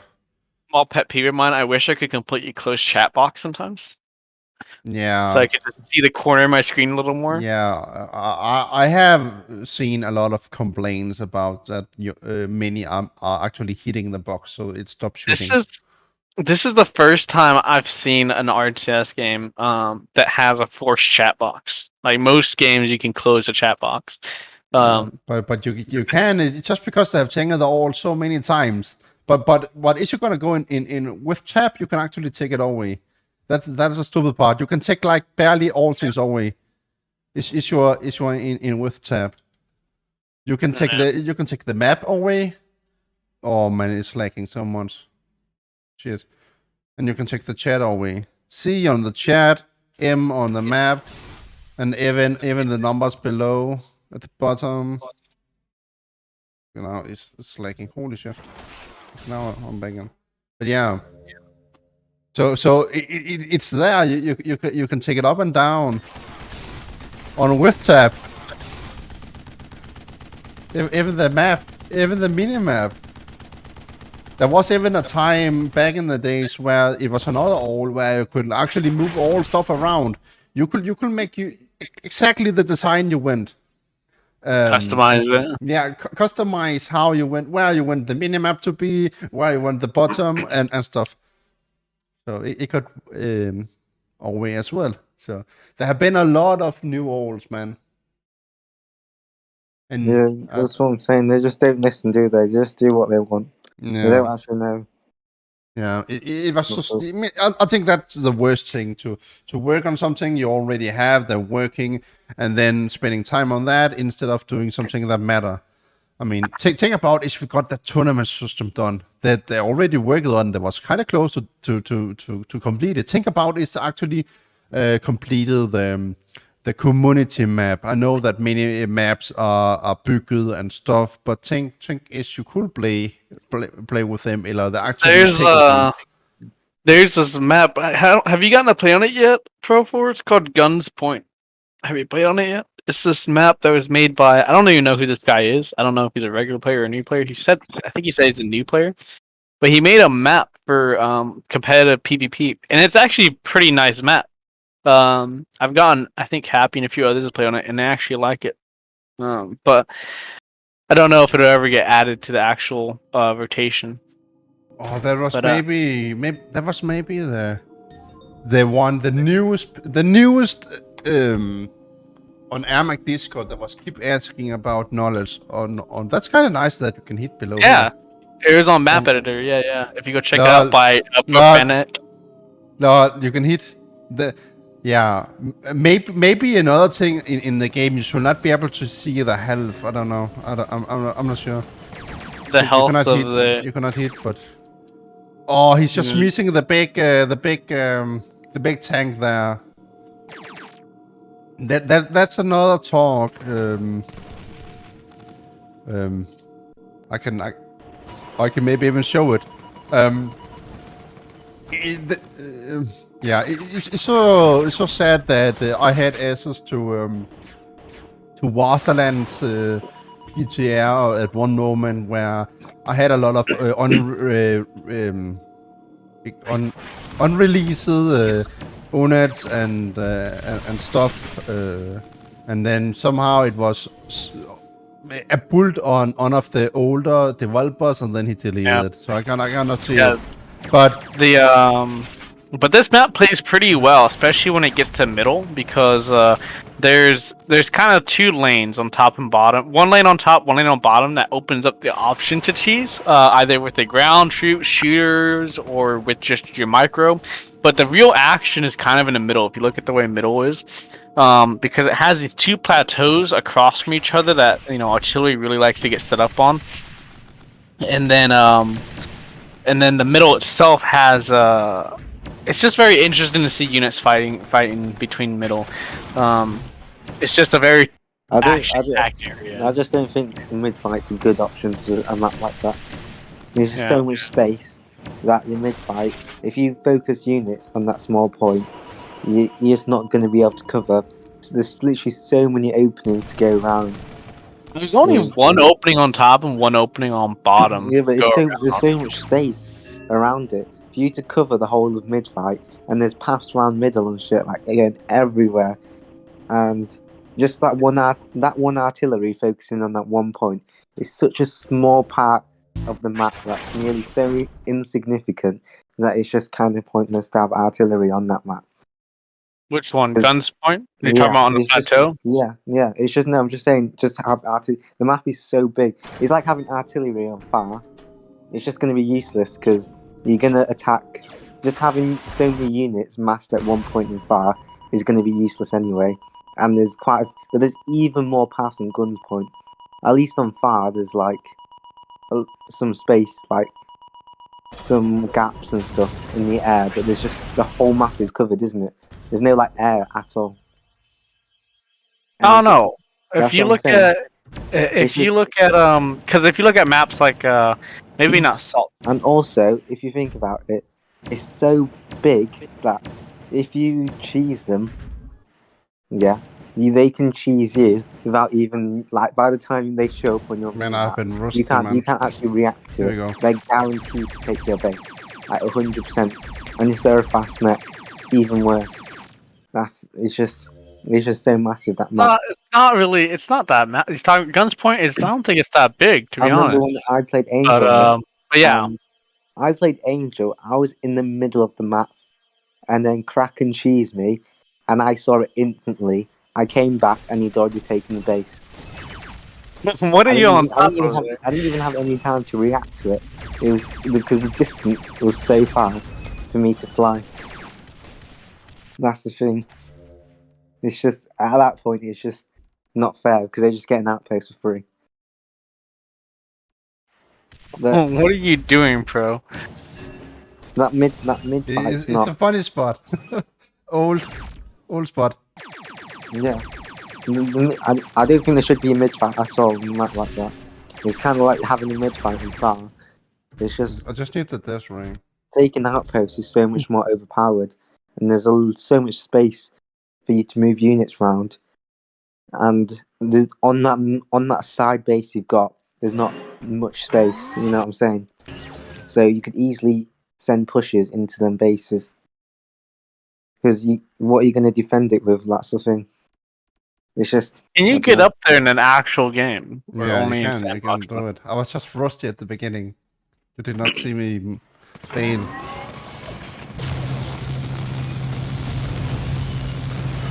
Kind of hilarious. I've never seen that spot before. I think a good map is Combat Cat's map. Combat Cat? Which map? Emil. The one underground.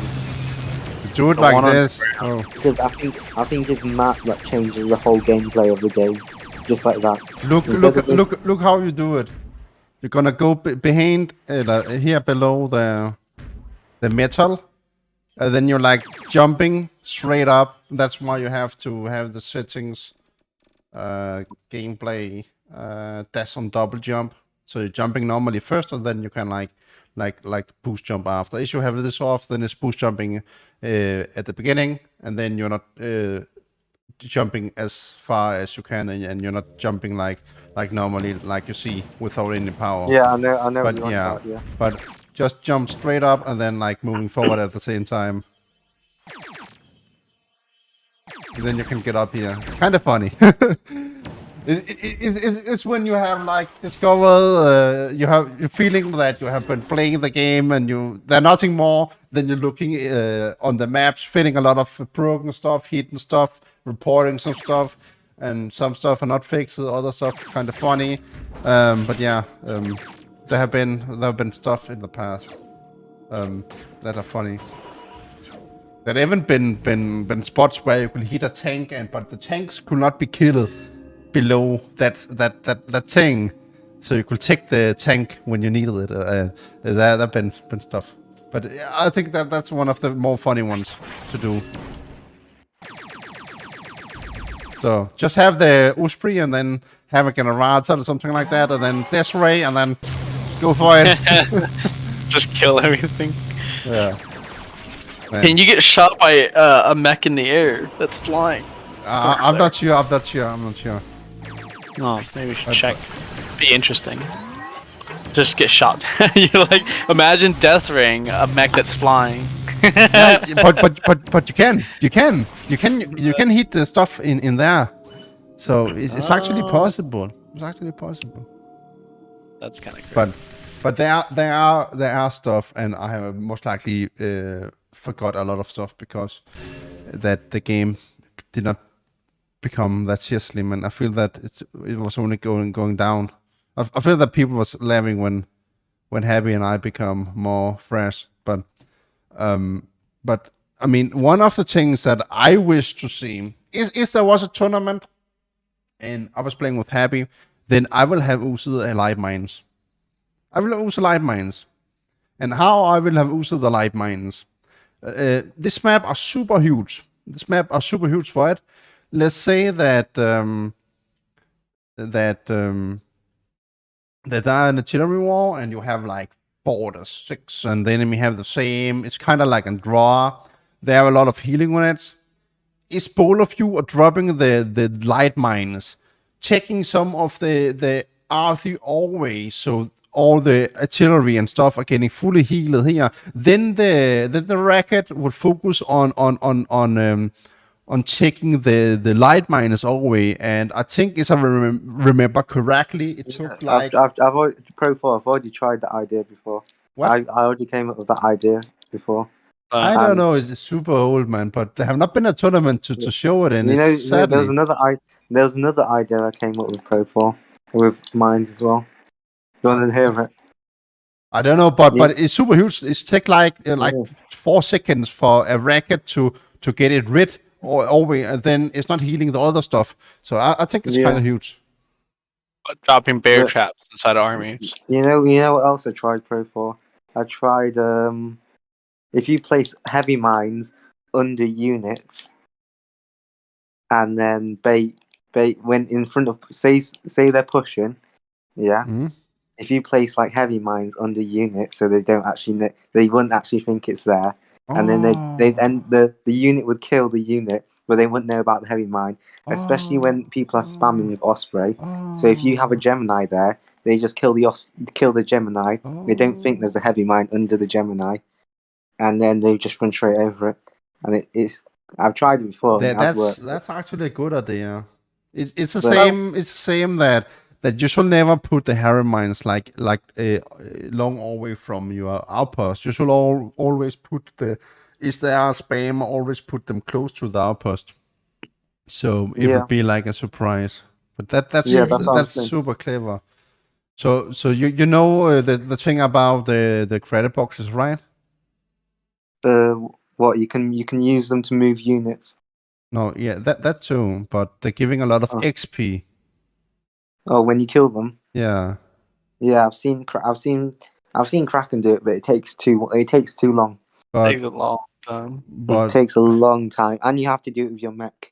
That's the thing. The units won't hit them. You have to do it with your mech, and it just takes so long. It's not worth it. Killed 2 of Happy's vault boxes one time. It took forever. Are you ready? Yeah. What are we ready for? Just need one more. but you can use. I remember it was 3. But maybe it's 4. Maybe they have changed the sets or something like that. I have not used it a long time. But you can drop like 3 or 4 heavy mines, and then just drop the granite box on top, and then finish it with the mech, and then you're getting the XP with the mech. Oh. Yeah. That's good. So it's the fast way, and the thing is there are a lot of granite boxes close to it. That's just like you can do a lot of damage to a lot of them at the same time. So it's kind of funny.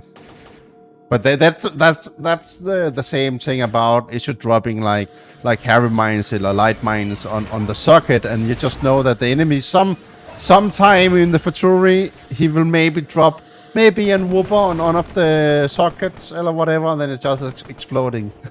That's funny. But yeah, that's a trick to get a lot of XP. I don't remember exactly how many it gave. I think it was 4,000 XP for one box. I don't know. Maybe I can fast check. Just kill a box and find it.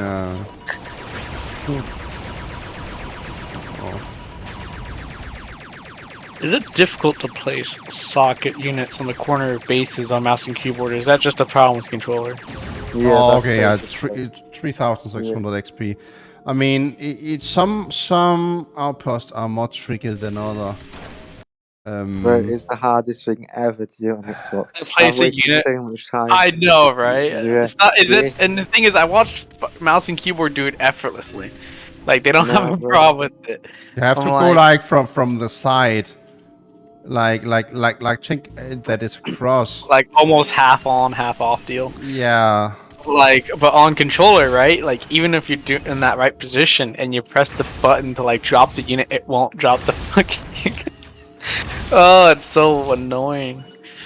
But I don't know why, but register is so much easier on keyboard than it does on mouse or on Macs. I noticed that that it helps if you aim your mech away from the base versus like towards the base. Oh, I've no clue. It's just a waste of time for me. Because when you like, especially when you want to like remove money makers, the whoppers, and he's spending so long. Oh, but look at that. Pro 4 just does it first try every time. Yeah, now I'm trying to do and he can take it off? Hold on. I can't even take shit off once it's on there. Once it's on the base, they ain't coming off. Dude, Magic knows what I'm saying. Like, it's not easy. You put the Gaddy on the base by accident and you're like, fuck it, it's staying there. Yeah, I've done it with vault boxes where they've been destroyed because I've been trying to take the vault box off. Oh, and I just can't take it off. Yeah. That's savage. I don't remember. It could be funny is I could book it. Sometimes you can drop some infantry on the top as well. But there are some. This map are one of the easier ones. I think on. Is it map dependent? No, Jules yeah, somehow it's different.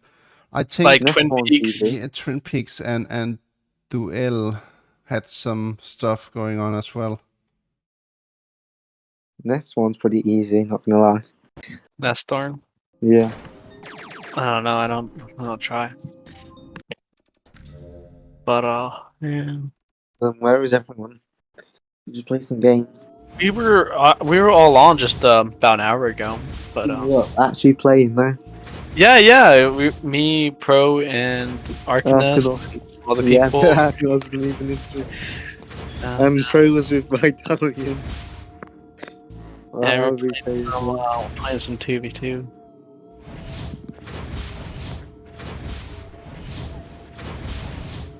I don't think you need 6 money box. I think you only need like. I need them all.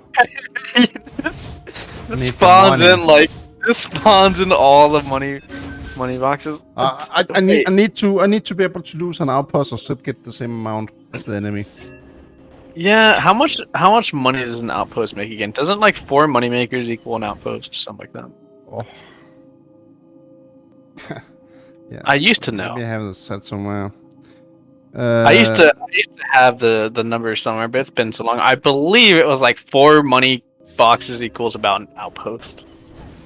So, yeah. I think I have it in my guided that I never become done. What do you think of the worst first bomber? Anything small? I think there even lies too. The thing about when you look at a set card, you're only seeing a little piece of the cake. Yeah. Let's see. We can hit sets. Was it there? Outpost. I mean, all the outposts are the same. Like they're giving 80 credits each second. Right. And the moneymaker only giving 60 credits each 5 seconds, so it's 12.5. So you can fast check it out here. So you need like 6.5 moneymaker for one outpost. So you need 7. You need 7. 7 moneymakers equal. Yeah, to compete versus one enemy outpost. That's it's a lot more, and that's about double what I thought it was. But my numbers came from Arena, so. but it's super huge, man. It's super huge. It have always been like underrated. The moneymaker, and it's so huge. It's really huge to have.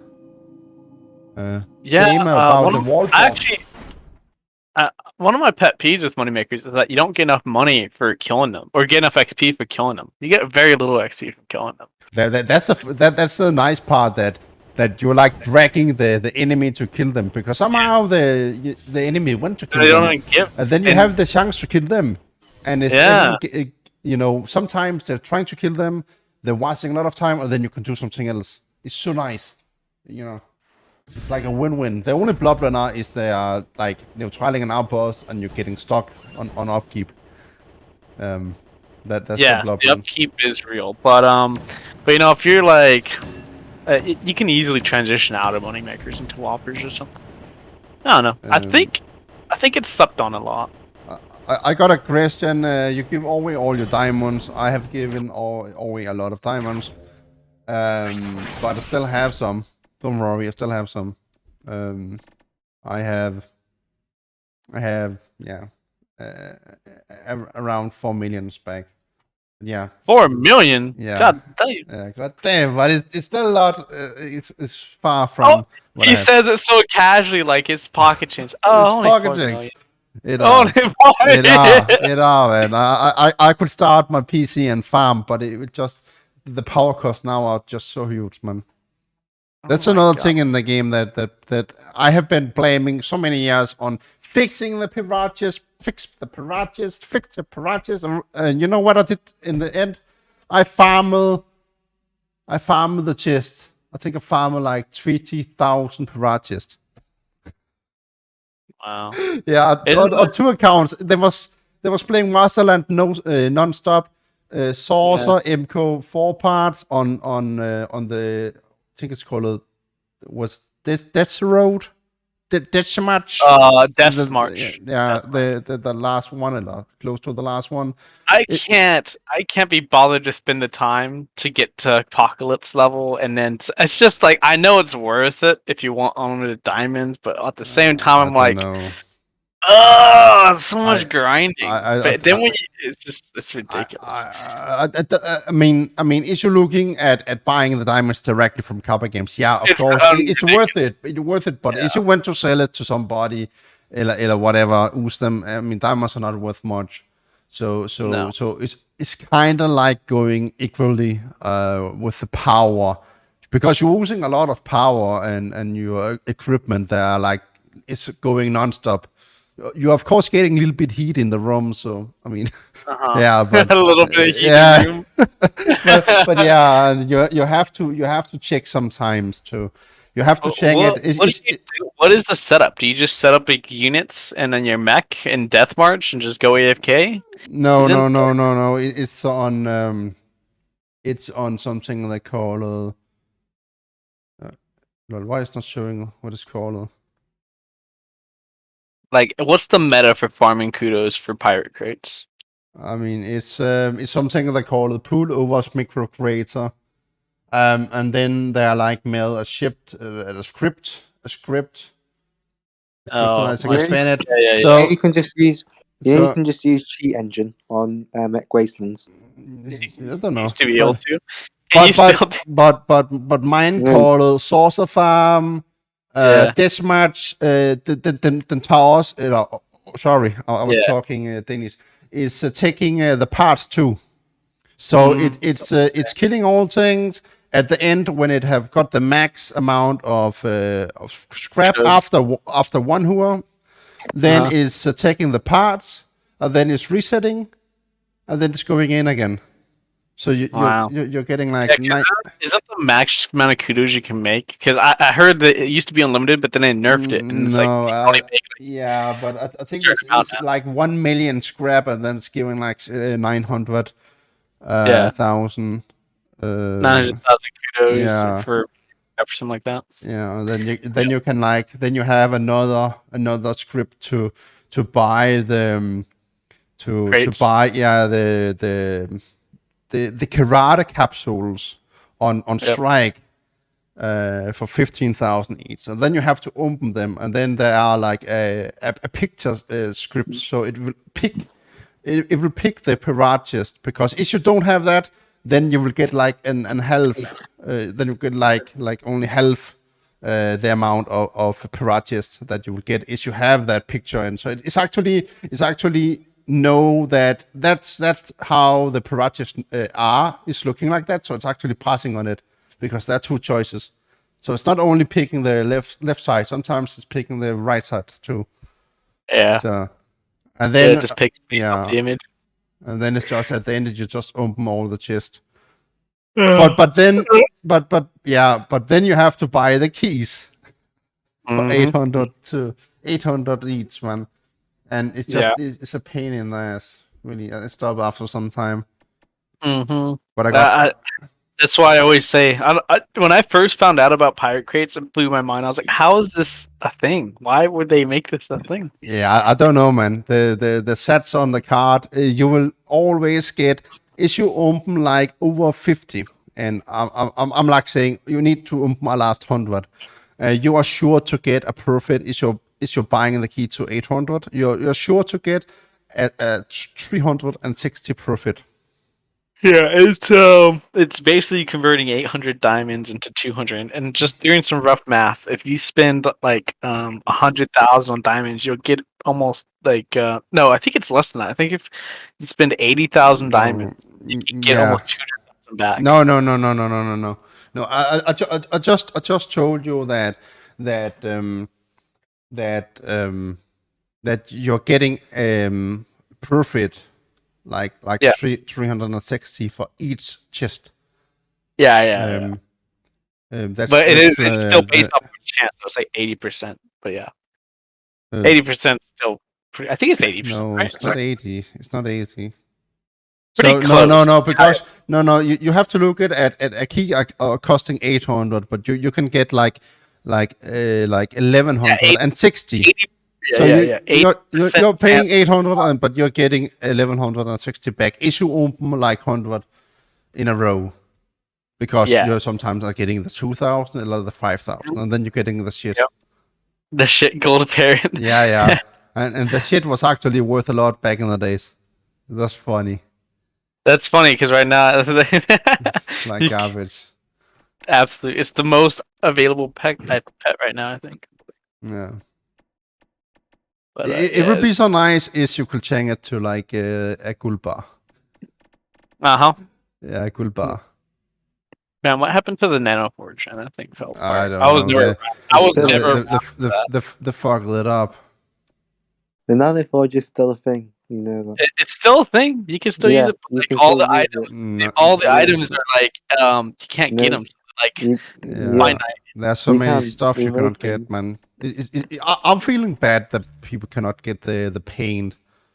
Yeah, people just take advantage of the Nano Forge to make profit. And they just craft stuff like the Void Tracers, the Void Mechs, the Dead Heat. Yeah, they've done a lot, man. Somebody have made a big profit, man. The festive present profit. Oh my god, it's unbelievable. Is the paint used when you craft with it, or is it kept? No, you're using it. You use it, so it's one and done. Yeah. You just get scissors and you sort it. just sorted. Yeah, the scissors are OP. That's all you need for best are you still here, Outlook? What do you think are the worst maps to versus Bomber? It's surely the small maps. So the smaller, the closer the outpost are to each other, the worse it are. I think no, it's difficult. I think Twin Peaks, Storm, yeah, that's kind of it, and then Dust. No, I don't think Dust is bad because the bomber's so close to the outpost. Like the outposts are so close to each other that you can just focus fire so hard that the bomber run out of energy. It will not run out of energy because of the generators that are broken. Pardon? Now the maps were. You have not even seen the worst bomber yet. The worst bomber are when people are using 4 energy guardians and then they have booster on them as well, and then a generator on the outpost. Then you will see power. She's like butchers on the generator. Yeah. No. Tony already does that with double 4 energy guardians boosters. Yeah, booster, man. Holy shit, man. That's a pain. That's boosters on bomber is Because then Bomber, flaggers can't deal with it. Bomber isn't Bomber. It's okay, just play Angel and Bomber. Yeah, bro. That's so fun. Angel does count to Bomber if you play Angel on controller. Does? It snipes the Bomber. Bomber can't take unexpected damage like that because it's Yeah, always running around on low HP.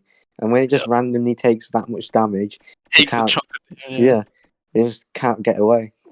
Yeah, it's Especially a bit RNG. if you status the Bomber in the air, it's done for. Unless you're really bad at the game, it should really be done for. And you can do that every so like seconds, especially when you're high level as well. It's also a bit random. Sometimes you'll never hit the Bomber. Bomber can actually micro. Dev's not too bad, to be fair. Not as good as like Striker, but it doesn't take up too much energy. It's fairly fast. It's got high defense. It's probably Neo and then Angel. No, Bomber's just unbelievable. The concept of Bomber is just unbelievably OP, especially in team games. Yeah. Well, I think the problem with it is that it's supposed to be like a crowd control mech, right? It can do for a striker to harass. It needs to like bring some units over, put its own mech at risk, and try do this and do that. For a Bomber to harass, all he needs to do is just fly over some units. 0 risk, 0 health loss. If you're lucky, you might even be able to kill some units for free. Get a kill because Bomber can focus fire quite well. He's got high defense, so it's so hard to kill. Just be glad you don't have pilots and you're dealing with like Mako Bomber. Oh my god, It's just unbelievable. Dude, I love the Mako Neo though. That was low key like my favorite combo to use. I think back in the day, Mako Neo. I hope you like it. It almost takes 2 players because a Bomber's weakness is harass. So the minute you get a Bomber in the 2v2 and it's playing with like a striker, if the striker can deal with harass, then your Bomber's weakness is just gone. That's what I'm saying. And it can just, and the thing is, a Bomber, nothing can out micro the Bomber bombs. Nothing can out micro it. There's nothing in the game, not even the Osprey could probably out micro Bomber bombs, to be fair. And the only reason in 1v1s Bombers can't keep bombing non-stop is because you are harassing and you are doing other stuff. But then in a 2v2, if you try to do that, it doesn't work because I just don't think the penetration on the bomb should be so high from the get-go. Yeah, bro, it should destroy buster tanks like. Bombs literally have 90 penetration right from level 1. Busters, it's impossible. And when you've got a Bomber using artillery and busters, it's just a nightmare. Yeah, I hate that it has so much penetration on its bombs because then you don't even need to get level 5 bombs to deal a ton of damage. Just getting level 2 or 3 bombs is enough for the rest of the game because at level 2 and 3, like you can just it's not actually faster to not charge up your bombs all the way and drop new bombs than it is to hold your bomb all to like max level after level 3. Yeah, it's just more DPS, so it's like it's just makes no sense. It's like if you want to have that much damage on your bombs, you should have to get to level 5. The concept of the mech and what it does as a concept, not just it playing it, is just so strong because it can do stuff at 0 risk, and it can distract more. It can distract. I want to say 0 risk. There's never a 0 risk, but very minimal risk. Yeah, and it can distract 2 players without having to risk any units and any HP. For any other mech to distract 2 players, you'd have to do quite a lot. You might even have to send a massive push just to do that. But a Bomber doesn't, because if you lose all your units for no reason, you've lost the game, haven't you? Yeah, and they also just and like I said, it's not possible to deal with a Bomber. You can stall a game out and then wait till you get late game, but the problem is that drags the game out, and that's not fun. And Bomber's not even bad late game either. That's the thing. It's not amazing, but it's still quite usable, to be honest. Oh, come on, Assassin! Just let it happen. I don't know why Assassin's not bombing. What about assassin? Hoping he doesn't. I'm hoping your teammate just lets me kill him. That would be very nice. Yeah, what is this guy doing? Don't push against that. What are doing? Yeah, I'm dead now. Well. Oh, we're playing a game. I'm trying to kill his partner. Oh, not the best bomber, but that's okay.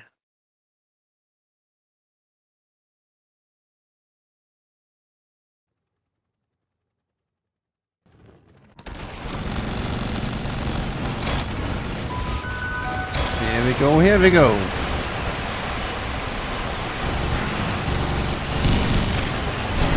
Here we go. On the left side, we're looking at Up All Night and Megatron. Oh shit! I can't see my It's a red team. My health bar. What? Oh, I just realized my UI is broken. And on the right side, we're looking at Inkland as Why can't I see my UI? Striker and Assassin MA as an Bomber. Looks like that the red team. Have you ever tried playing AirMech without seeing your own health bar? Oh, yeah, it's the normal bug. It happens all the time. Here we go. I cannot hear them now. Looks like that red team are super close. Oh, Megatron are actually healing Up All Night. Super huge. He's forcing both of the blue. Why you suiciding yourself, Assassin? What are you doing? The outposts are super low in energy. This is how it had to be in the old days, but it's not now. You just have to put a Garata, then you can just keep moving back and forth.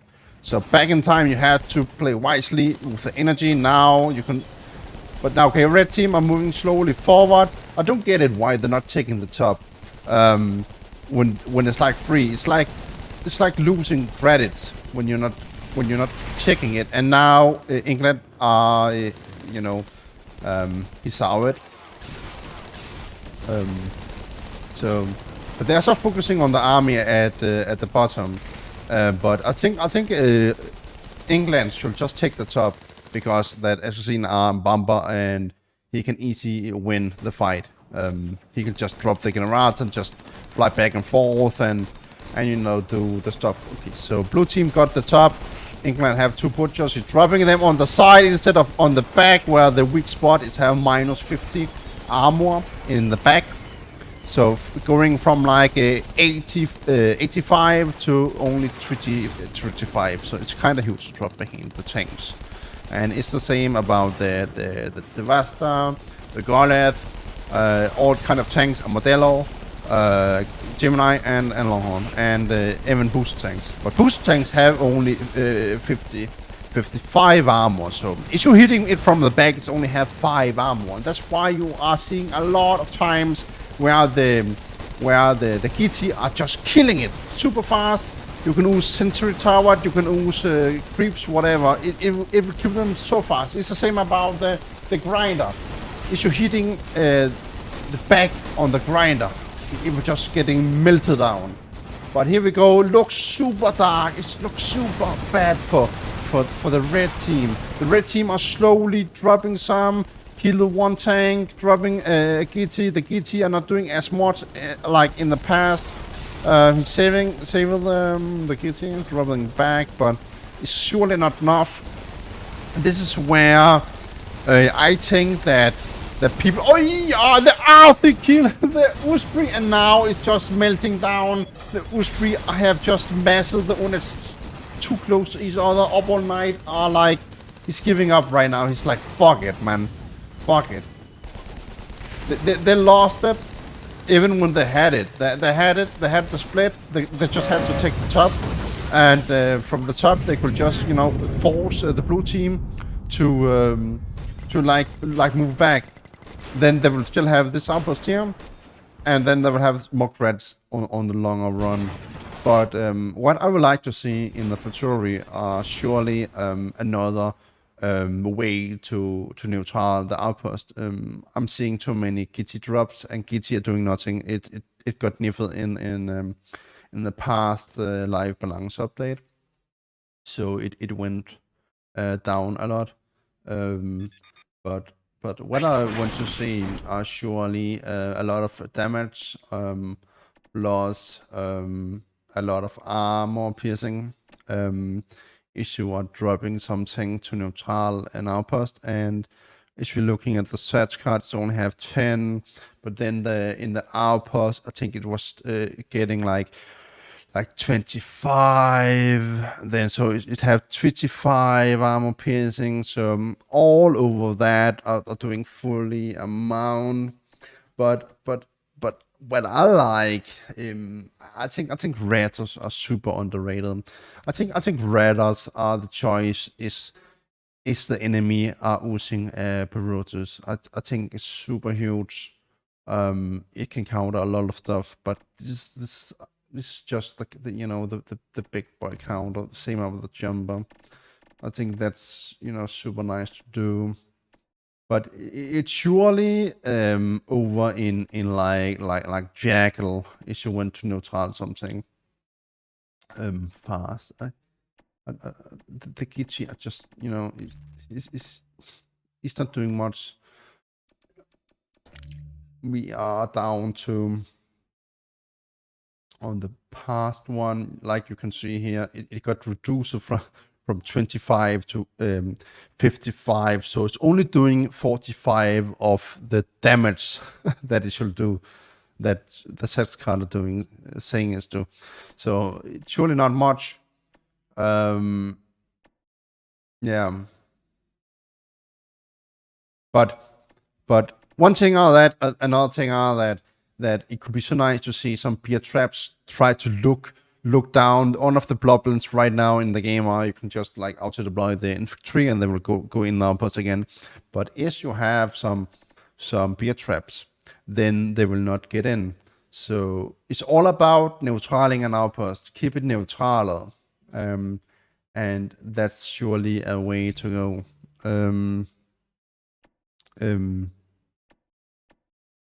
The other thing that people are not doing that I think are super underrated too, and it's like it have some use cases, but again the problem are maybe that many people are using the butcher, and it have some dodge, and it can just it's easier to make and stuff, but let's say that the enemy have the outpost.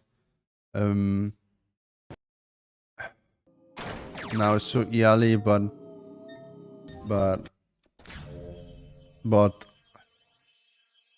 super huge to have a later game like mid game or something like that. Some of the Mac classes can carry 2 of them. They're costing 3,500.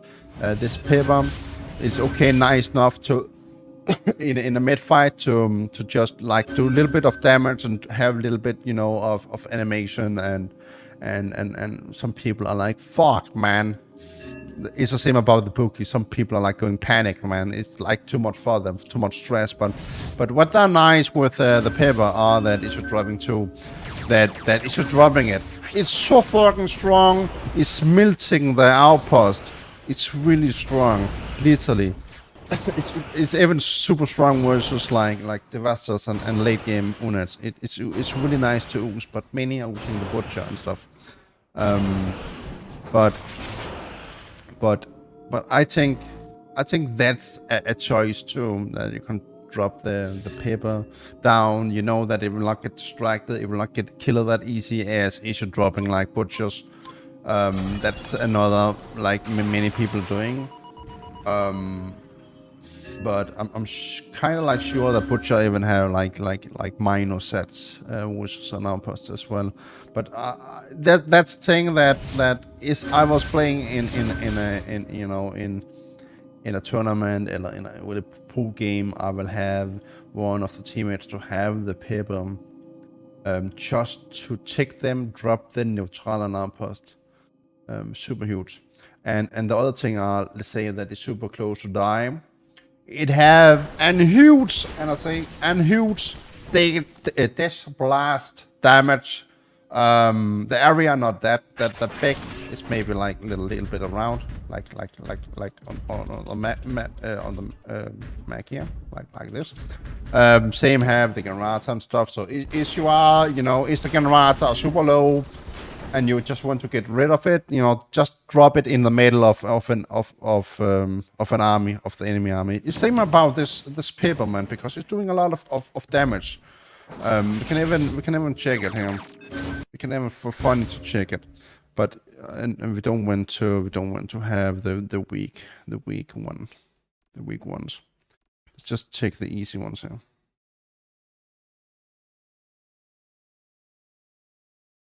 But yeah, it's doing a lot of. I'm not saying that you have to always. It's still I think 1,500, but you have to do it. Then it's doing a lot. It's doing a lot of damage. So it's kind of huge. Remember, this is just the neutral units. It's not like it's not this all they have like minus, armor and stuff. But this is the neutral ones, as you can see. It's actually doing a lot of damage, and it's surely better that it's dying in the middle of the enemy army than it's dying like here.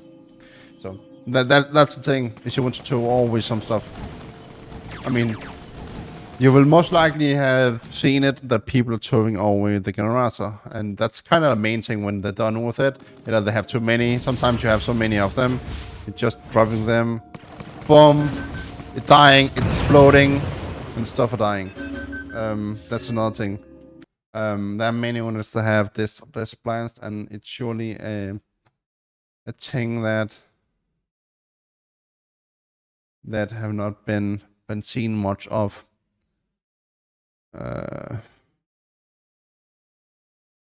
Or you all was broken, yeah. You said that at the beginning.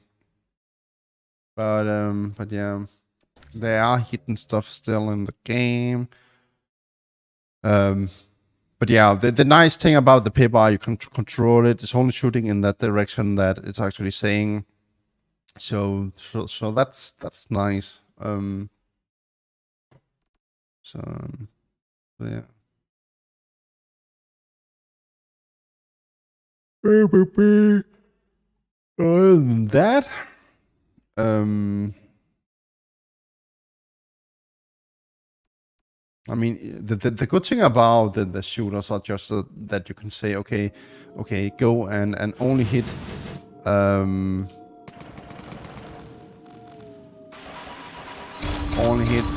one of the outposts, and it will actually hit it.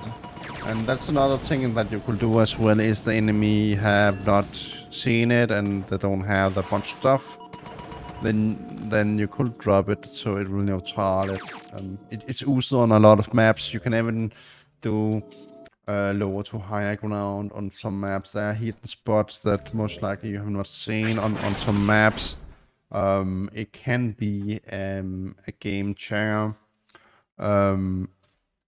Like if we are looking on Storm.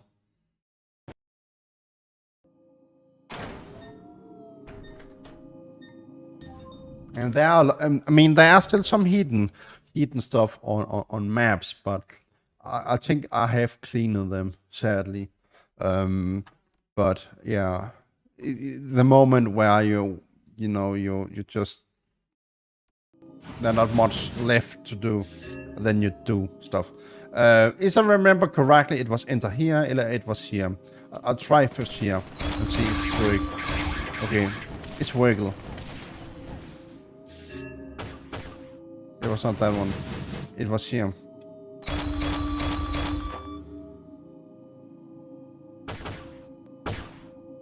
As you can see, it's shooting on the outpost. Super huge. Super huge. That it's actually hitting it. And normally I will not do that. I will just do this and then. Oop. But there are other places as well. I mean, it's no secret that you can place a kitty down here, and then you can hit the outpost. You can even do this, and it will hit the outpost. And it can be a way again to neutral the outpost. Is to have a lot of an army around it. That can be, a way But there are some other places as well, but it's you're barely able to do it. They're like, you can place it here.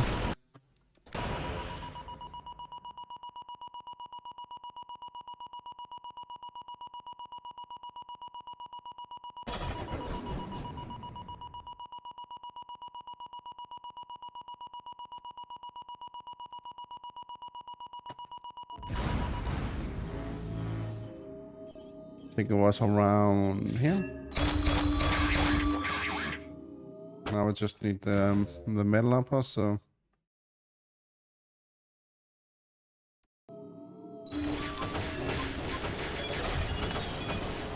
So here we go. As you can see, they can hit both sides. They can be super huge. There are other spots as well. I mean, it's so important to try to neutral the enemy's outpost, and that's surely a way. But as I told you, there are other places you can do that. But it's just like when you're shooting from low to high ground. Again, super huge. But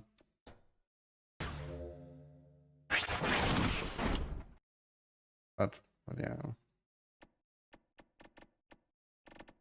But yeah, man.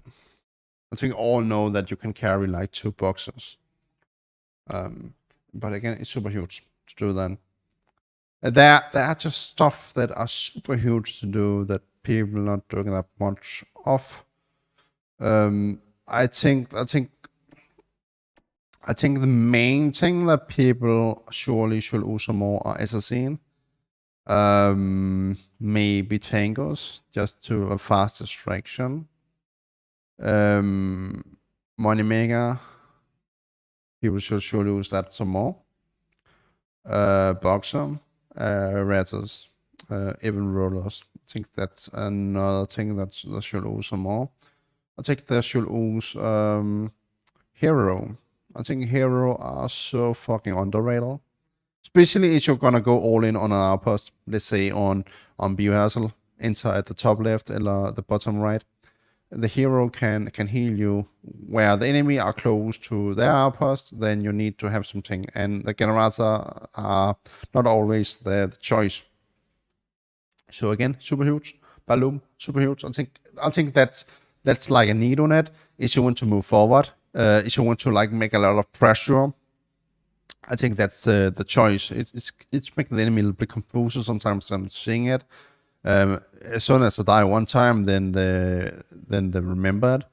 And yeah, I think people should surely use maybe the Vulcan turbo as well. But that's more like, again, to neutral outpost, but it have low piercing, so it's not versus all things that is great. But think about it at late game where there are a lot of tanks. You want to neutral an outpost, you just want to take it, you want to drop stuff out. You can drop like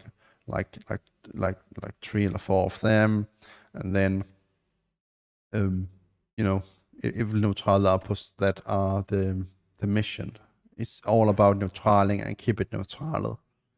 If you want a chance to get it, I'm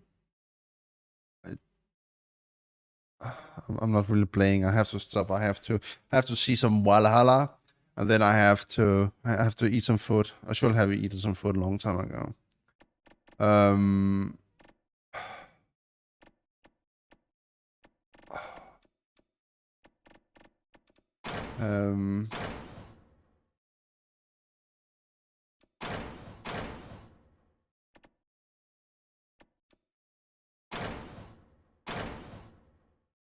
But yeah, surely I think surely it's underrated. Even Barotos, I think Barotos should have been used some more. There's still a lot of units and mech classes that should have had a buff, but have not, sadly. I think booster are underrated. I think people should use it more. Bout spawner, underrated. Especially after 15 minutes where the creeps I think no, was it? Yeah. Yeah, it was after 15 minutes. 15 minutes, then we have the level 4 creeps, super strong. And they are as strong as a tank. strong as a longhorn, so super huge. I think surely, yeah, they cost a lot.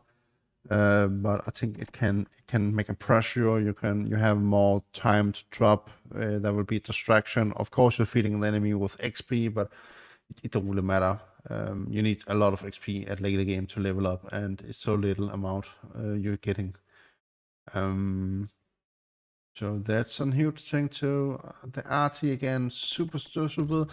I don't get the developer. Seriously, I don't get the developer. I have even told it. Why the fuck are you making something? Yeah, it's super nice. Super nice concept. You have one that are shooting super long and doing more damage to the target that is hitting and lower to the area around it. Super nice. Okay, you're doing the opposite.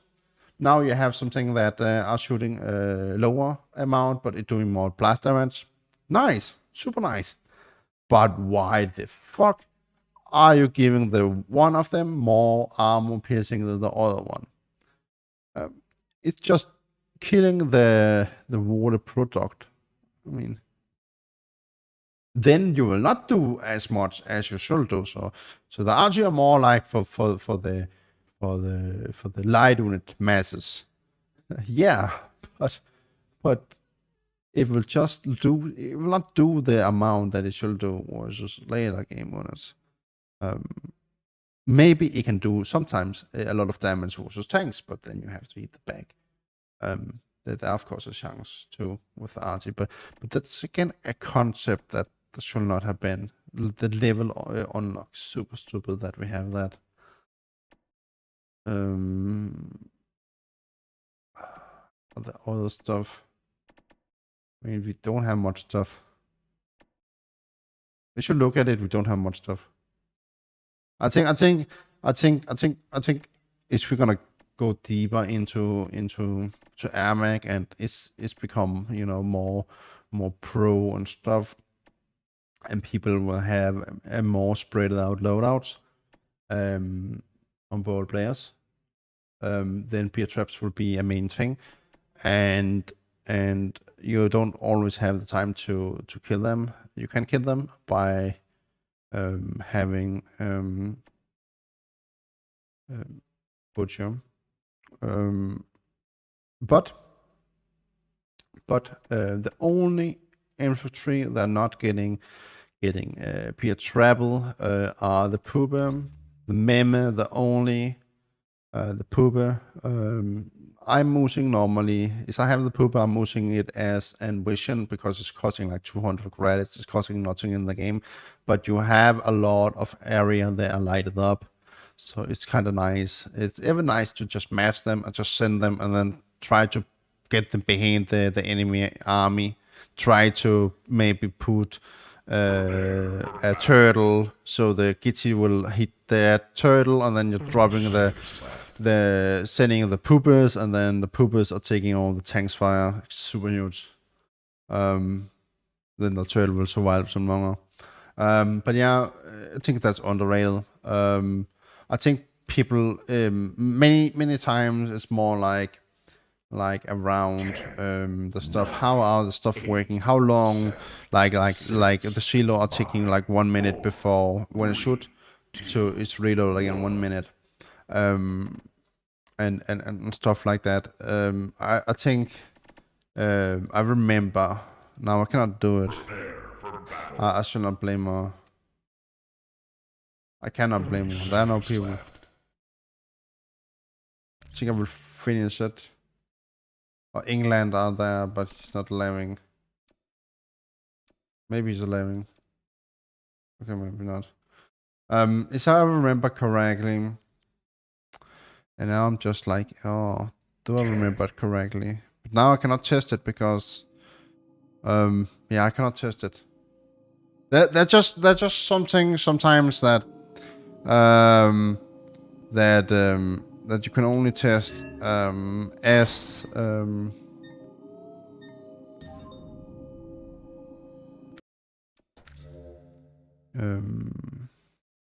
with a teammate, an enemy you can talk with. But I'm sure. I think you have here let's say the enemy are driving. This is the sailor, but is they are driving the missile silo maker, right? Is it driving that? Then you have most likely already seen that you can use the butcher. It's the counter. The butcher are the counter. If you don't want to move all your army, the whole army, then you need some butcher to kill it. You can even use the bombers melee, eller the sword, the striker sword, eller the neo backstab. Backstab are surely the best one to do. But is, and I remember that I have seen it, that you're doing follow command and you're sending it right over it, like right over it. But it have to be the maker, it have to be the enemy maker, of course. It's something you cannot test alone. But I remember to see that the grind are hitting the missile maker, and it's actually it's killing it. I remember that. I don't know if you can do it with the granny box. I don't think you can do it, but there's just some stuff in the game that are hidden, that are fun. It's all the small things that are matter in the end, that make you win the game. It's spicy on the top, on the foot. That's what that's what matter. So yeah. But there's still a lot of stuff that should have been different. Same about the max. The rapier should have been the ruler. They should have their own ruler. You should not have that much power on the outpost. It should be like that. The generator are getting removed. It getting like back to only giving power outside the circuit. It's not giving more capacity on / in the outpost. It should be that you're using the rapier in the mid fight, but you have some in the background. You have some on the outpost to like drop the stuff, so you never heal the stuff on the outpost because you went the energy on the outpost to the mech. But it's not how it are right now, sadly. But I could talk about that what I'm missing something. This is missing some piercing and I have a whole list of ideas and stuff, and some of them look super crazy. Some of them are like, oh shit, are you editing like 200 damage on a sorcerer? Yeah, I'm adding it. But other stuff are getting channeled. That could be channeled, and the reason for it are just because I want to see a better death ray. That's all. But I can only change the numbers, so that's what's how. It's the same about the one shot. The numbers are like, oh shit, man, it's okay. It's getting changed a lot, but I just want to see. It just got the opposite. It just become, instead of having like the 65 armor piercing that it have now, then it have like 90 or 95. So it will do fully damage versus anything. That I think it should do. I think that the Warthog should be the killing machine in the air. It should have like an high risk, high reward. It should have like not that much hit points and armor, but it should be like super strong. And that's where the power shield are coming in the picture, because that, okay, so you can shoot longer, you can survive longer. It's just not working. Air to ground are not working. It's doing no damage. You're not doing any damage. The targets are so fast now. They're also some speedy razors. So it's not working properly. So there are just things, the abilities are, it's just fucked up, man. I have no clue how and why the striker should have like a plus 70% on level 4. I have no clue why that's the cause. Man, that just fucked up, because it changes some, then it changes some back again, and man, just running the game. It just makes it too far away from the other mechs. Of course, there should be some that are faster but can carry less, or that are slower but they can carry more. But it's just too much different. The game are all about speed, and then because of that, then you can take the control. You can drop some fort drops. You can drag the enemy down. He will not be able to respond fast enough. You see it a lot on the saucer. Just drop something. He's reacting. You're dusting. He's coming like 1 second too slow, and then it's just fuck, man. I just lost a thing that I'm worth 6,000 credits or more. Yep. So yeah. But anyway, I'm level now. There are a lot to talk about. I mean, I have been in the game since like 2020. Been a part in a lot of tournaments. I've been a part of the council. I've been a part of try to speak up. And I had a little bit to say. And I know a lot of black stuff as well. I've seen things. Haha. Anyway, but yeah, I cannot do anything. I have no power. I'm just me. I'm just a nerd in AirMech that have been going further than what should have been done by any. But it are what it are. Sadly, it never become what it should be, man. I never got my fucking coup, and I'm blaming the people. We was ready. Happy and I, we could easily get the coup. Easy. It was so unlucky back in the time because we was both sick, and I had the head trauma. I first found out that I had the head trauma like 1 year ago, and then I fixed that. And then I can see the Mac. I'm not feeling sick of the light and the sound and stuff. But yeah, it's super nice to get it fixed. But I had that back in the days, and I did not understand it. I was like, oh shit, it's my neck or something like that. But it was not the fucking neck.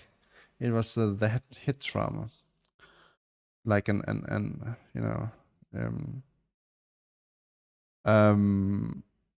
so yeah. So it just sucks. There are a lot of stuff that sucks, especially if you're using as much time as I have used, as much money in the game. I have supported a lot. I've been trying my best. I'm not that good. I had a lot to see to over the years as well. A lot of demons I have to fight. What I mean by that, just because I'm so fucking unlucky, man. It's not the one thing, then it's another thing. I just keep doing something like in here in the past. I hit on my back. It's not what it happened. My knee. I was going on like a little mountain, cutting some grass. Then it was a little bit wet, and then of course one of my left legs, are like gliding, and then I was just like laying myself down, so it was not that bad, but still, I mean, I'm just so unlucky, man. But it's only the ones that are doing something at the job that are destroying something, or getting hurt. It's always the ones that are it's not always, but it's just a common thing that if you're doing something in life, then there are, of course, a possibility to that something are happening. And that's how it is. Nothing I say if all jobs are kind of dangerous, but of course the ones that you're using the body, you're walking on something that are not like straight or plain or whatever it's called, then risks that you are like gliding down. Especially on the bigger ones we got recently a lot of the old Vikings grave. The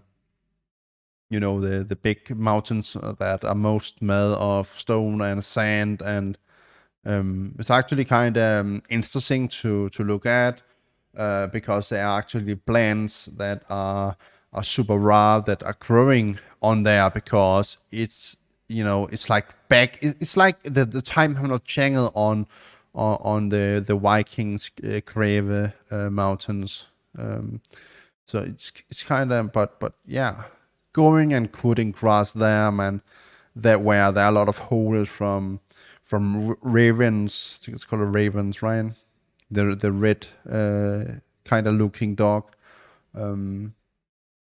You're seeing normally chase a lot of chickens and stuff. I had in the past some of them to check some of my chickens. Kind of sucks, but that was hungry. Most likely had some kids.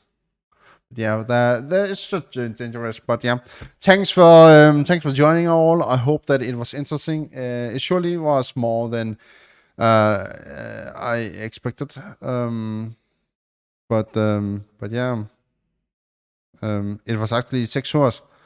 Yeah, people are laughing now, and I will laugh too. And yeah, I will be back. It was one of the better streams. I like to talk about stuff. I like to go in more in deep into it. I think that's something we should surely look into. I don't know. I have lost the hope for the game as well. I don't. The chance that we're getting something are so fucking low. It should not surprise me that the moment that we are losing the hope are the moment that actually we are getting something. And yeah, it should not. I should not be surprised that they're coming something in the summer. But yeah, I'm not here. I have not seen. So I cannot confirm anything. I'm gonna be super passive. What that's matter. I'm not gonna promote something that I've not seen, that I did with the AirMech, that people, man, I believe in him. I believe, but it was not the case. Anyway, thanks for joining, and bye.